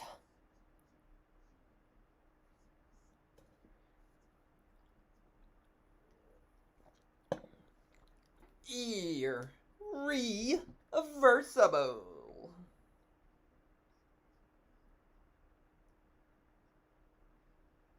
Notre Dame has shot irrecoverable.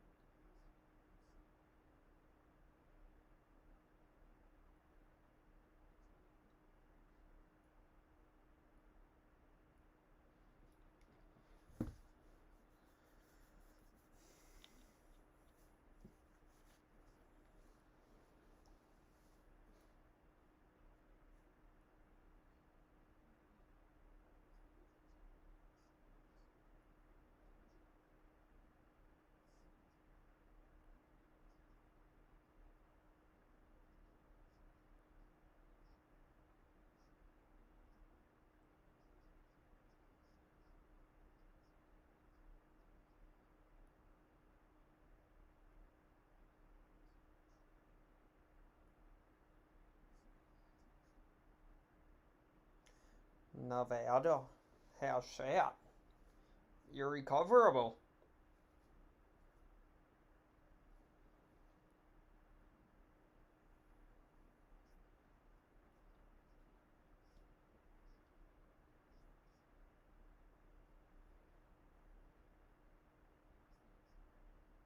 as Coastal Carolina has reversed their renderings back to usefulness.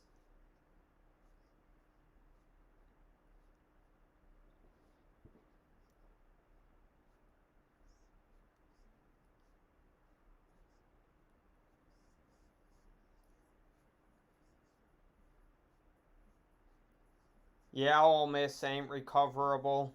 Ole Miss straight up ain't recoverable, son. Their chance of recoverability is currently listed at 0%.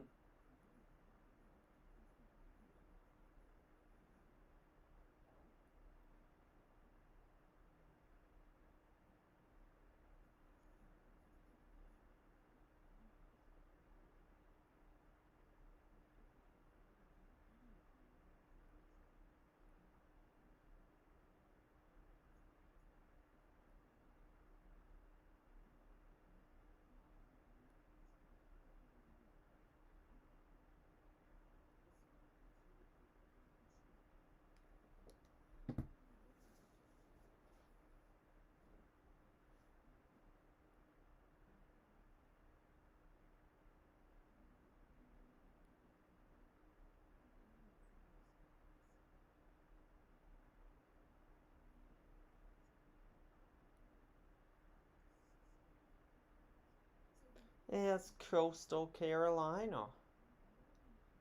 Yeets. Alright, well, I've seen enough of this old fucking shit can game. So I guess I'll go watch another shit can and older shits.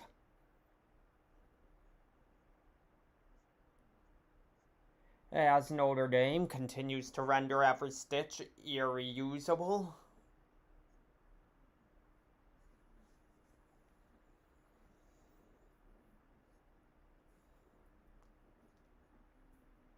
Oh, God.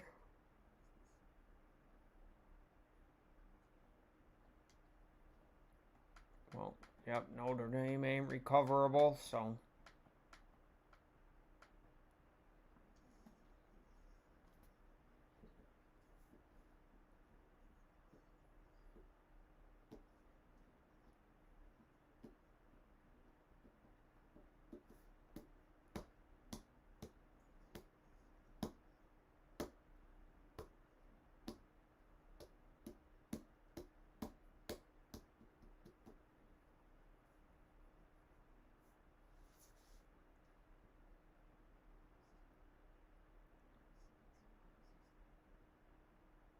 SMU renders irreversible.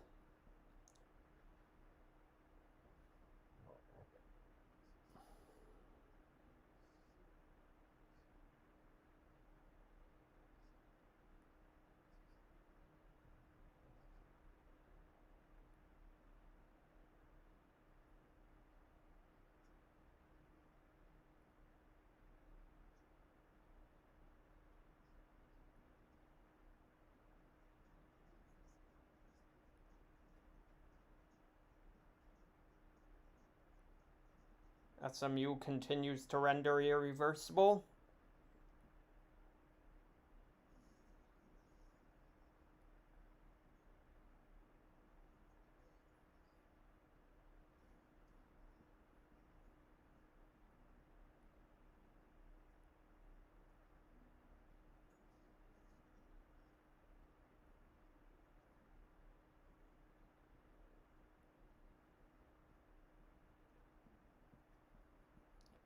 SMU has once again rendered irreversible.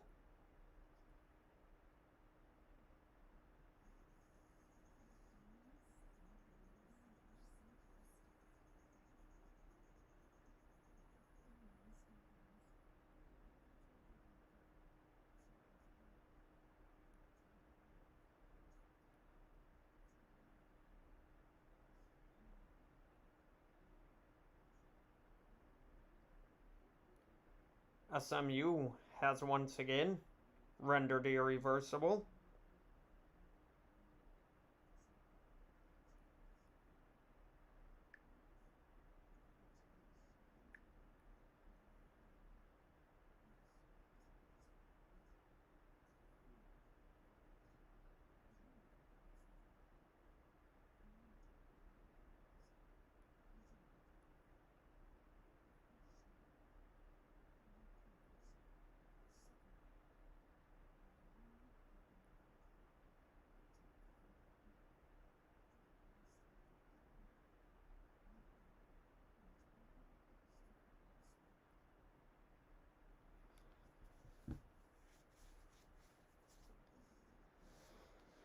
Ole Miss is fat.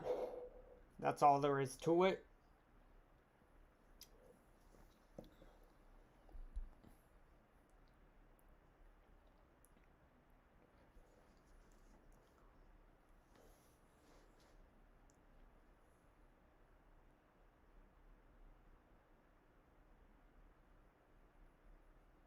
Matt Corral has officially rendered his Heisman hopes irreversible.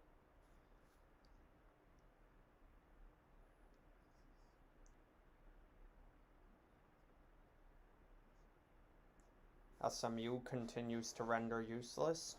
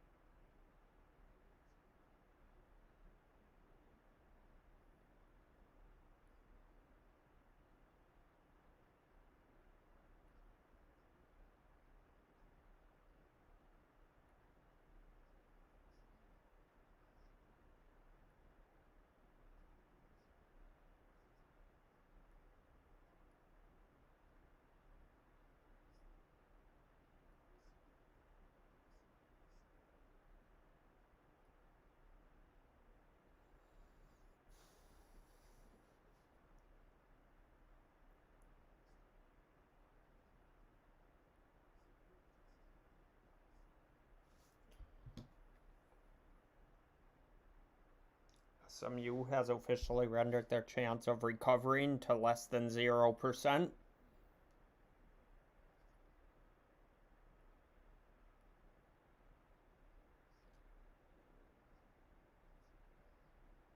Oh shit, Notre Dame has Drew Pine playing now?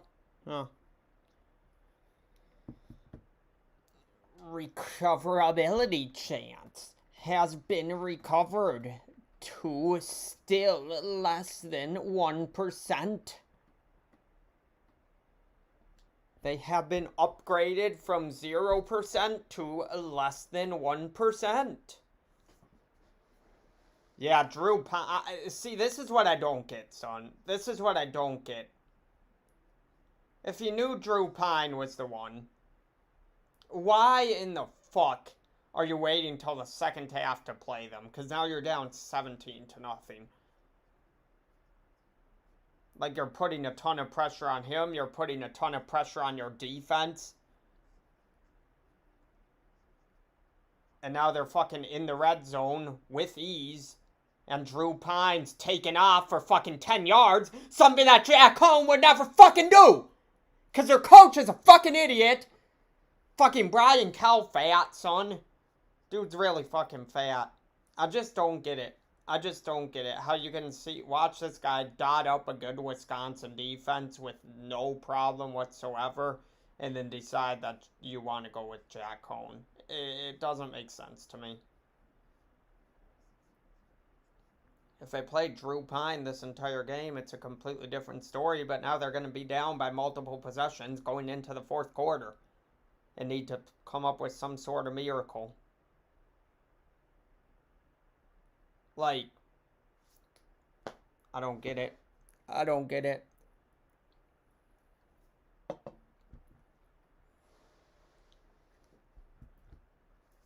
Four plays, 30. Oh, well, okay.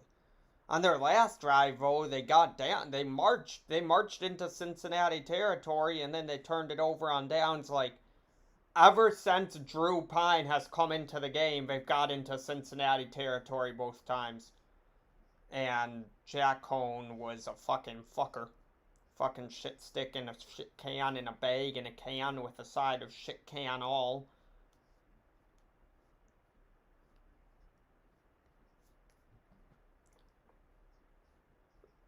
It's crazy when you play the right quarterback that shit starts somewhat going your way.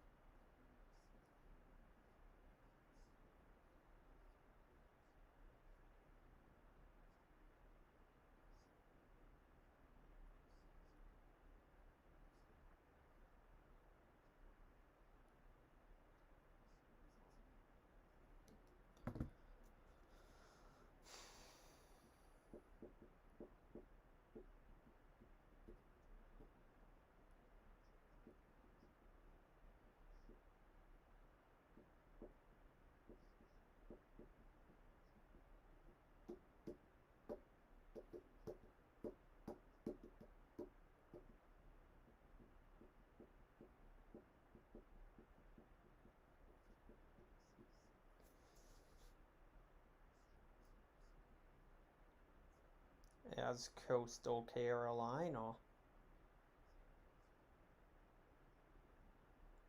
But no, I'm just never gonna understand it because Drew Pine came into this game and he's been doing nothing but dotting, and now instead of potentially being up in this game by, let's say, 10 points, you're down by 10. You not only need your defense to step up, but you need your offense to keep scoring. And it's not like Cincinnati has a bad offense. Desmond Ridder's a really good fucking quarterback. Look at him. Jack Coan, 14 of 22 for 114 yards and an interception. Drew Pine, 3 of 6 for 48 yards and also 16 rush yards. He has more fucking. He almost has half the amount of all purpose yards. He's just more dynamic. He can run better than Jack Coan. He can throw it more accurately than Jack Coan. He looked really good against Wisconsin when he came in. Like, I don't know. I'm not in camp. I don't see what these coaches see.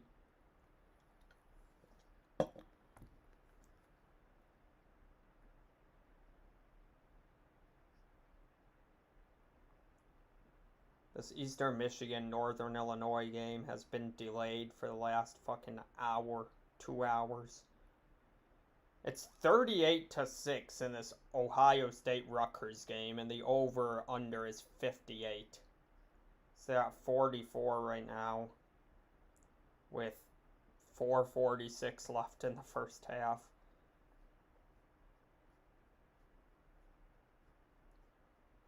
East Carolina's flooding Tulane. I kind of liked East Carolina there, but didn't bet it.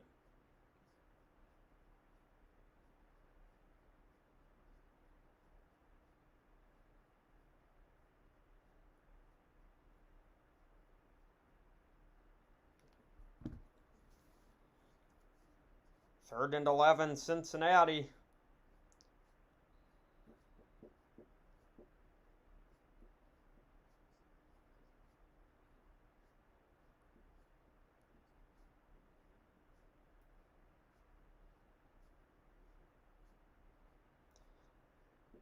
I mean, could you imagine if Cincinnati hadn't marched down the field in the last minute of the first half? Like, this could be a whole different ball game. If that didn't happen and Drew Pine was playing the whole game, it could definitely be a whole different ball game. But Rob Gronkowski could miss weeks with fractured ribs. Yikes.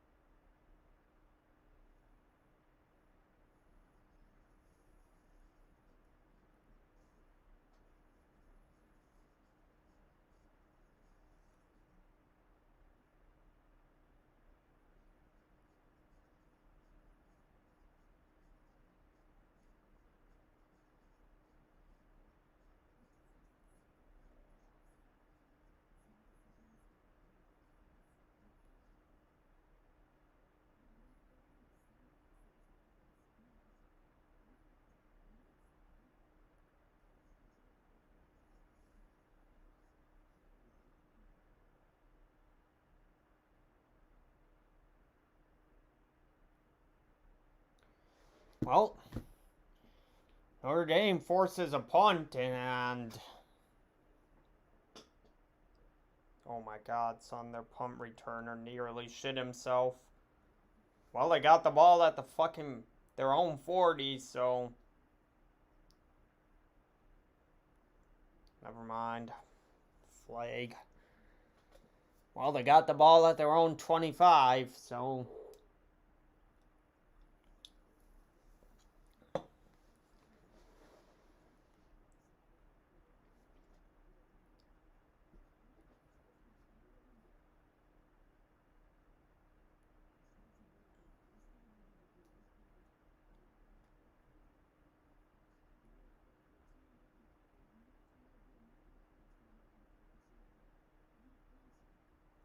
As Coastal Carolina is into the end zone.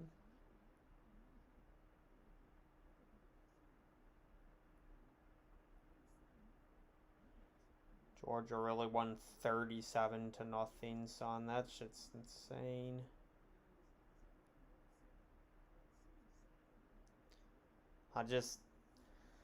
Son, just imagine if Notre Dame was playing the right quarterback the entire game. Oh, the possibilities that could have happened. Now they just have so much pressure on him to do everything against a good defense, and it's just like...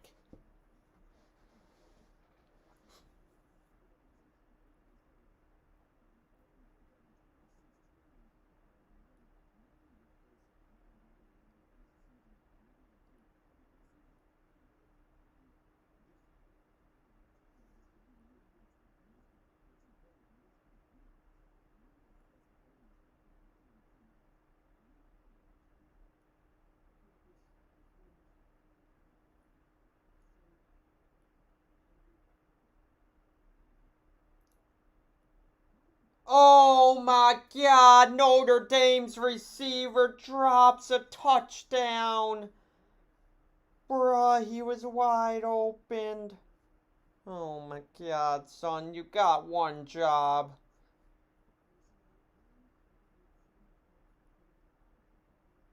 Bruh, Drew Pine sat back there, just looked completely comfortable, threw an absolute dot, and this guy dropped it.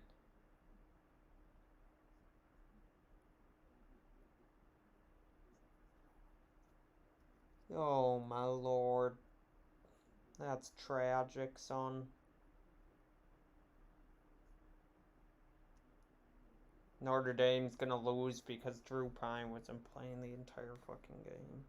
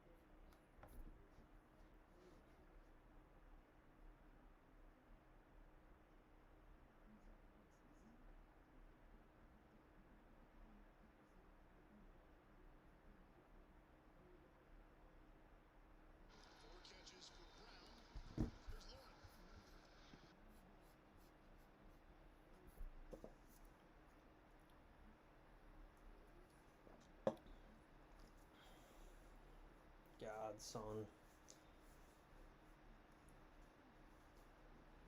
I mean, Notre Dame still got a chance, but it just, it's bad when you don't play the right quarterback, and now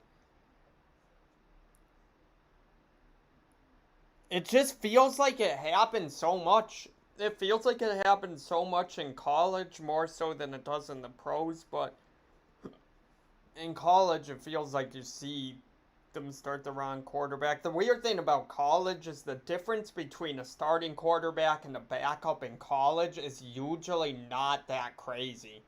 Like in the pros it's a little bit more out there. The difference between a starter and a backup is a little bit more drastic, but in college it's not, and they don't start Drew Pine the entire game and they're going to lose because of it.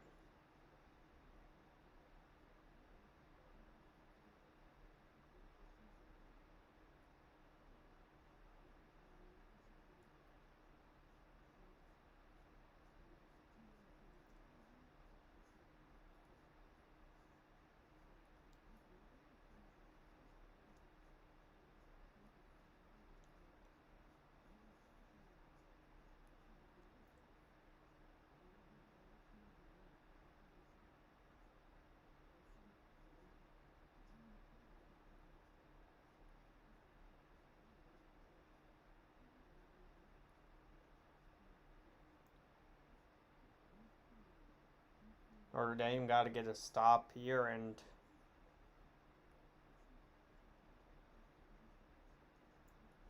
hope they can go down the field and score.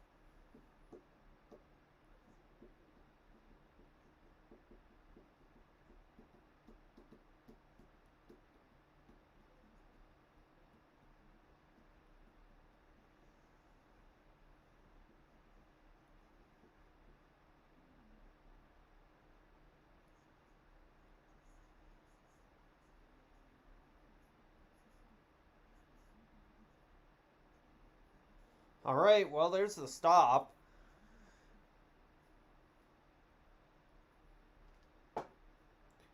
Now they got to find a way.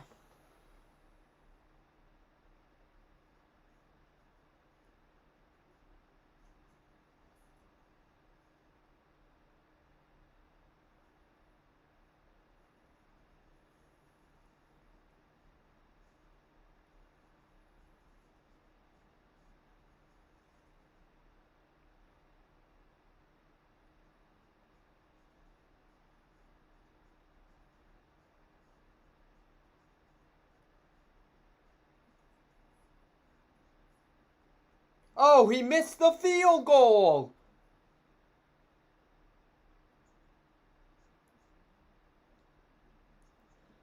All right, well.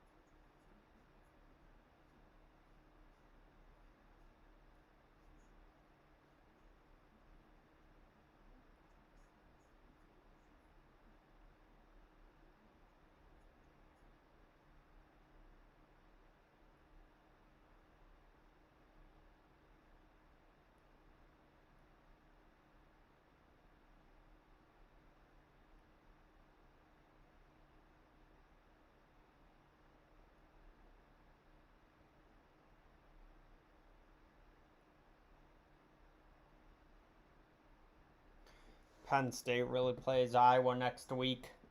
Guess I'm gonna bet the over, cause yeah.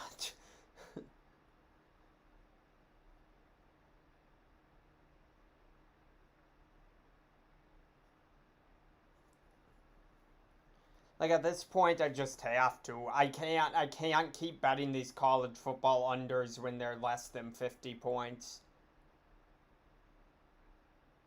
It's kind of similar when the overs are super high or the unders are super low. It's just like, I don't know. I gotta flip my pick.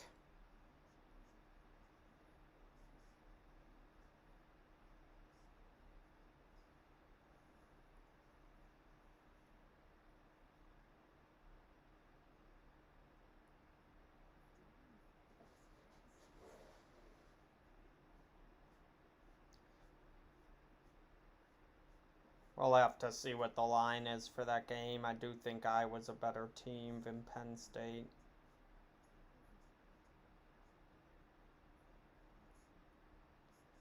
I'd almost rather not even bother with a total, just the way things are going for me when I bet totals that are so low, but I want to see where that line's sitting at, and I can kind of make a decision from there. West Virginia is into the end zone, and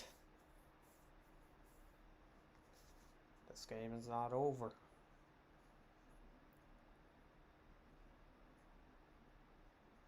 It's gotta suck to be a college kicker, dude. It really does. Imagine having to go to fucking class as the kicker that missed the game-winning field goal that everybody was watching. So, oh, God.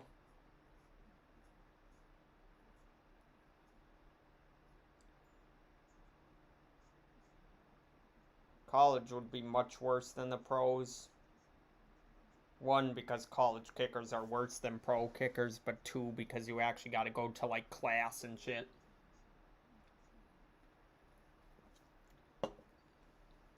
When you're a pro, I just feel like nothing matters, because they're just making millions of dollars, and, like, people can pretty much say all they want about this and that, about, send you death threats, shit like that, but in the end of the day, you're making a lot more than anybody else is making, so why the fuck would you even let it get to you?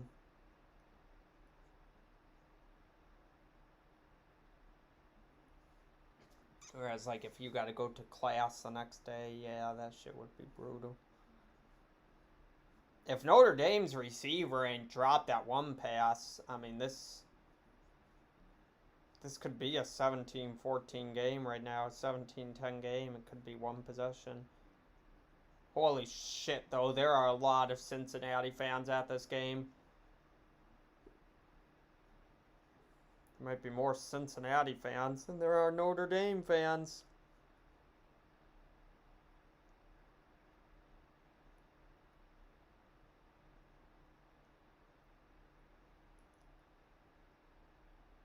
Got the first.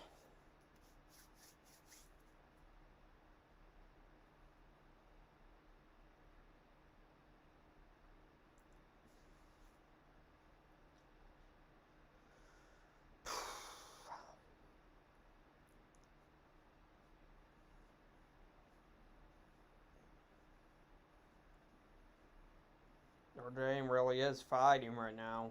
I mean,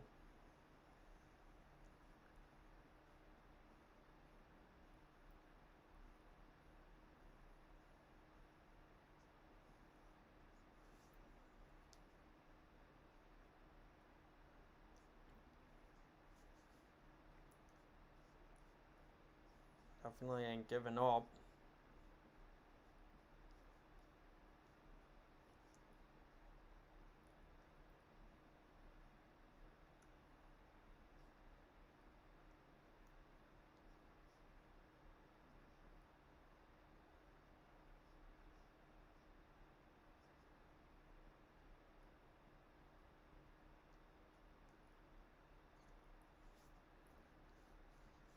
Notre Dame really is fighting.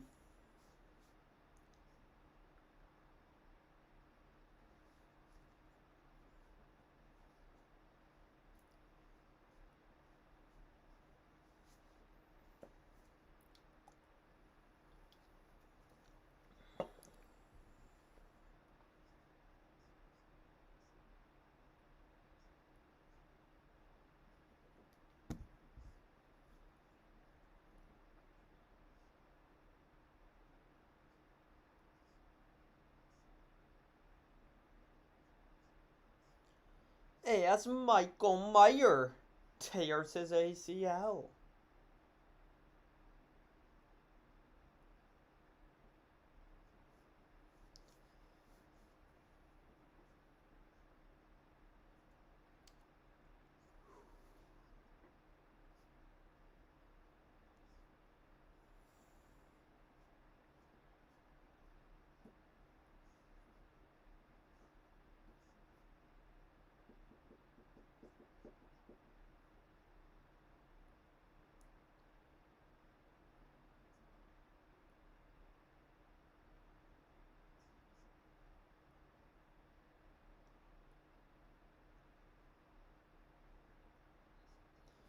Dude, this game, I mean, if... I don't know, man. Notre Dame's battling. They put the right quarterback in there, and now they actually look competent. It's just the fact that they gave up that touchdown before halftime is kind of the chain, like the the big difference maker. Holy shit, son! This game is not over. And if they don't give up that touchdown, like even if they hold them to a field goal, they'd be up right now.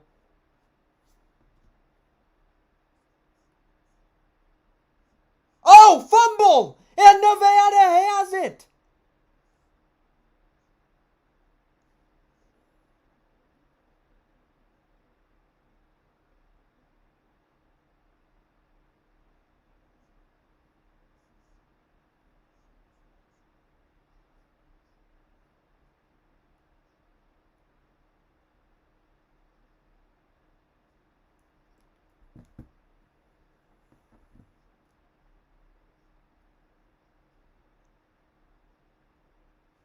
Oh my god, dude got his extra point blocked. Bro.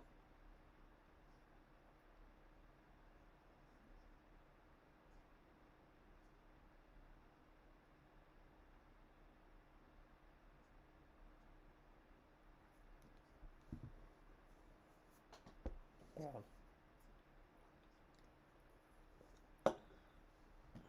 Oh.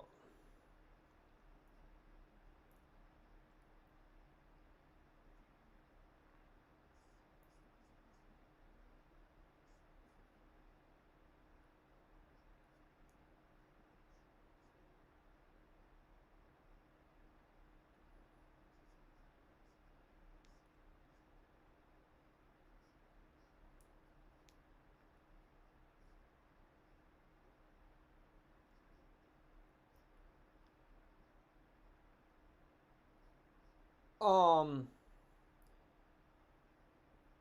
this Notre Dame game could be a big swing in my day because it looks like Coastal Carolina is going to cover with ease. Army's getting murdered.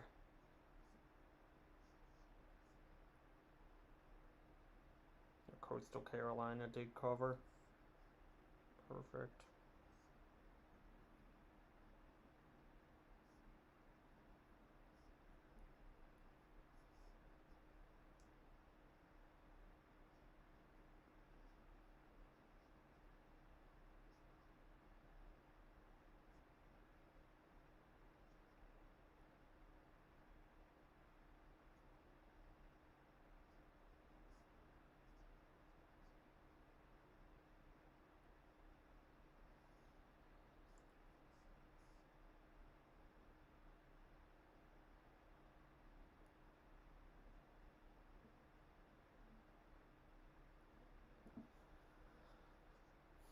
All right, well,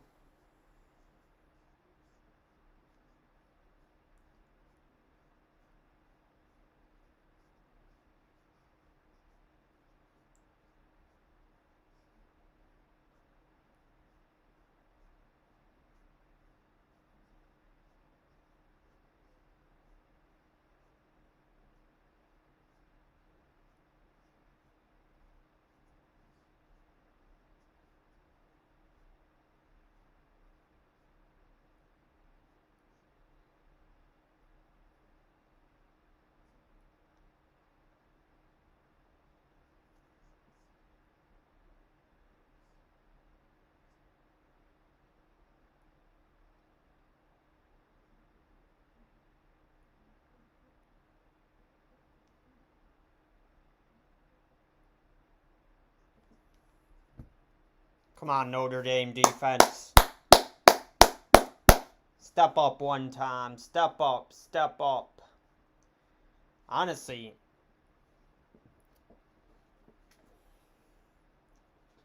God, dude, that missed extra point's kind of a killer, but I don't know.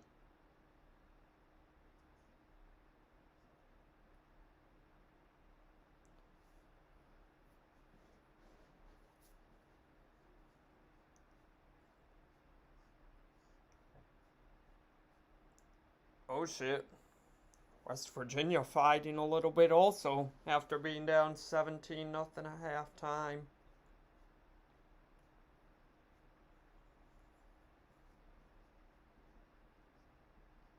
Yeah, I mean, Notre Dame gets a quick stop here. Because it doesn't necessarily have to be quick. There's still 8 minutes on the clock.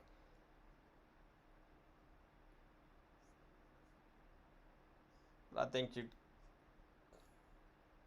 you'd want this to be 3 and out, or maybe 1 first down, and then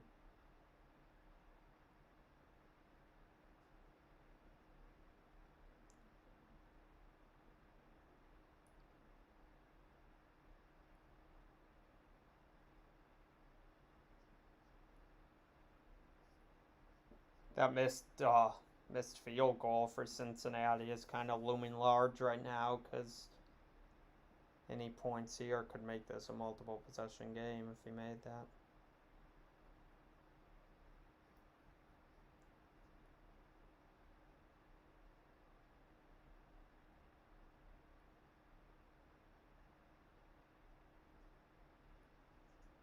As Nevada is in to the end zone.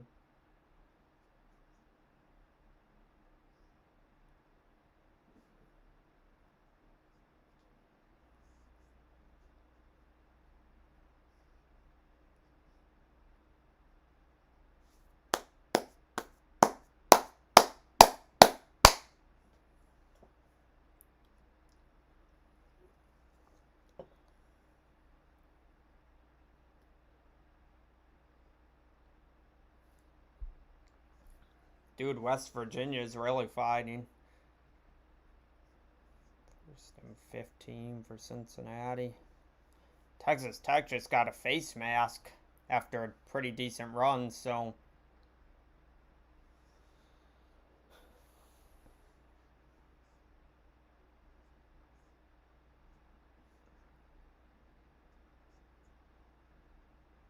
now West Virginia's inside the 30. Make it inside the 20. 2 games today that a team was down 17-0 and has actually started fighting in the second half. It's just, I don't know, man. I just,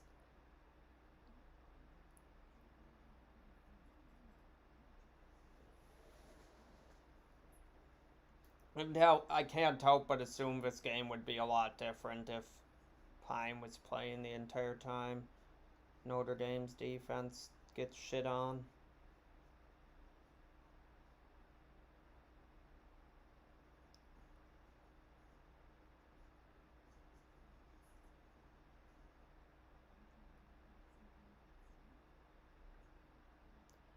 Well, Notre Dame still got to hold them to a field goal here.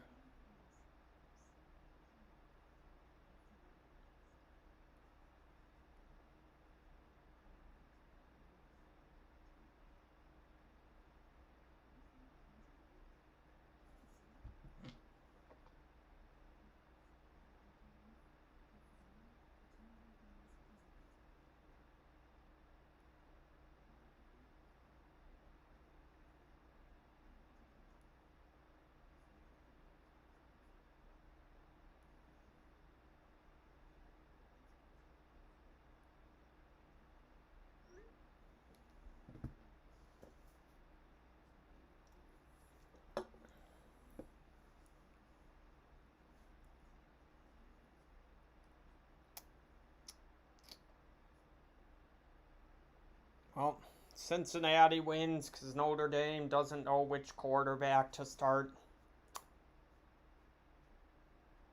Fucking idiots.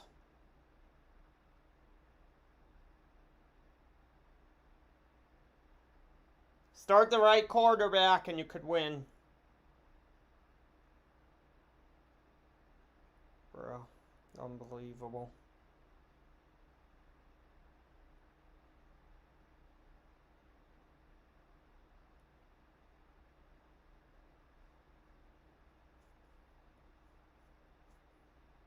Alabama's up 35-0 now. Jesus.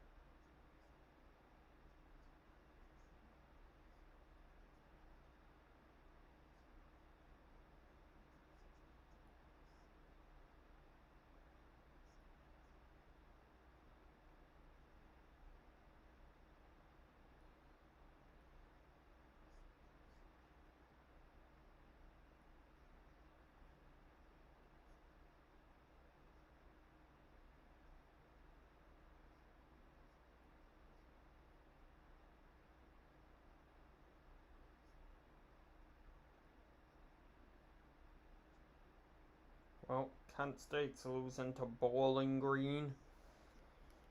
Well, Bowling Green might actually be decent this year. I don't know.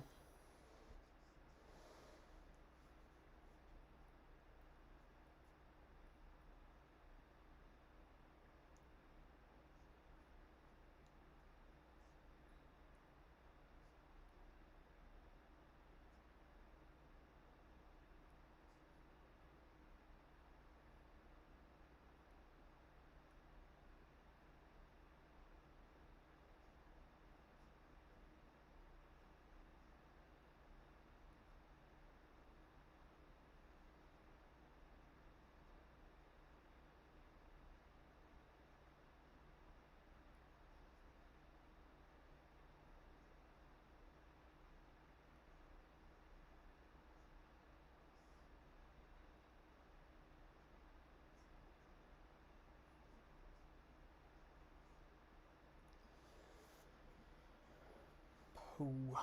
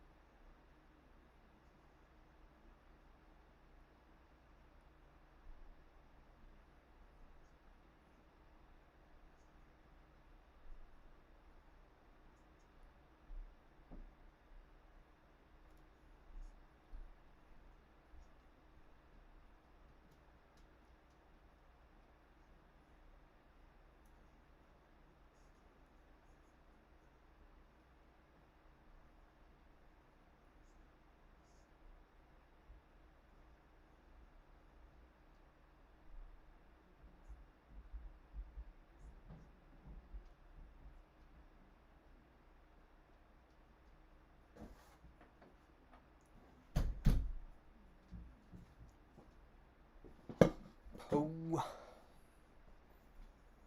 Can we be great?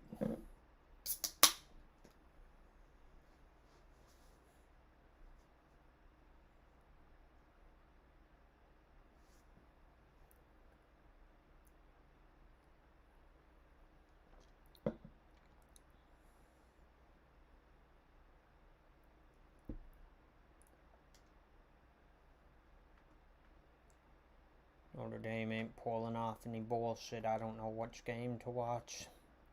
Guess I'll watch Oregon shit the bed.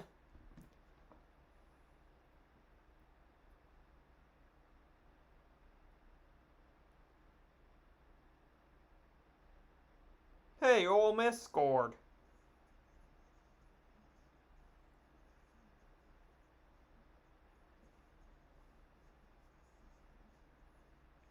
Oh! Oh, the West Virginia receiver is gone.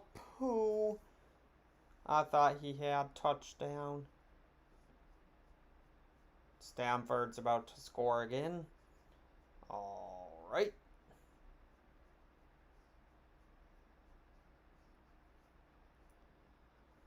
So Oregon's out of the college football playoff. Because, yeah, one lost Pac 12 team ain't getting in, so.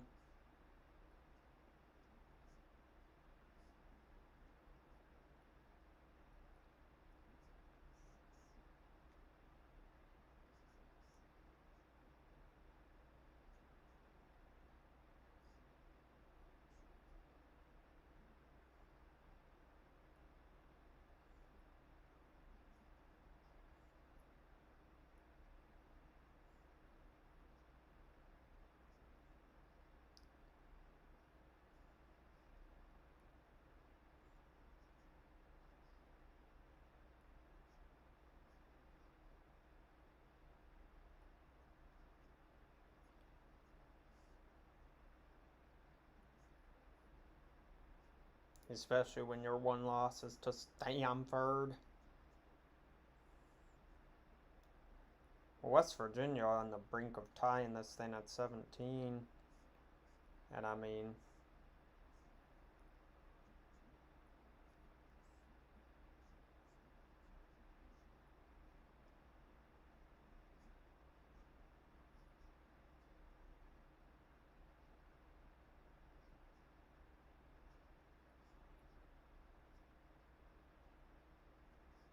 oh, never mind. I thought Stanford was on the Oregon 20, not their own 20. Okay, well, never mind. Forget everything I just said.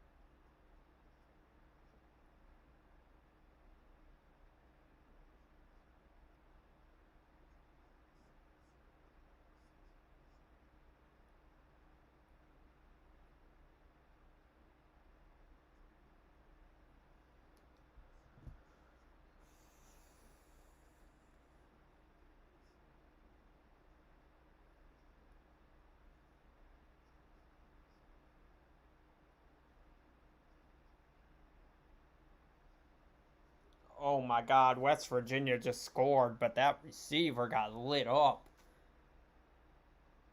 Shit. I mean, it was a clean hit, but damn.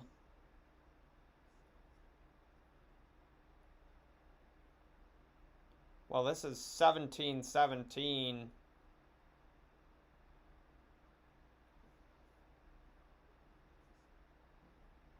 If it can go to overtime at, let's say, 24-24, I mean,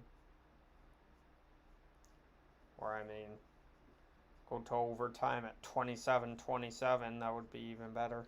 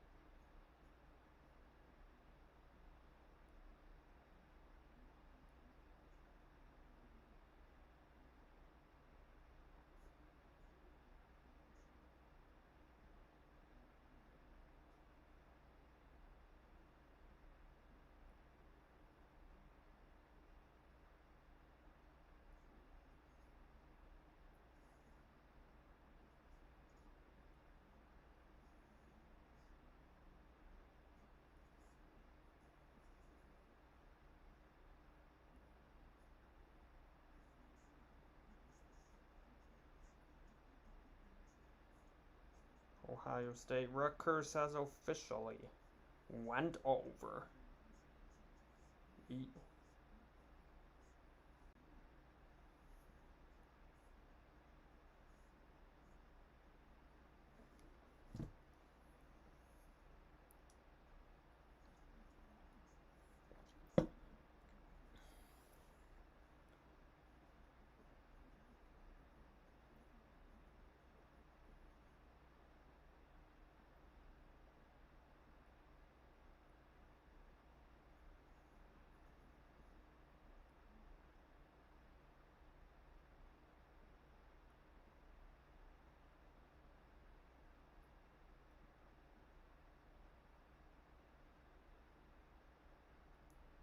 Shit, Oregon's at the 50?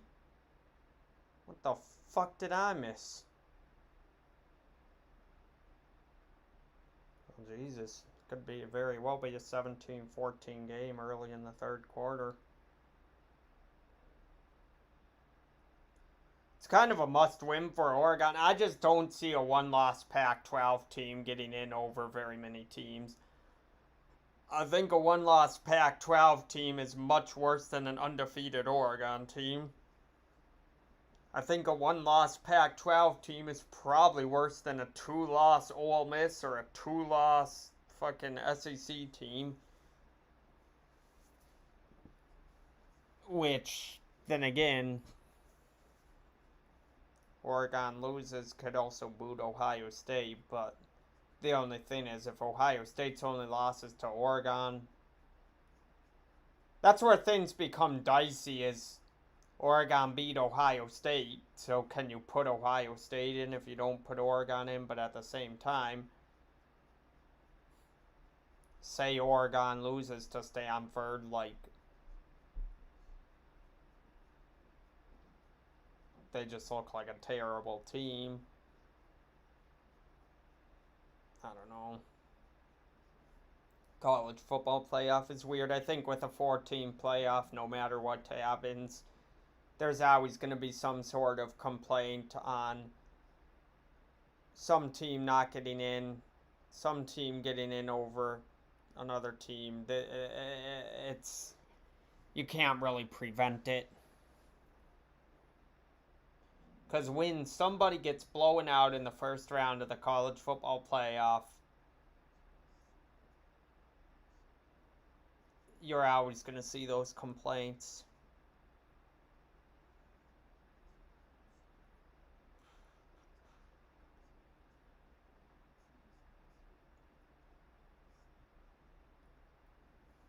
Okay. Oregon kind of dotting.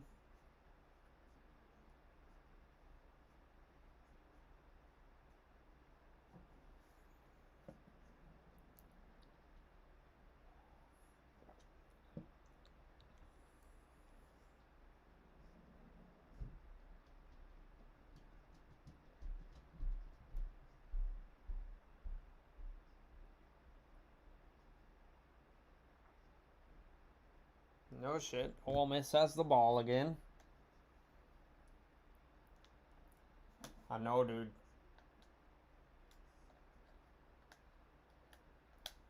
Could Ole Miss somehow pull this out like Indiana did last year, where they find a way to make it close?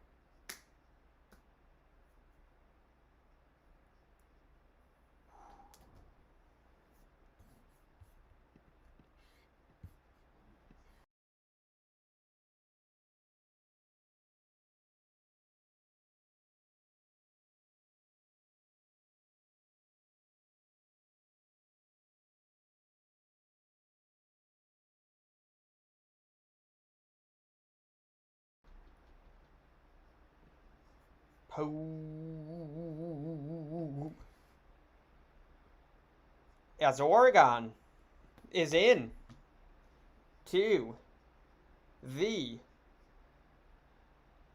end zone.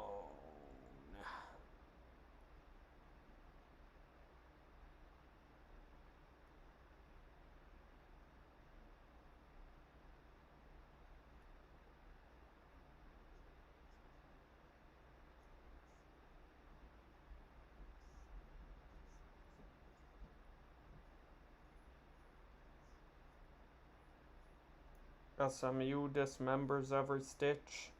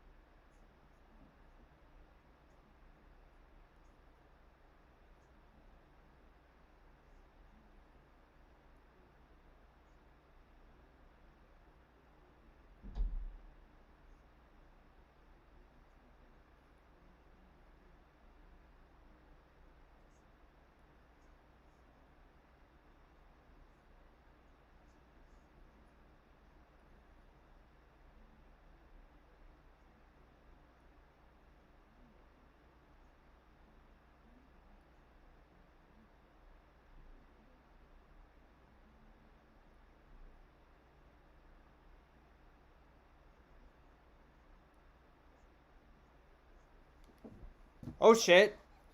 And Texas Tech.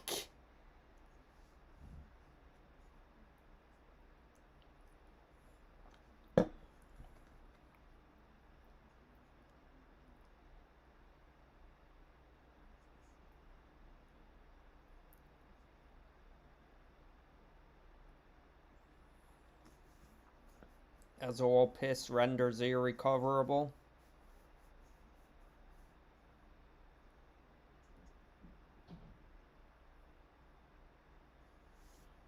As SMU renders irrecoverable.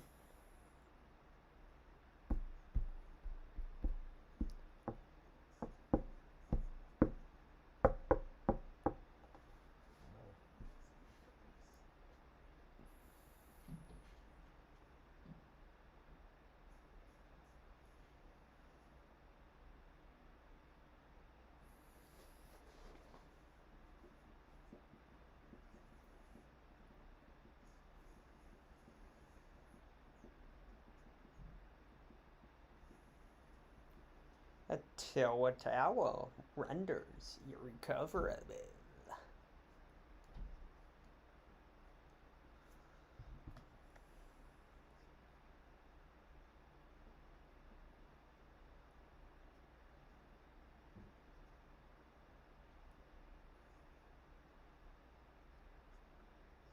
Ohio State looked good today.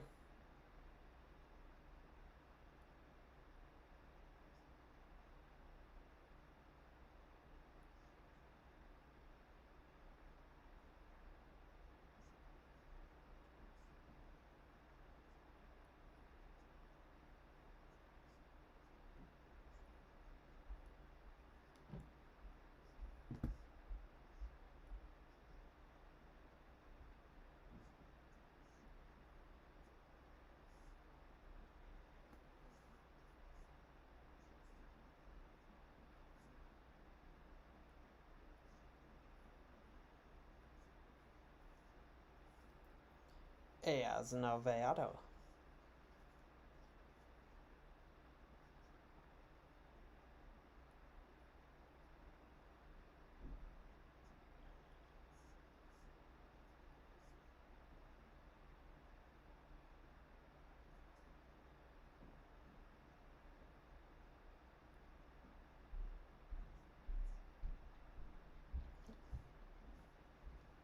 As Nevada.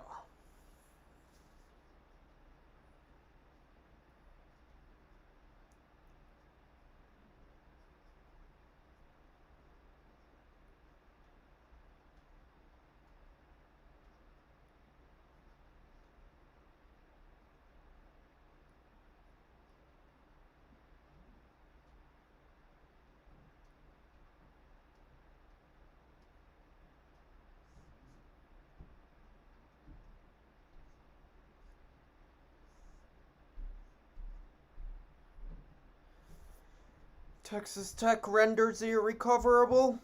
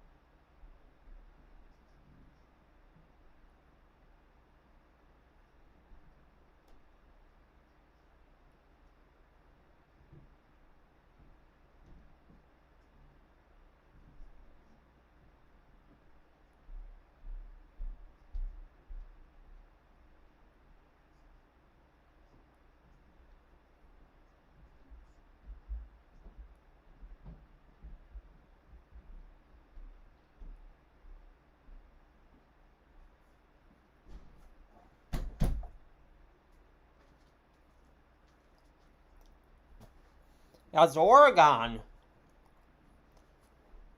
is back into Stanford territory.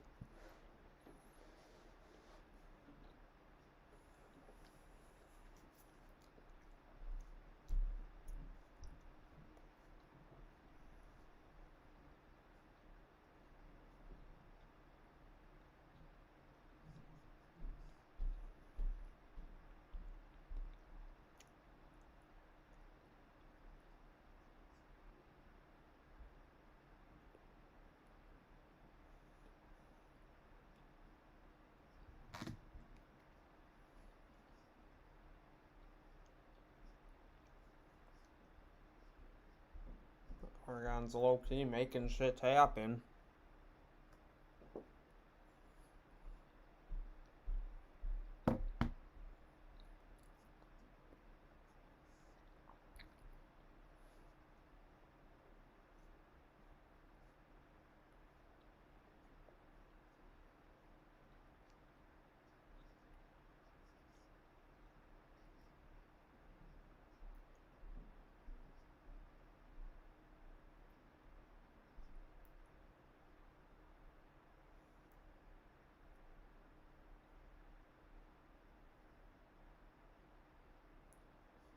Kansas State recovered an onside kick, bro.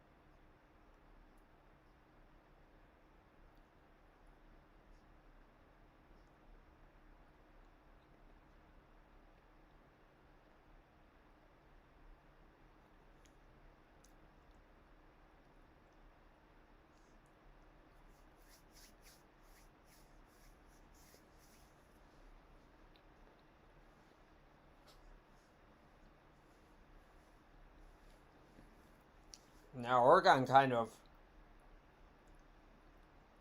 no just didn't die and fuck man. Now they're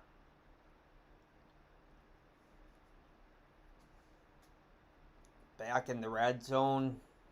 Got a chance to take the lead.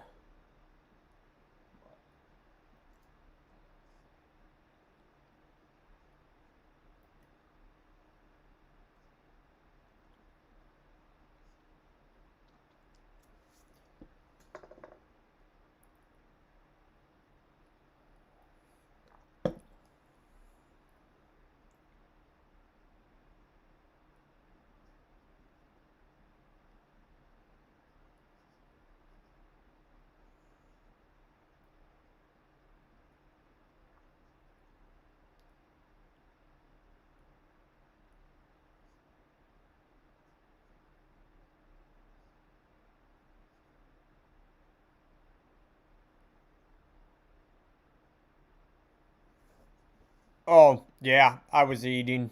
Whoops.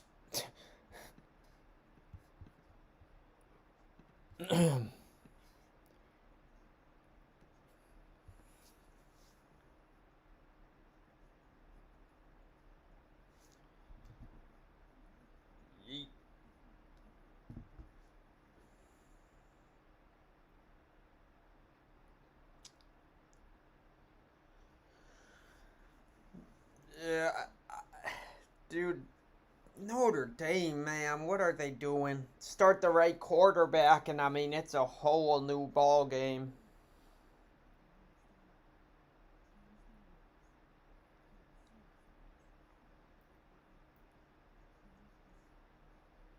Notre Dame's another team I may just avoid for most of the season because holy shit, dude, they have a tough schedule, and I do not know what to make of them.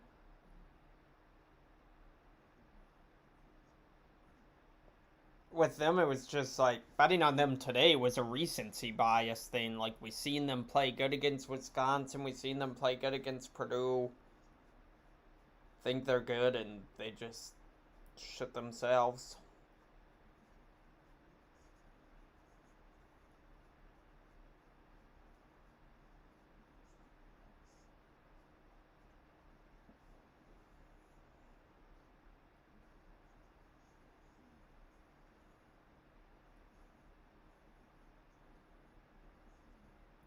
Rams Seahawks is next week's Thursday night game. That's a dot.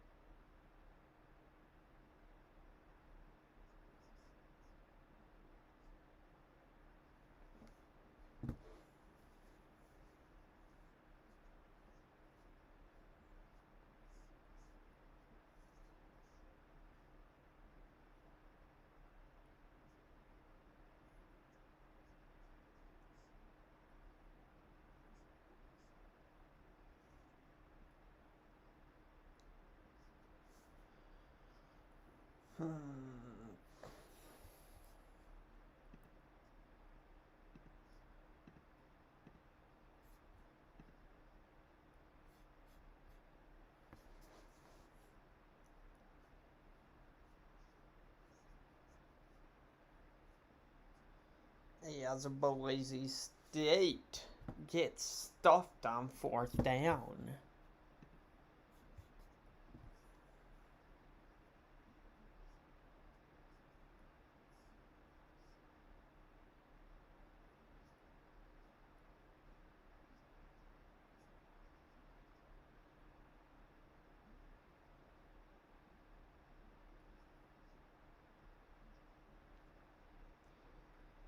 Alabama's another team that might be on the blacklist. They're another team that when I've bet against them this year, I've gotten killed. When I've bet on them, I've gotten killed. No, I guess Ole Miss just isn't as good as we thought. I genuinely think it's Alabama, Georgia, and everybody else. I don't think there's anybody that really competes or stacks up with those teams.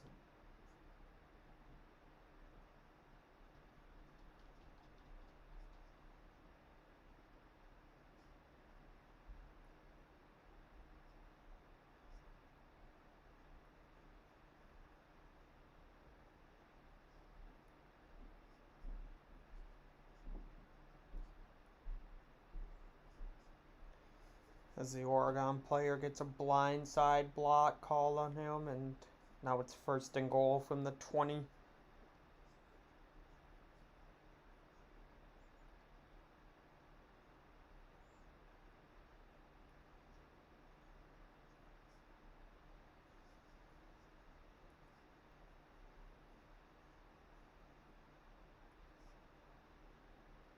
As Anthony Brown renders everything useless, and now it's first and goal, or second and goal from the 22.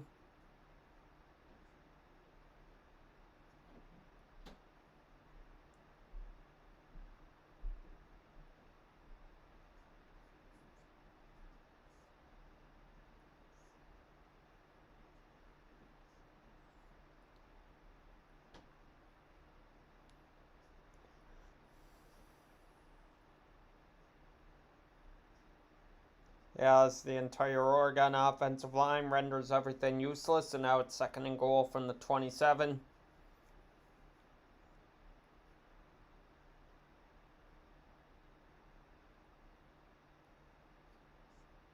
Oh, never mind. They called offsides.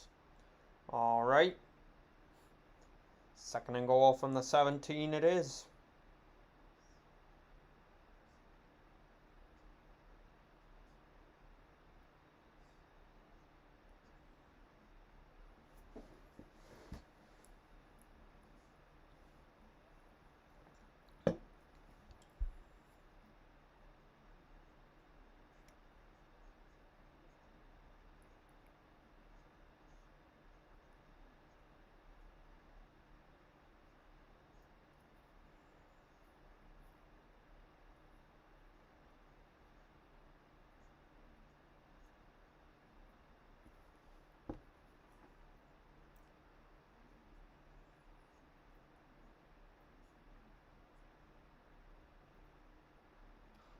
As Oregon shit sideways.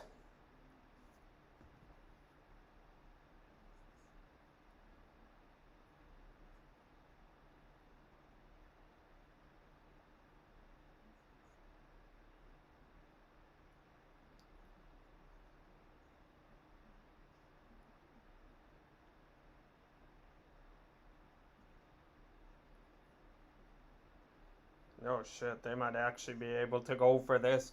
It was 3rd and goal from the 17, and they got down to the 2. They might actually be able to go for this.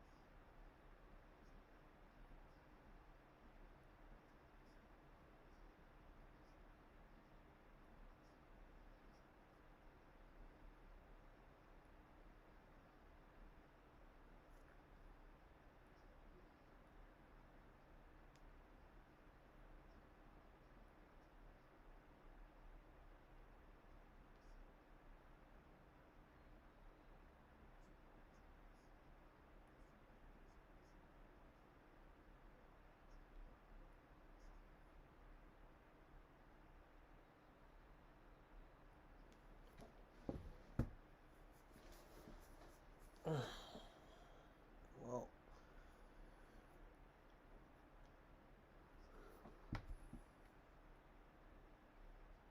I'm gonna end the stream. There really ain't anything crazy going on the rest of the night for games, so yeah, I might peace out.